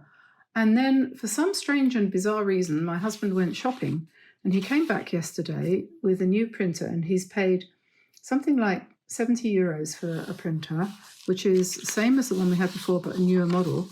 And it takes watercolor paper. So I printed this background onto this. This is a sheet of Canson Clairefontaine Etival paper, and I'm really pleased with the way that came out. I should be able to paint on top of that with no problems. I shouldn't have to seal it or anything like that before I put the paint on. I don't think it'll make it run. We'll find out when I try it. So I thought, wow, now this is an elegy, so it's a nice song, and then it makes you think about birds. So the next step is, how am I going to think of a design for something to put on here? What can I do to make it easier? Because, you know, you look at that and you think, oh, I don't know where to start. So I had a look in one of my boxes of old paintings, and this is the order in which I did this thinking. And I found this one, which is a little sketchy painting that I did a little while ago. Again, there will be a link in the description below to this video. And I thought, what I need is I need to take a photocopy of that. I don't know what I'd do without photocopier, to be honest. So I did. And then I took a photocopy and I cut all the birds up like this. And then I tried them out on here in different positions. This is sort of just to give me an idea of possibilities, because this is definitely one way that you could design a, the next step. And if I did them again, I would probably give them all little open mouths like that so that they would all be singing. So I've played around with that for a little while. They look really cute when they're cut up. I didn't realise how sweet they were. They're really cute. So then I put them in position and I did another photocopy just to give me an idea of what I cut them out and made it like that. So obviously I wouldn't do it like that, but this is the process of designing something, as like I say. So there I am at that stage. And then I thought what I need then is I need the sketch. And as you know, all the drawings of the paintings that I do on here are available to you as sketches that you can download for free from the website, dianeantone.com. If you go over there, you can find them and download them. So if you download them to your computer, then you can print them onto tracing paper if you want. Or you can print them onto ordinary paper and then trace them if you want. You know, it's there's lots of possibilities. So that's the original, and obviously I wouldn't want to do it like that, but I could see now, if I got my light box out, which is hiding here somewhere. This, you can use a window as well, but a light box is a little bit more handy. Then I can put my paper on top of the tracing, turn on the light box, which I think I have to plug in, and then I can trace directly onto my watercolor paper. I will find my cable and plug it in a minute. And then I thought, okay, well, I like those little birdies, but also there might be some other things that I could do. So I had a look at some of the others, some of my other tracings, and it would be quite nice to do one like that, I think. You could have much more in the way of leaves and things like that, and the birds arranged something like that. I thought to myself, that's a good one. And then I've got some cardinals here, and they would look good. They would look very good. That was a nice Christmassy one. So I think that would make quite a nice Christmas card, especially if you had a Christmas carol behind, and then you would paint the cardinals on the front. Just have a quick slurp of my coffee. So that's another thought. I didn't think that looked too bad. Then we've got a couple of little birdies here, and that would be quite nice. You could put it down the bottom of the paper there like that, and that would be good for a junk journal or an altered book or something like that. I thought that was not bad either. And then here's another thought. I've got one here. All of these are sketches that are available from the website, by the way, all free, or you can give us a donation if you want to download them. This is nice too, isn't it? This is just a couple of swallows on a branch or a wire or whatever. And that would fit on there quite well. You might change the position a little bit, but that would be possible. Then I also have a whole flock of swallows here that you could put on. You know, all of these are just different ideas that you could do on different pieces of background. And then this one, which is quite good too, because if you wanted something really dramatic, a little bit more sort of oomph than this, depends what you want. You might start with perhaps the little ones. Oh, it started to rain again. Sunny as heck, but raining, honestly. Yeah, these would be really easy. You could do them in silhouette. So just paint them in very, very dark blue indigo or something like that, with the lighter areas for the bits that are light, or just silhouetted completely, and that would look really good. Have them flying all over the music. Yeah, or as I say, this one, these are three birds. I think that is meant to be a cardinal. I'm not sure what they are. So all of these, there are videos for all of them, so that would be helpful. So if you decided you wanted to give this a go, once you've prepared your sheet of paper to paint on with its background, then, you know, go and watch the videos and download the sketches and then give it a try. So that's what I'm going to do next. Okay, so here I now have my light box, which I've got switched on, and I've got the thing I'm going to try to trace, more or less, and then I've got my piece of paper over top here. It's not 100% clear, but I think when I sit down I'll be able to see what I'm doing. This is the actual painting that this is traced from, so I've got that beside me also to give me an idea of where I'm going. I'm not going to exactly trace it, but it's just really basically to show you how you can do it if you want to, and how to give me a guide, really, because I haven't done anything like this before, working on this kind of paper, so we'll see how that goes. And I think the first thing to do, the best way to start, is to put in the lines for the branches, which kind of meander all the way down through the page like that. Doesn't have to be anything particular. I'm using a B pencil here. That's not to say BEE, it's a grade B, which means soft. And I'm just going to draw in the branches that the birds sit on, and just lift that up to see where I'm at. And then, so these are stylized birds. They are not accurate in any way, unlike the other ones that I showed you, which were a little bit more accurate. But I think we'll stick with the Whimsical for this, because this is, as I say, the first time I've done this kind of thing. So I'll just pop his eye in here. No, he looks like a fish, that's wrong. His nose is too low and his head's too high, so we can erase it. It's not going to cause any problems, I don't think. Yeah, so just get rid of that. And let's come round again. There we are, that's better. And we'll put his little nose up here and his little eye here. That's better. Don't want him to look like a fish. Right, and this one was, let's put his feet in first, just to make sure we get to the right part of the bird. And then we're just basically drawing a egg shape here. What came first, the chicken or the egg? I think the egg. Okay, and then we pop his beak in here, his eye. So that's that one. And then down over here, we're going to put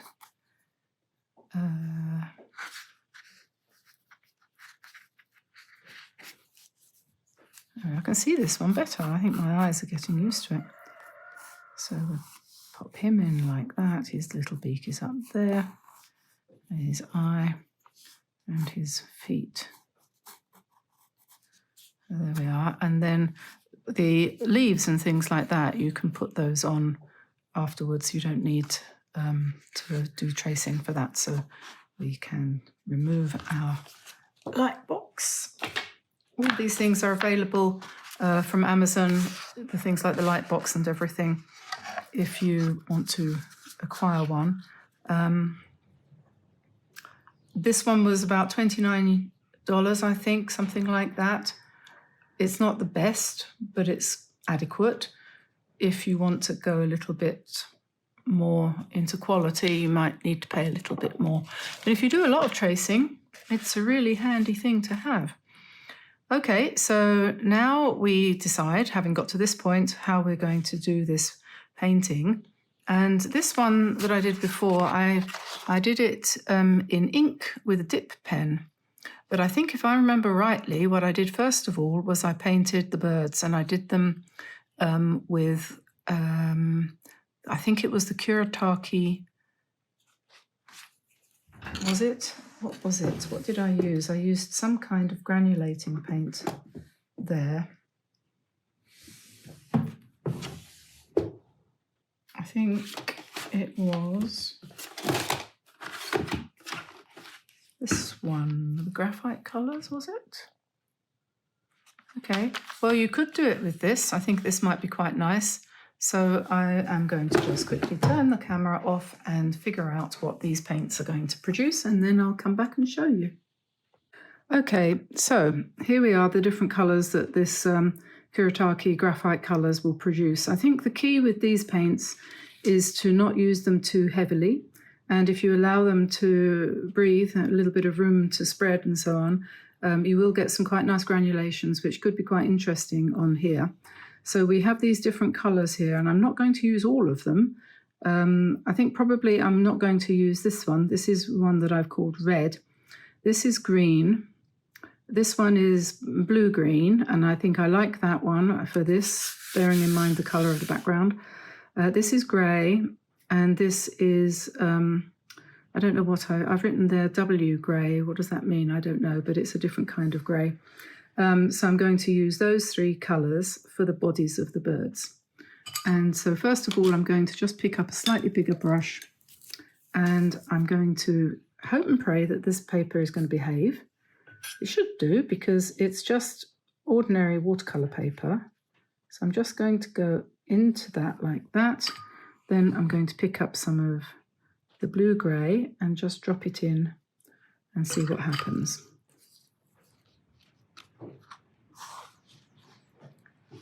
And we can mush it around a bit like that.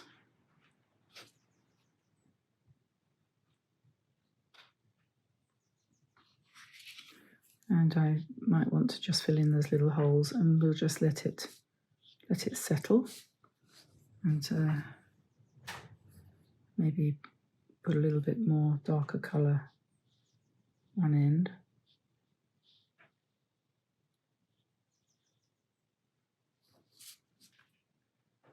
Okay.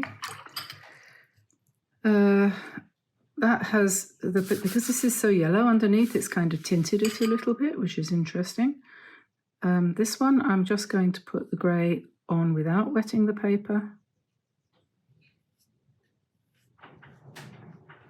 Like that, and see how that works.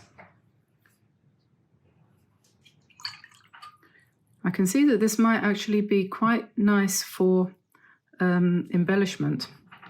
So I'm just doing it really lightly because I don't know how the paper is going to react. It's not the paper, it's the ink on top of it.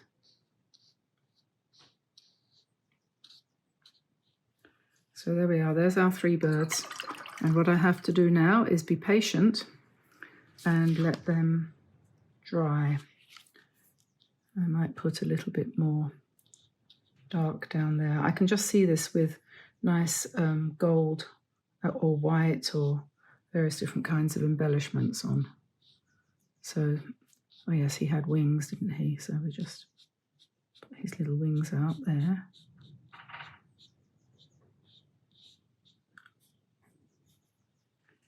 And he's looking a bit circular.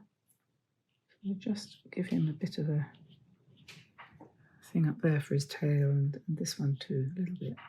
Show me where the tail's going to go. Okay, so we'll let that dry. Okay, so it's not looking very inspiring at the moment, but do not fear.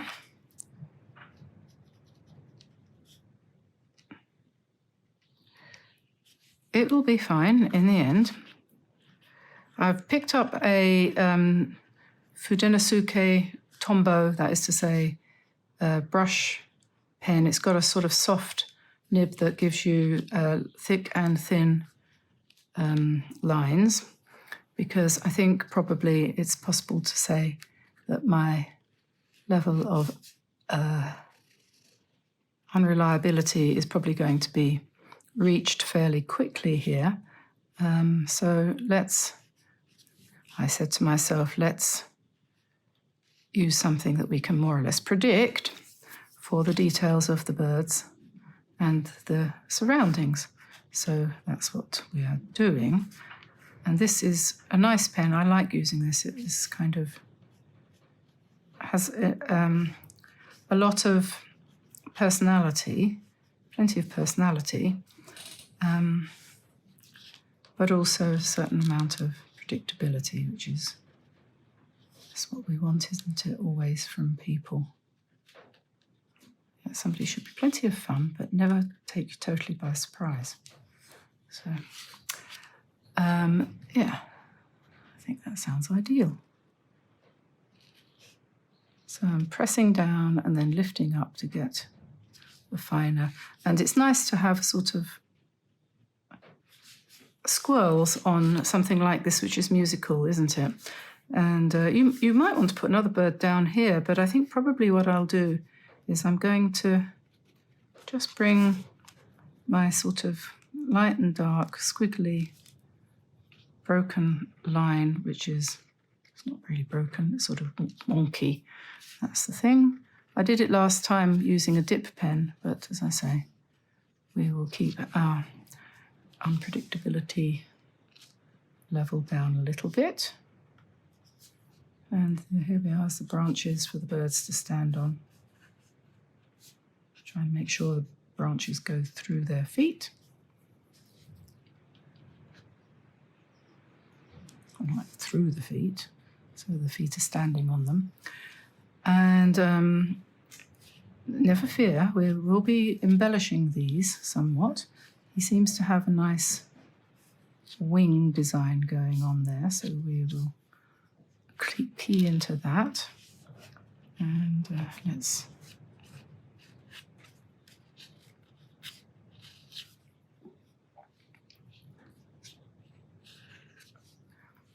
and then we can put in some leaves. And this is where we can drift off into a world of our own.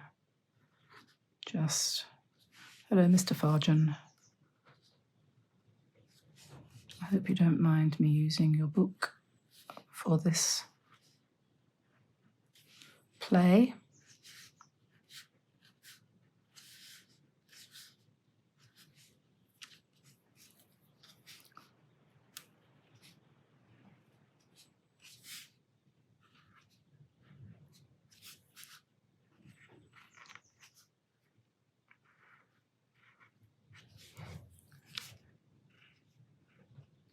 This is where you get to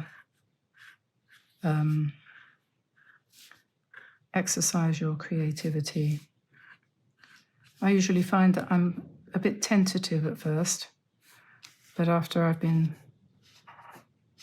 scribbling away for a bit. That's why it's a good idea, isn't it, to do a sort of warm-up before you start painting or making your video. You probably would be well advised to just have a little play around first. I think that would be good advice to myself.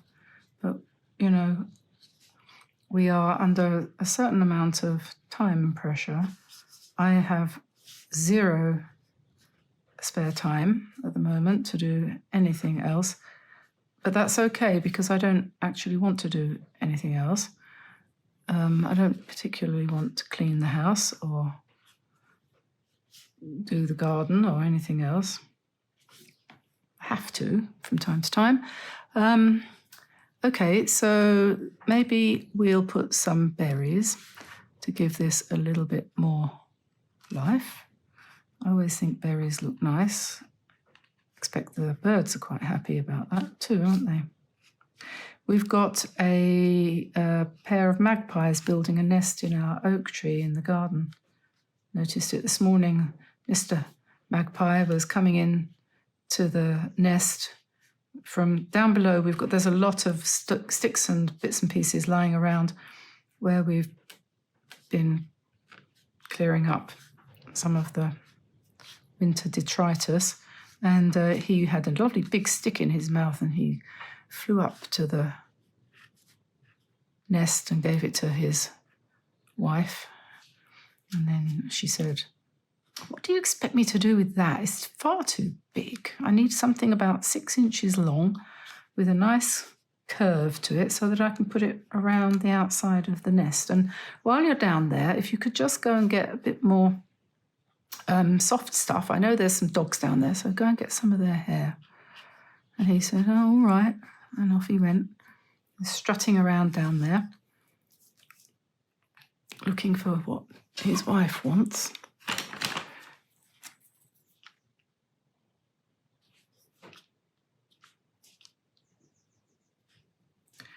And so, yes, there we have that. Now, what's the next thing? Oh, he hasn't got a tail, so we better give him a tail. There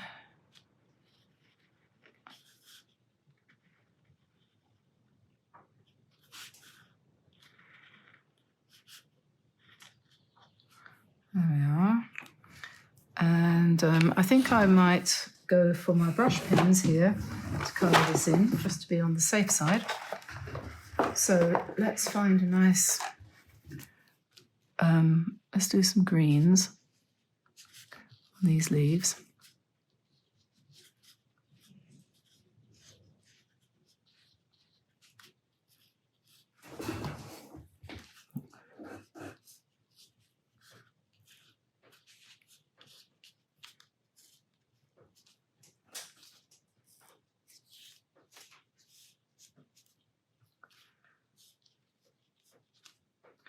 It seems to have been a very long winter to me this year. This time last year, I'd been in England, or I think actually we were in England for a couple of weeks in March because I had to go to see my dentist, who has now decided to retire, so I have no idea what I'm going to do now. Anyway, and it was only March, and all of the things like the National Trust and all the sort of parks and things were all still closed because it was still winter time. And I'm just looking, I think I might do these berries in gold. But we managed to find some places to go to. And yeah, but it was sunny and warm. And then we came back here and we had a couple of days of bad weather. And then we had a heat wave in April. Never heard of such a thing. And we had one of the hottest summers we've ever had over here. We had a drought, we had a heat wave, we had a continuation of the drought, we had another heat wave, and it was hotter than it's ever been before. And yeah, it was terrible. Okay, so I wonder if we should... I definitely want to put some decorations on there, but I'm not quite sure what to do yet. He looks as if he could take some gold, doesn't he? Let's put some gold circles on here.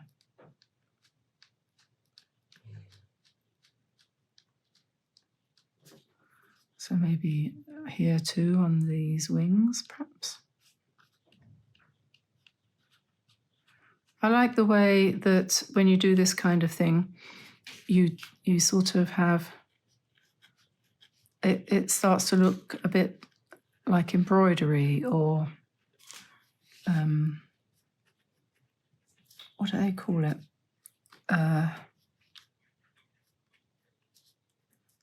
Brocade, that kind of thing. That sort of fabric, embroidered fabric. Okay, that's something. You can see it's starting to come to life.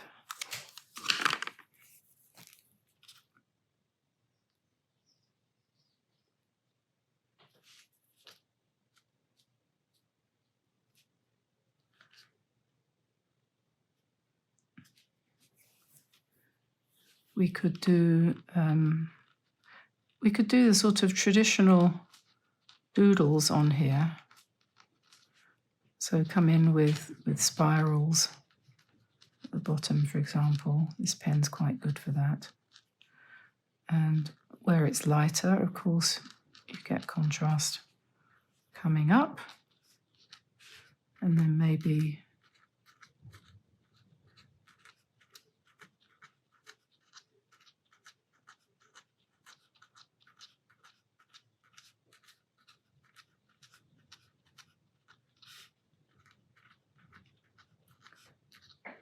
give him a chest like that, perhaps.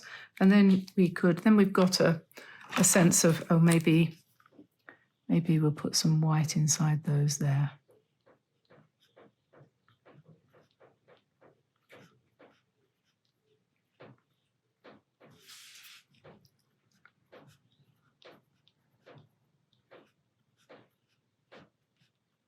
I was looking for information about altered books. Somebody mentioned in one of the comments yesterday, do I remember altered books? And I think altered books are out there. They've turned into sort of amazing art form. People spend a huge amount of time altering books.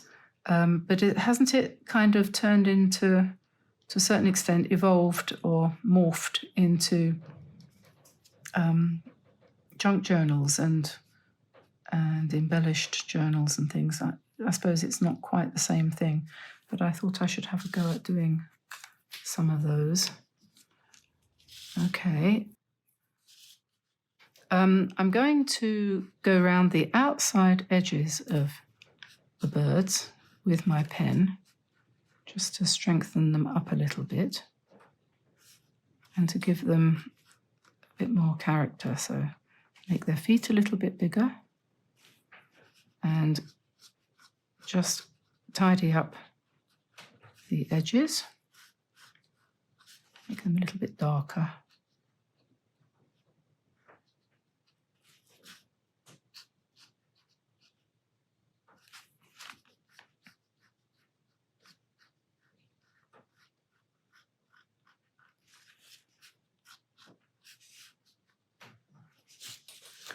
There we are, this one too.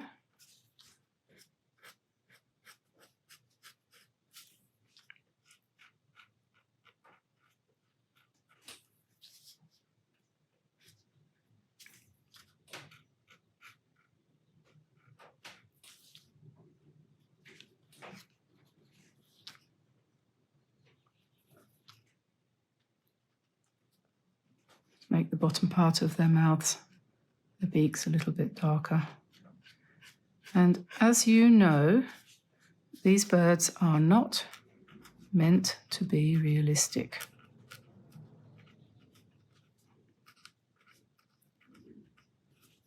So they won't be.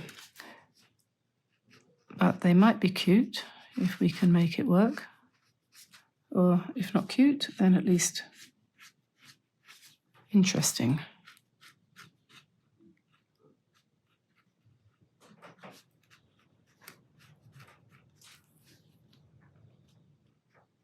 And fun.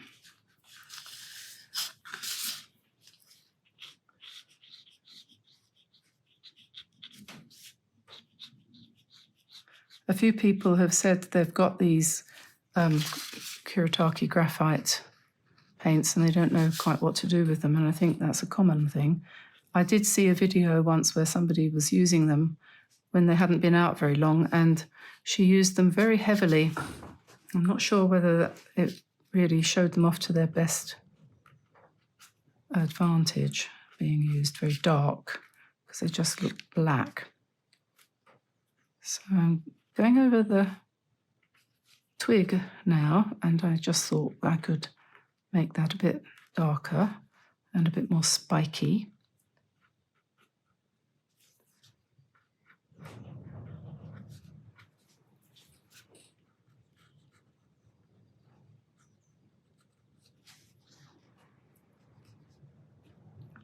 I think this would be an ideal subject for a reverse colouring project, don't you?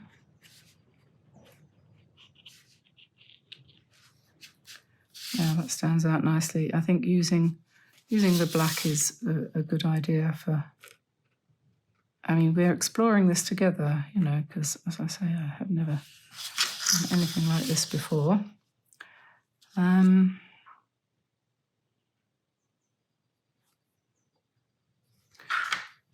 think this one needs some white in his wings, just to be, I keep thinking I'm going to smudge it, but I think it's more or less dry.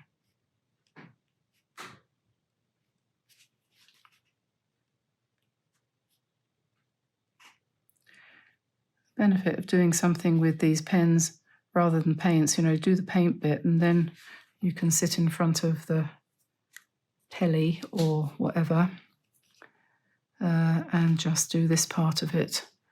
I have got bronze here. I don't know whether it would be nice to add some of that to the wings, for example, copper color or whatever.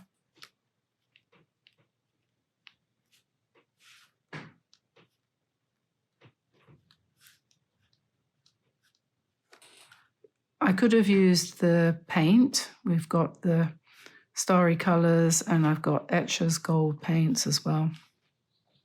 I could have used that, but the pens, sometimes the pens are a little bit more controllable. So,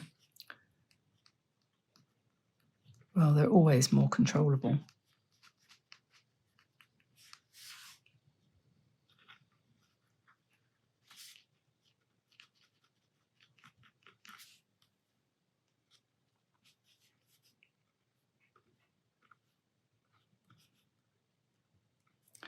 Well, I think we're coming to the end here.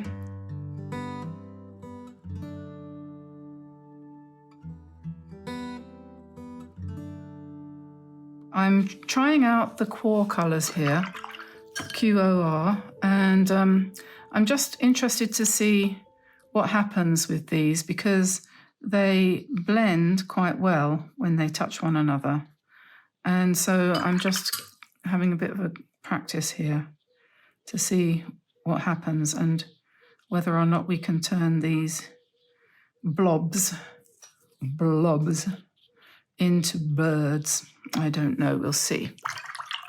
We'll see what happens. I'm going to drop in some water and let that push the pigment around. I'm going to make these a bit bigger and add a bit more red and see what happens.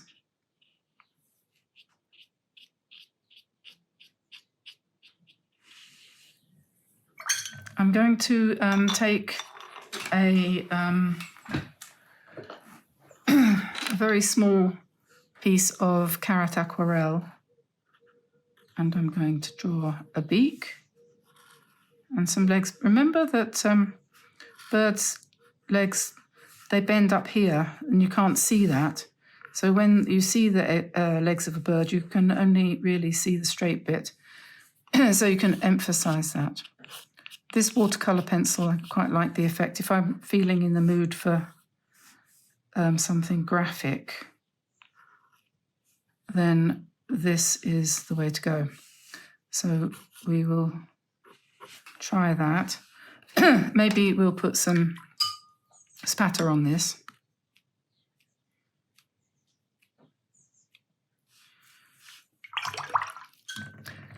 When that's dry, I might just lift out a little bit of paint here because it's very wet and it's going to take eons to dry. So we just do that, and then I might put in an indication of eye. I'll improve that later when it's a bit drier, perhaps. So these are just relaxation birds. Let's do, I don't know, let's do a green one. This is phthalo blue and Hansa yellow.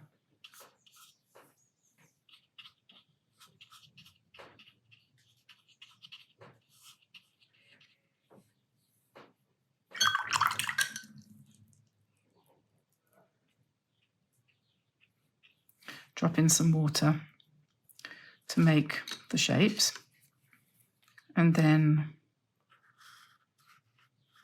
I do some legs.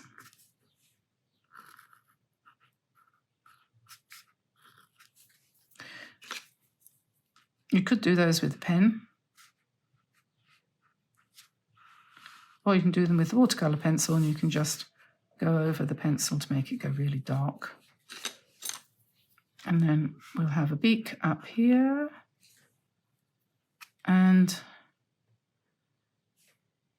I think tail, what shall we do for the tail? Should we go down or up? We have to go down, don't we? So we just do something like that. Maybe we'll put a little bit of green in there too.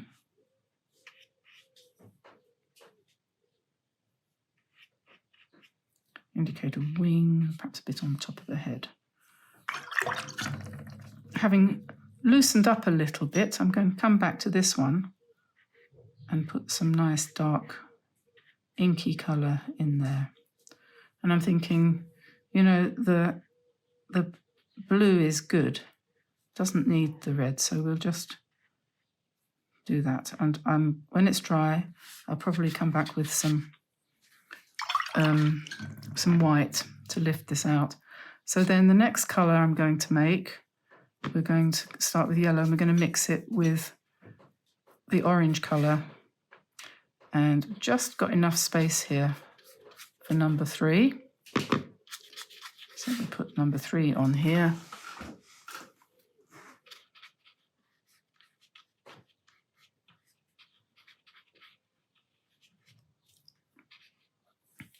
And I could change to ink for the legs, but I want to kind of keep the same vibe going, if you like.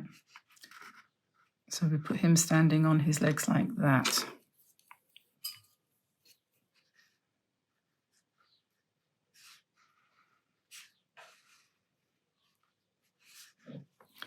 There's his legs. I think his beak wants to come up here.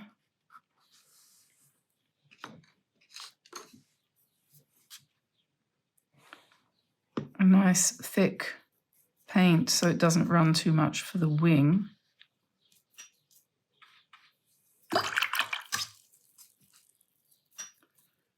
Could have done with a bit more yellow, but we'll let that bleed. His tail is going to have to be up here. Maybe he'll have a kind of sort of slightly gothic sort of tail, and then we'll drop some yellow in there like we did on the other ones.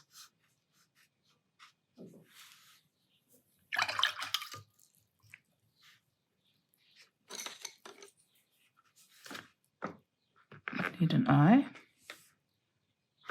and an eye.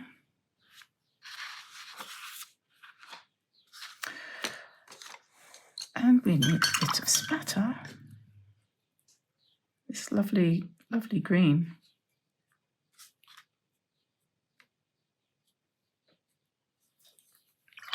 And finally,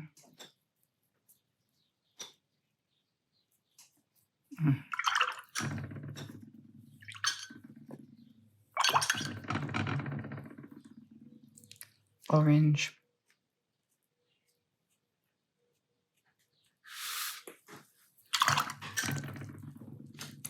And we need to then give them something to stand on.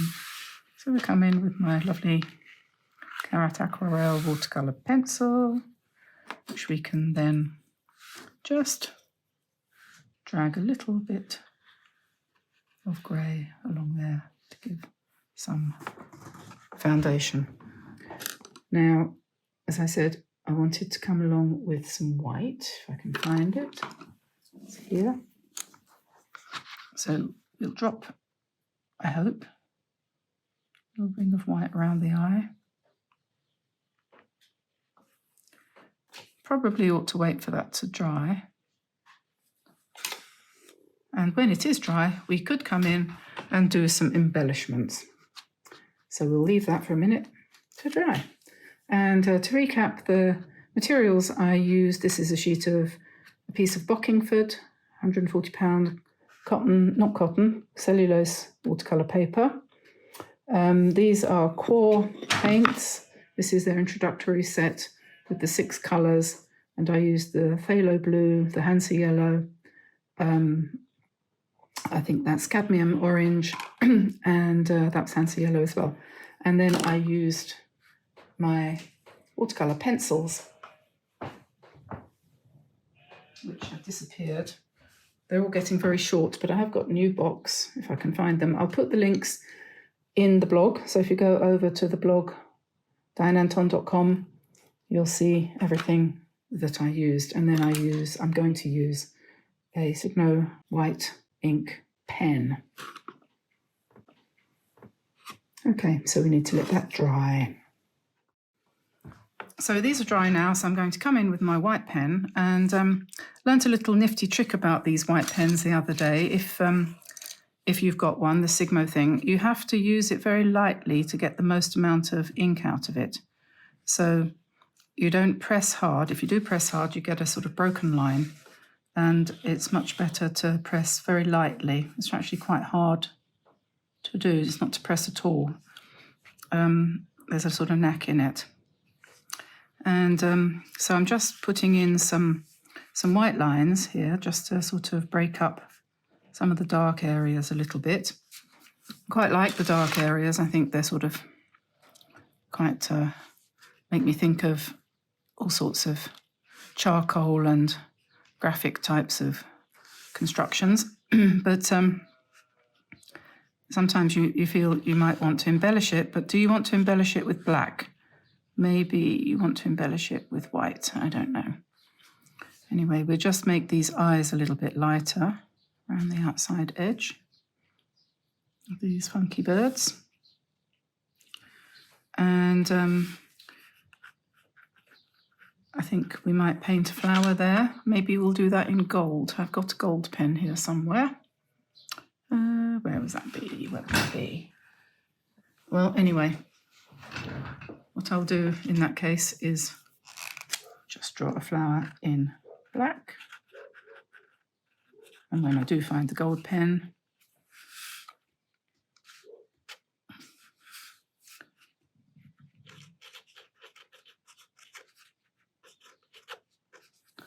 I will fix this small problem. This is kind of becoming a bit of a trademark to have these little flowers here with my birds.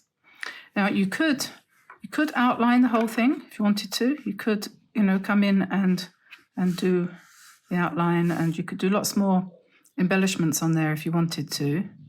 But I think I'm going to leave it with you now. I'm going to let you take this one and do what you want to with it. It's quite interesting. I think we might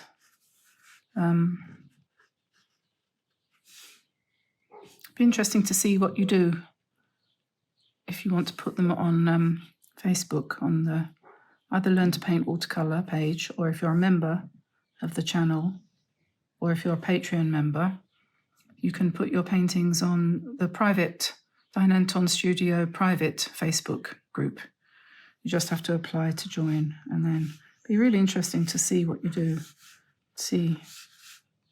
I know everybody's very creative. I don't feel myself to be very creative at all, but I try. We have to try, don't we? I'm sort of thinking maybe I might give them some eyelashes. I need to get a finer point.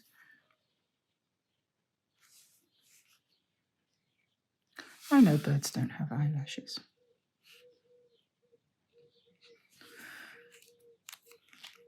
So there we are. Just one thing other I wanted to do is to make the center of these flowers red. Bit of a smudge there where I think I must have put my hand on the paper. So there we are, 3 little whimsical birds. I read somewhere today, paint a bird a day makes depression go away. So I think that's quite a nice message to end on, don't you?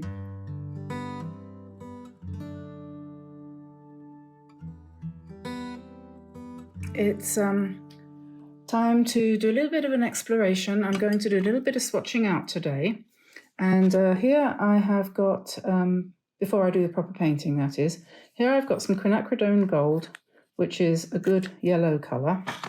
And I use that a lot. It's a nice, clean, non-granulating, bright yellow colour, as you can see there. And I've also got here a set of Primatek, Daniel Smith, and it's a lovely set with 6 beautiful colours. But what it misses, this introductory set, misses a yellow. So when you paint with this, if you want anything adjusted, like you need to make these greens and blues into other colours more greenish, you're going to need a yellow, sorry. So I thought it might be interesting to try it out, which I haven't yet done, mixing each of these colours in turn with the quinacridone gold. So I've got just trying to get you all into view here, got myself my little source of quinacridone gold, and I'm going to go along and mix these one by one with, first of all, this is Mayan blue. So we're going to mix Mayan blue with quinacridone gold.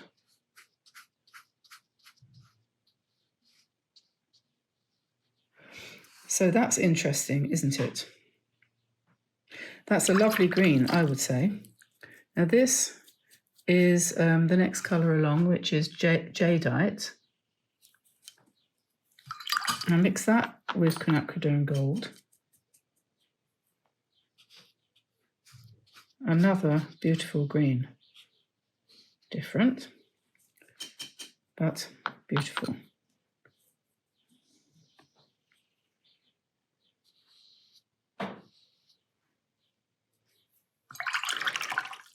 Okay, now this is amethyst, which is like this. I probably should have shown you what these colours are like, unmixed.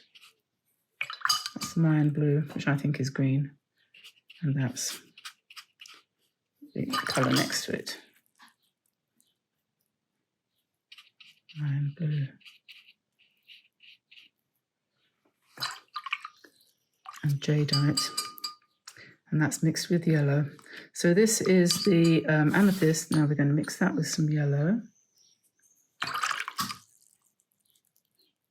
I'm predicting this is going to be brown.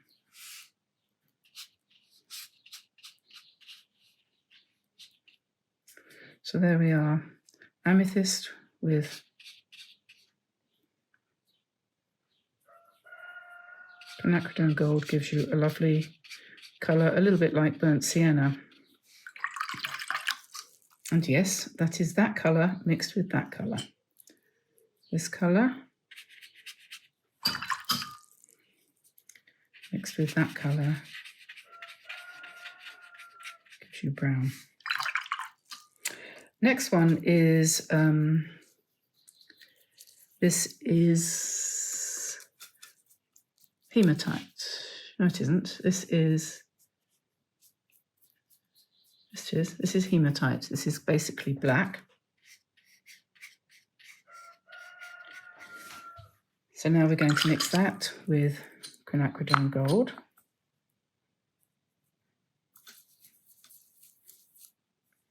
We should get a green, and that's a lovely colour. Look at that. That is quinacridone gold with hematite. Okay, now we've got this one, which is, this is Piemontite, which is a brown.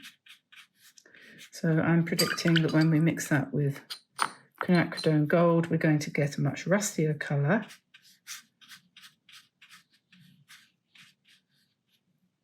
And indeed we do. It's not actually that dissimilar from that colour, which is what we got with quinacridone and amethyst. So this is quinacridone and Piemontite, whatever. Interesting.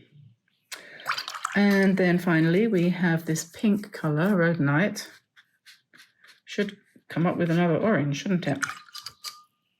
So quinacridone and Piemontite, and that gives us a warm orange.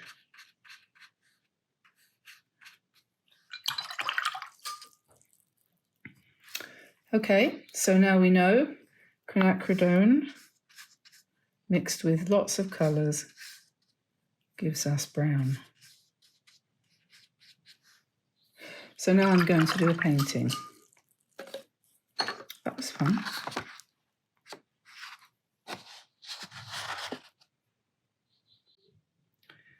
Okay, so I want to carry on this experiment with these colours, and so what I'm thinking I'm going to do is I'm going to take some quinacridone gold and I'm going to paint some ovals like this, just loosely, and then I'm going to attempt to turn them into birds by adding a little bit of these colours and letting them basically do their own thing. So we'll put some brown and some green and maybe some of this colour perhaps near the top, and just kind of bring the wings out a bit. And then we'll need a beak. So we put a beak there. And we'll see how that goes. He'll need a tail as well. So we're going to want to put a tail down there. And I'm going to make them on a branch here, so they'll need some feet. And I don't know, what do you think? I think it might be quite nice to just have a row of 3 in yellow. And I'm trying to let these kind of develop in their own way. So I'll put some brown on the wings on this one, maybe a little bit more than on the other one. And then perhaps give this one a tail going the other way.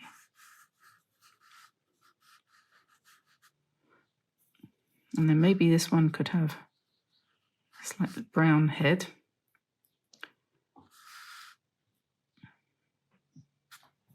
Little beak, like that. We'll put the eyes in a bit later. And then another one.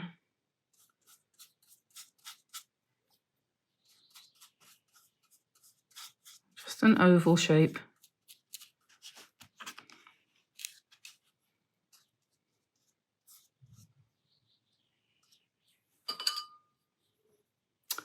And let's put some green in the bottom of this one a little bit. Maybe give him some green in his wing, perhaps.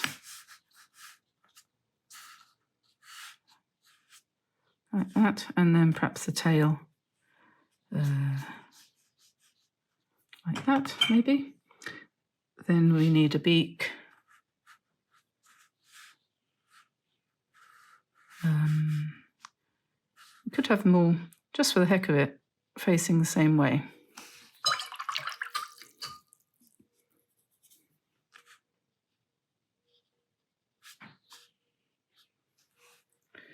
Then let's make a branch.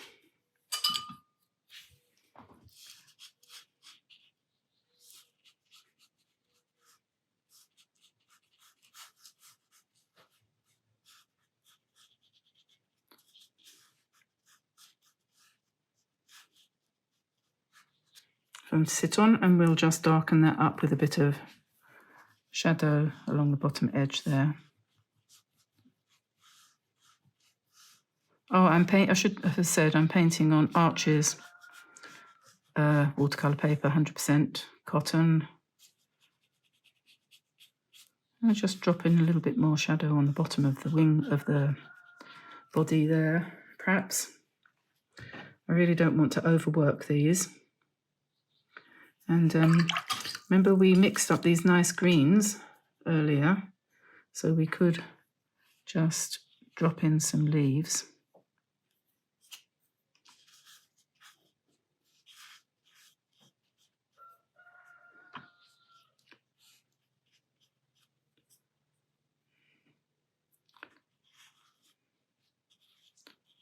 Just almost single strokes.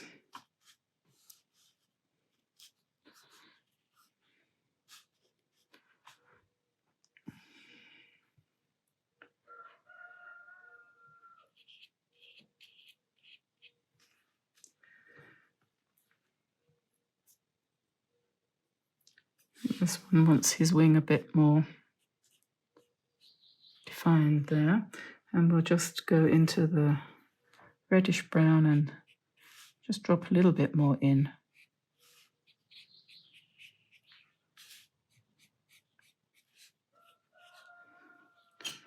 More green on this one with a little bit more of this, because it's all going to blend. Don't really know where it's going to end up with arches, because it does a lot of moving around, doesn't it? We can add a little bit more blobs of green into these leaves to make them a little bit more interesting.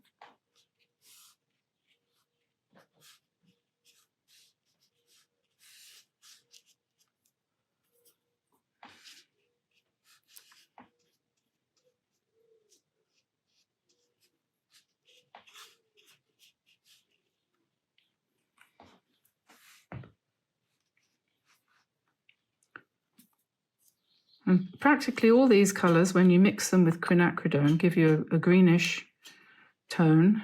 So that's quite handy when it comes to doing leaves, isn't it? You can mix practically any of them together.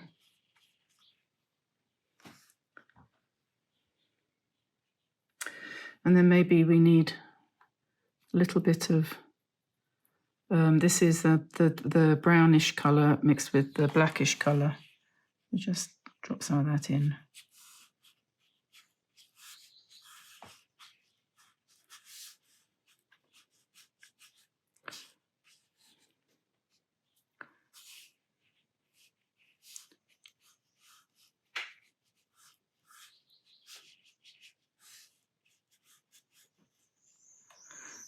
And then maybe a tiny drop more dark on the underside of the beaks.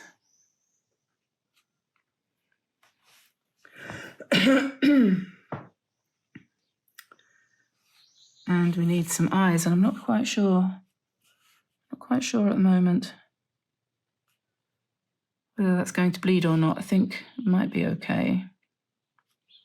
That one's bleeding. That one's still wet. So I'll wait a tick for that. And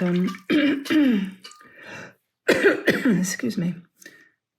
At this point, you sort of think to yourself, should I put some sky? Should I put some spatter? You could put a couple of bits of spatter in if you wanted to, I suppose. It's kind of optional.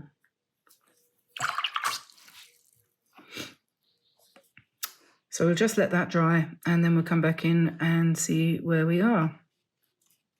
Soften that a bit. Obviously, they need eyes. So I'm going to pick up some darkish, reddish brown kind of colour. It doesn't really matter what colour, a brown, something like that. And we'll just indicate the feet here like that.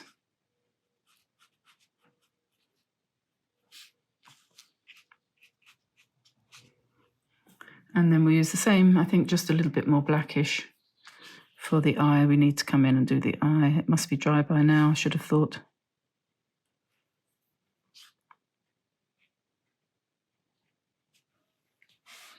Okie dokie, so that's a little bit more dark there. Perhaps the brush is getting a bit rubbish at the end. It's not pointed anymore.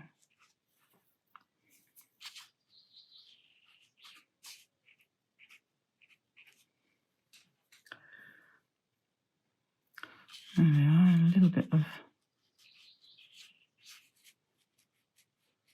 shadow on the underside of the branch.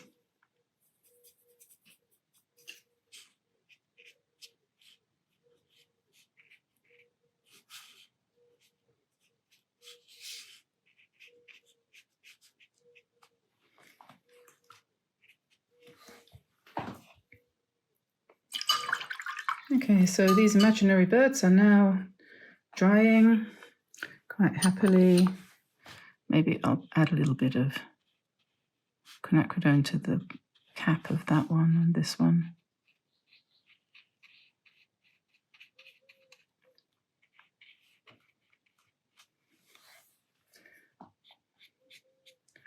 you do something like this, you don't really want to fiddle with it too much. But sometimes a few kind of fairly bold strokes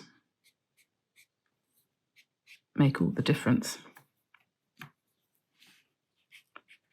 Of course, sometimes it ruins it, but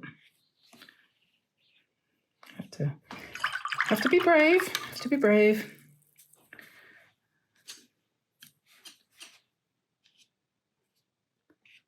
Lots of greens in these leaves. Nice mixture. Just let that mix and mingle or whatever. So now we have to let that dry, and I think that's probably going to be about it. We'll come back in a second and see. Just soften those lines a bit. 3 yellow birds. What could they be? They're not really canary yellow, are they? I don't know. Made up. Quinacridone birds. So that's the final painting. I'm not going to do anything else to that. You could, if you wanted to, put a light in the eyes of the birds, but I think they look okay the way they are, and for fear of messing it up, I'm not going to touch it anymore. A nice, light and easy and quick and effective way of painting birds without too much trauma. This is Archie's watercolor paper, which is really good, and the paints are Daniel Smith plus quinacridone gold. And at the beginning of this video, as I showed you, quinacridone gold can take the Daniel Smith Primatek colours to new heights, and even if you've only got this small set of small set of 6 starter colours, it's worth exploring those and what they can do for you.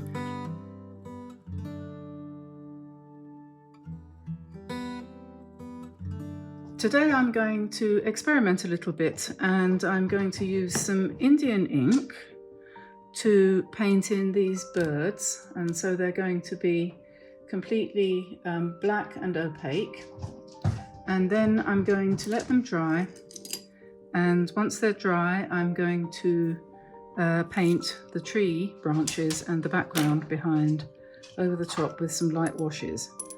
That's the plan. I have absolutely no idea how this is going to work out. So I'm also wondering whether this is the best size brush to use. That might be a bit too big.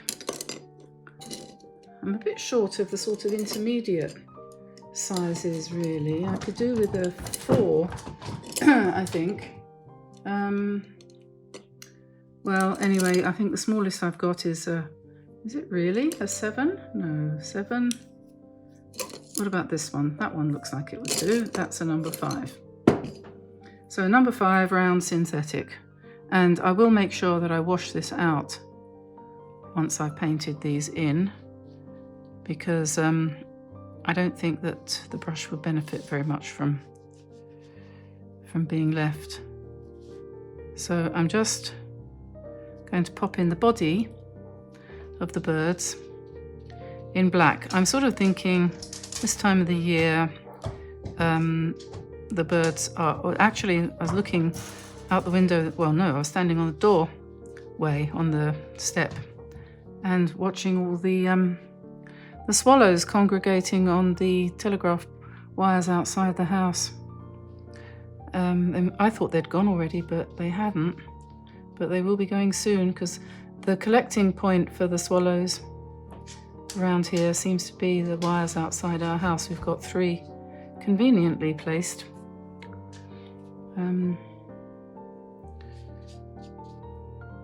I think they're phone cables, I think they are. I still call them telegraph lines. Don't know why. It's time I got with the program, isn't it?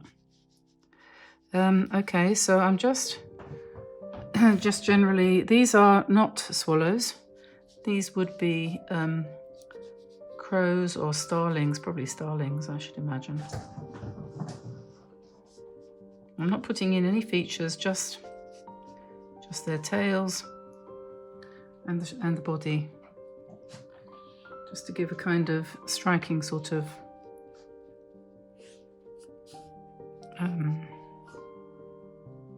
silhouette. That's the word I'm looking for.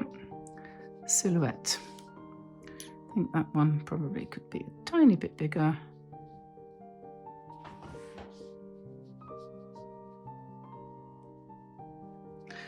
Okay, now this one will have a sketch up online, no problem, on dianeantone.com, so pop over there and pick up your sketch if you want to have a go at doing this and find it easier to work with my sketches. I'll pop the lid back on that. I have a horror of knocking over a bottle of ink, which isn't surprising when there's a 3-month-old kitten running around the place like a complete and utter total lunatic.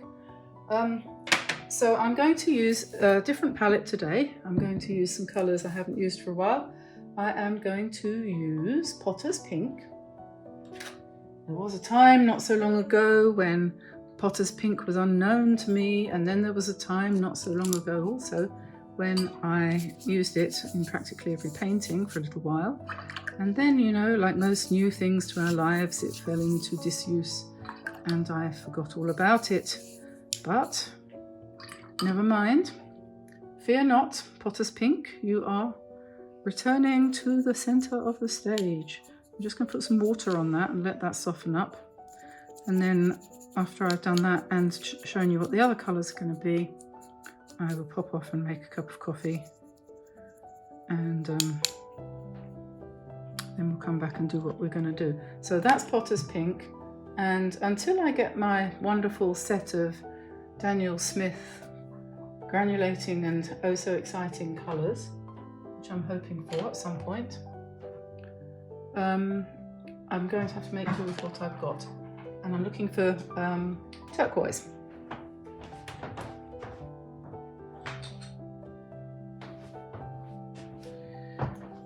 So there we are, that's turquoise blue. That's from Old Holland, but I'm sure everybody makes a turquoise. Probably won't use very much for that, but that's what I want. And then I'm looking for raw sienna. Raw sienna, let me see.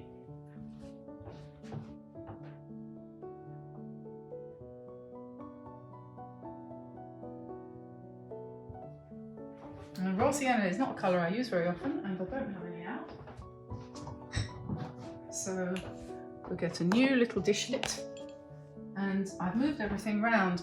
My table, I've had to move it out of the way of the air conditioning, and my table was just right in front, literally, of the air, and it gave me quite a sore throat the other day. So I thought, and I think I know what that is, it's the air conditioning. So I've moved my desk, and now it means that everything that used to be on my left is now on my right, and I'm a bit discombobulated. So you have to bear with me if I wander around looking aimlessly for things. So this is my tray of tubes of paint. I keep them roughly in colour order. So I've got the whites and the blacks, the yellows and the neutrals. So that's things like sepia and black, and not black, sepia and neutral tint and stuff. And then the greens and the blues and the reds and the yellows, that's Payne's grey. Raw umber, that's not what I want. I want raw sienna.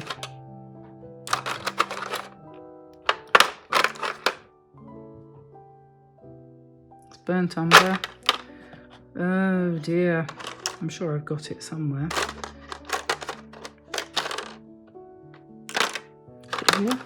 Yellow ochre will do.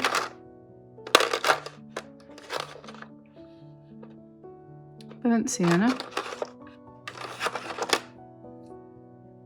Naples yellow. Naples yellow. I don't know what that is. Okay, I'm going to use yellow ochre instead, and you know why? Because I've got a big tube of it. So that will do. That will do. So what do you think of that palette? Pink, blue and yellow. So that's a modified primary triad. Modified primary triad, because you've got your blue, your red and your yellow. Is that dry? Not quite. So what I've done on this sketch here is I've just drawn out some branches, and then I'm going to paint in a background, and then I'm going to try to work sort of Well, it will be very, very light. I'll use very, very light raw sienna, since that's the only one I could find. And perhaps with a tiny bit, with a bit of pink in it, perhaps. And then I'll do the branches, a loose wet in wet thing. So that's what I'm going to do. I have to wait a minute for that to dry though. The blue should be there. And I'll be back in a minute. So for the background behind the birds, I'm going to imagine it's a misty morning, and so I want a kind of pale greyish pinkish colour. So I'm just mixing a bit of Potter's pink with some turquoise, and that's giving me a nice soft grey, quite light. So that's quite nice. I think I quite like that. So that's the background is going to be something along those lines. So you can see that there. It's very neutral. It's a bit like Davy's grey actually. So that would be another alternative. So I'm just going to mix up a bit of that. Something like that. Remembering it will dry a bit lighter. And we'll see what happens when we put that in.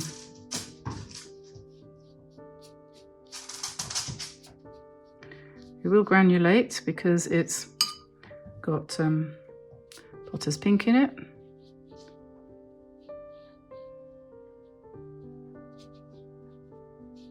So that will give it texture.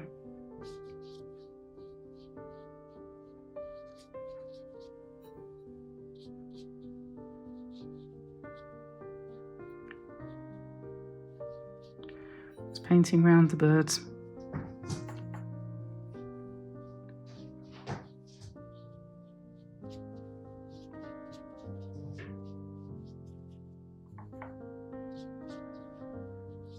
Filling the holes in between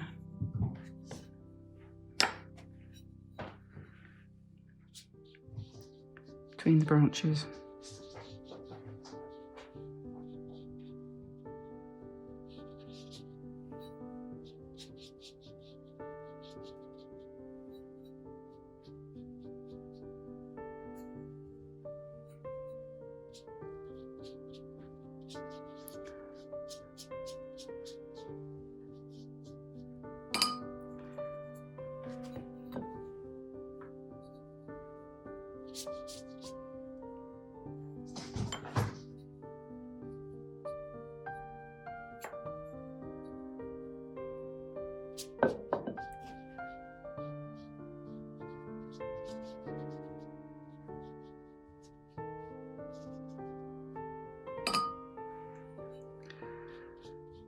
Hey ho, I think I need a cup of coffee. Did I say I was going to make one? I decided not to.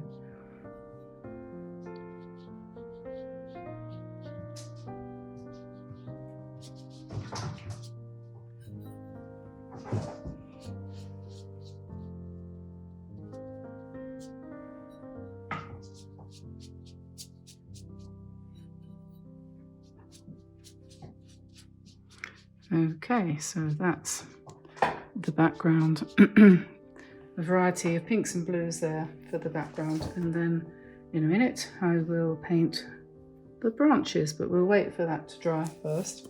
And then once that's dry, we'll put in some more branches. Maybe even before it's dry, we might put in some more branches. I might use the Kuretake pencils, which I really like for things like tree branches and so on. In fact, I might even start putting some in right now. Twigs, you know. Let me think.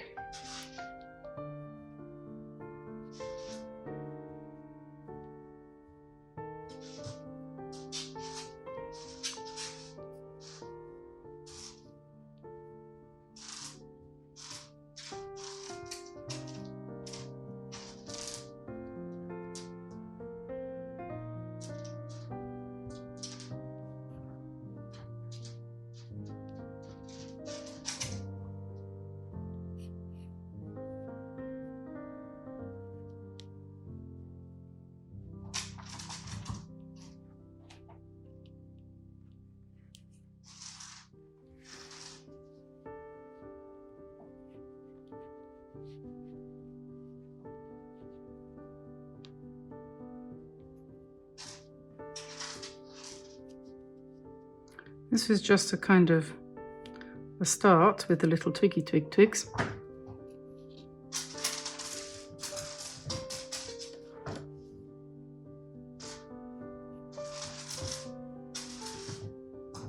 Depends how much you want to do.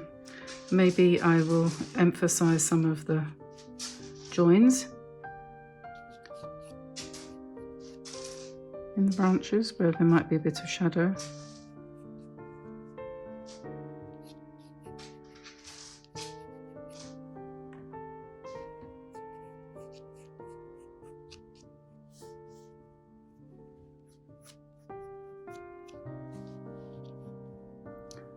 I think the thing is, when you do a piece of art, you know, I might start out with a certain idea about what I'm going to do, but it doesn't always, it's not that it goes wrong, but I don't think you should ever have a fixed idea. So, you know, I start off and I'm saying to you, I'm going to do this or that. But if as I start, I feel inspired, that's a fancy word, to do something slightly different, then I'll change it.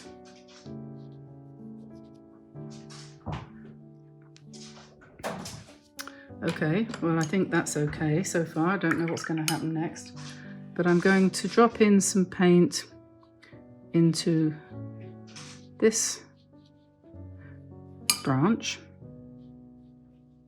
and I know that the pencil is going to run a little bit, which is good. And then I'm going to put in and let it run some turquoise and some raw sienna, yellow ochre, sorry.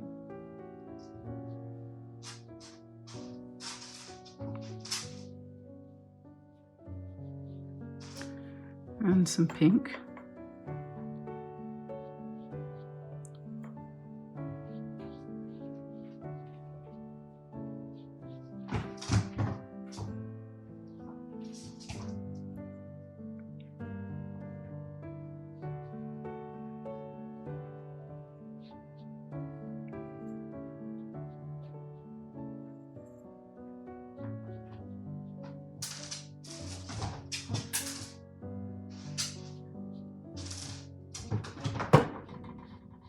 You can probably hear the cat being silly in the background.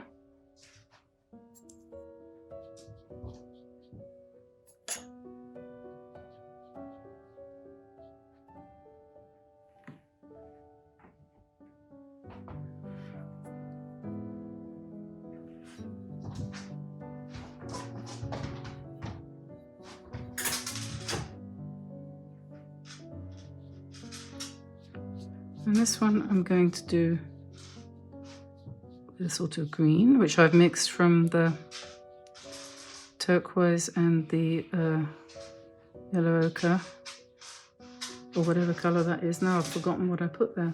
Yellow ochre, wasn't it?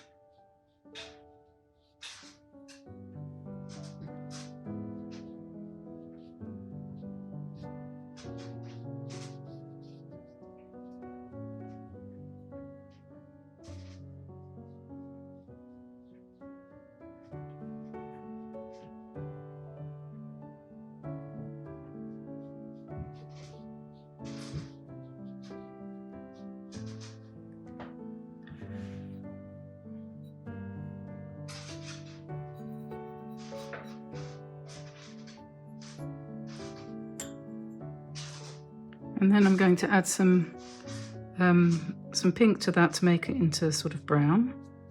So that's all three of those colours.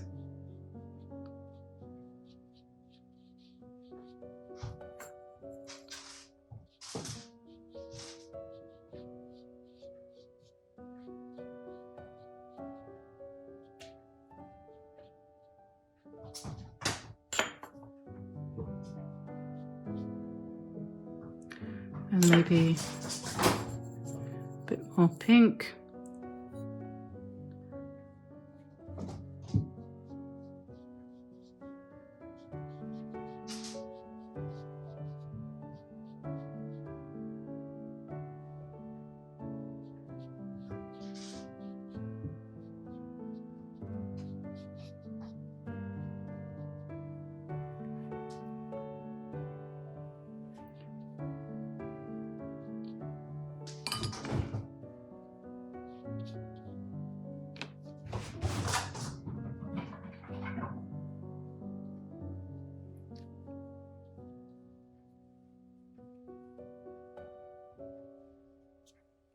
Okay, so each of the branches is a slightly different colour, and then at this point we can, while it's still wet, we can come back in with our pencil and we can put some more texture on to the branches if we want to. It's not absolutely obligatory, you don't have to, but it's fun. I quite like doing this. But if you feel that the pencil makes it look dirty, then don't do that. You might feel that you want it a cleaner effect, and I completely understand. There are times when I would do it like that too. But so we can also put the beaks of the birds in with this pencil.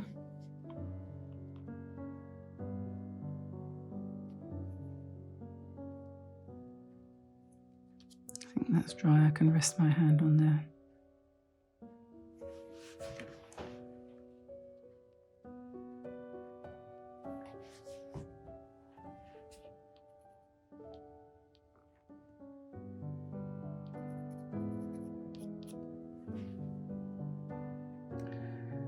There we are, that's what we've got so far. As for where you go from here, there's various options. You can emphasize or increase the number of twiggy bits. You could put some spatter on. You could wait for it to dry and then come back in and do more work on the trunks. If I use this on its side, I get texture, and I could make shadow. Under the birds.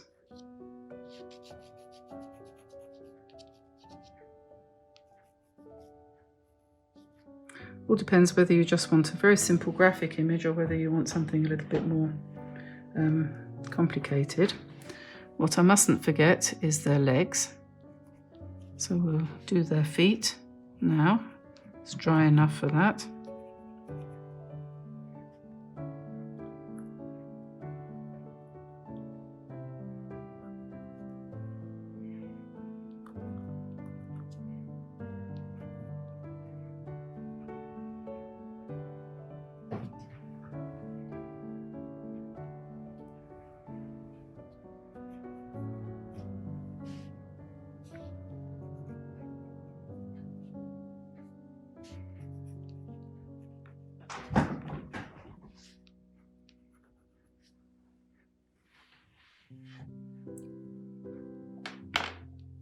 That's still wet, so I can't really paint over it for the moment. I wanted to make it darker.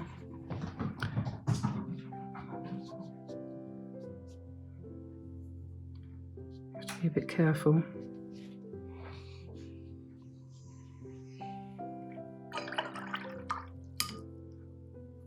And you could, I don't know, I think it might be quite nice to have a bit of spattery leaves on the branches up here, down here.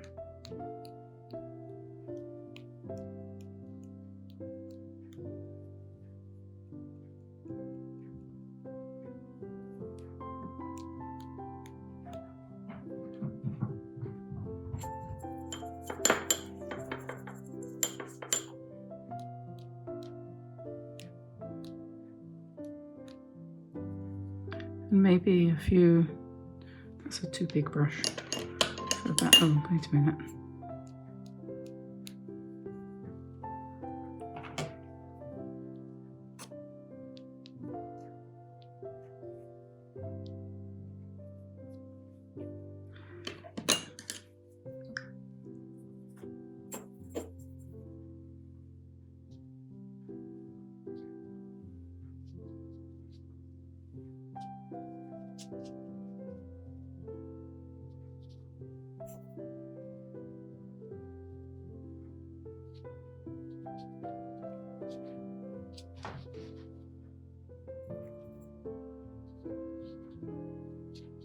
And just indicate a few sketchy leaves.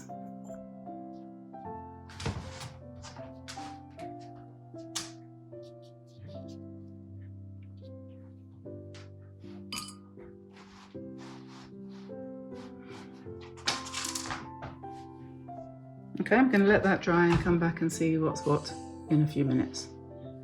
So that's now dry, and I'm just going to add one or two little, just tiny little touches of burnt sienna in one or two places, just to add some warmth to the picture, but not too much, because the whole idea of this was that it was meant to be a cold, wintry scene with the birds huddling together on a branch, on branches where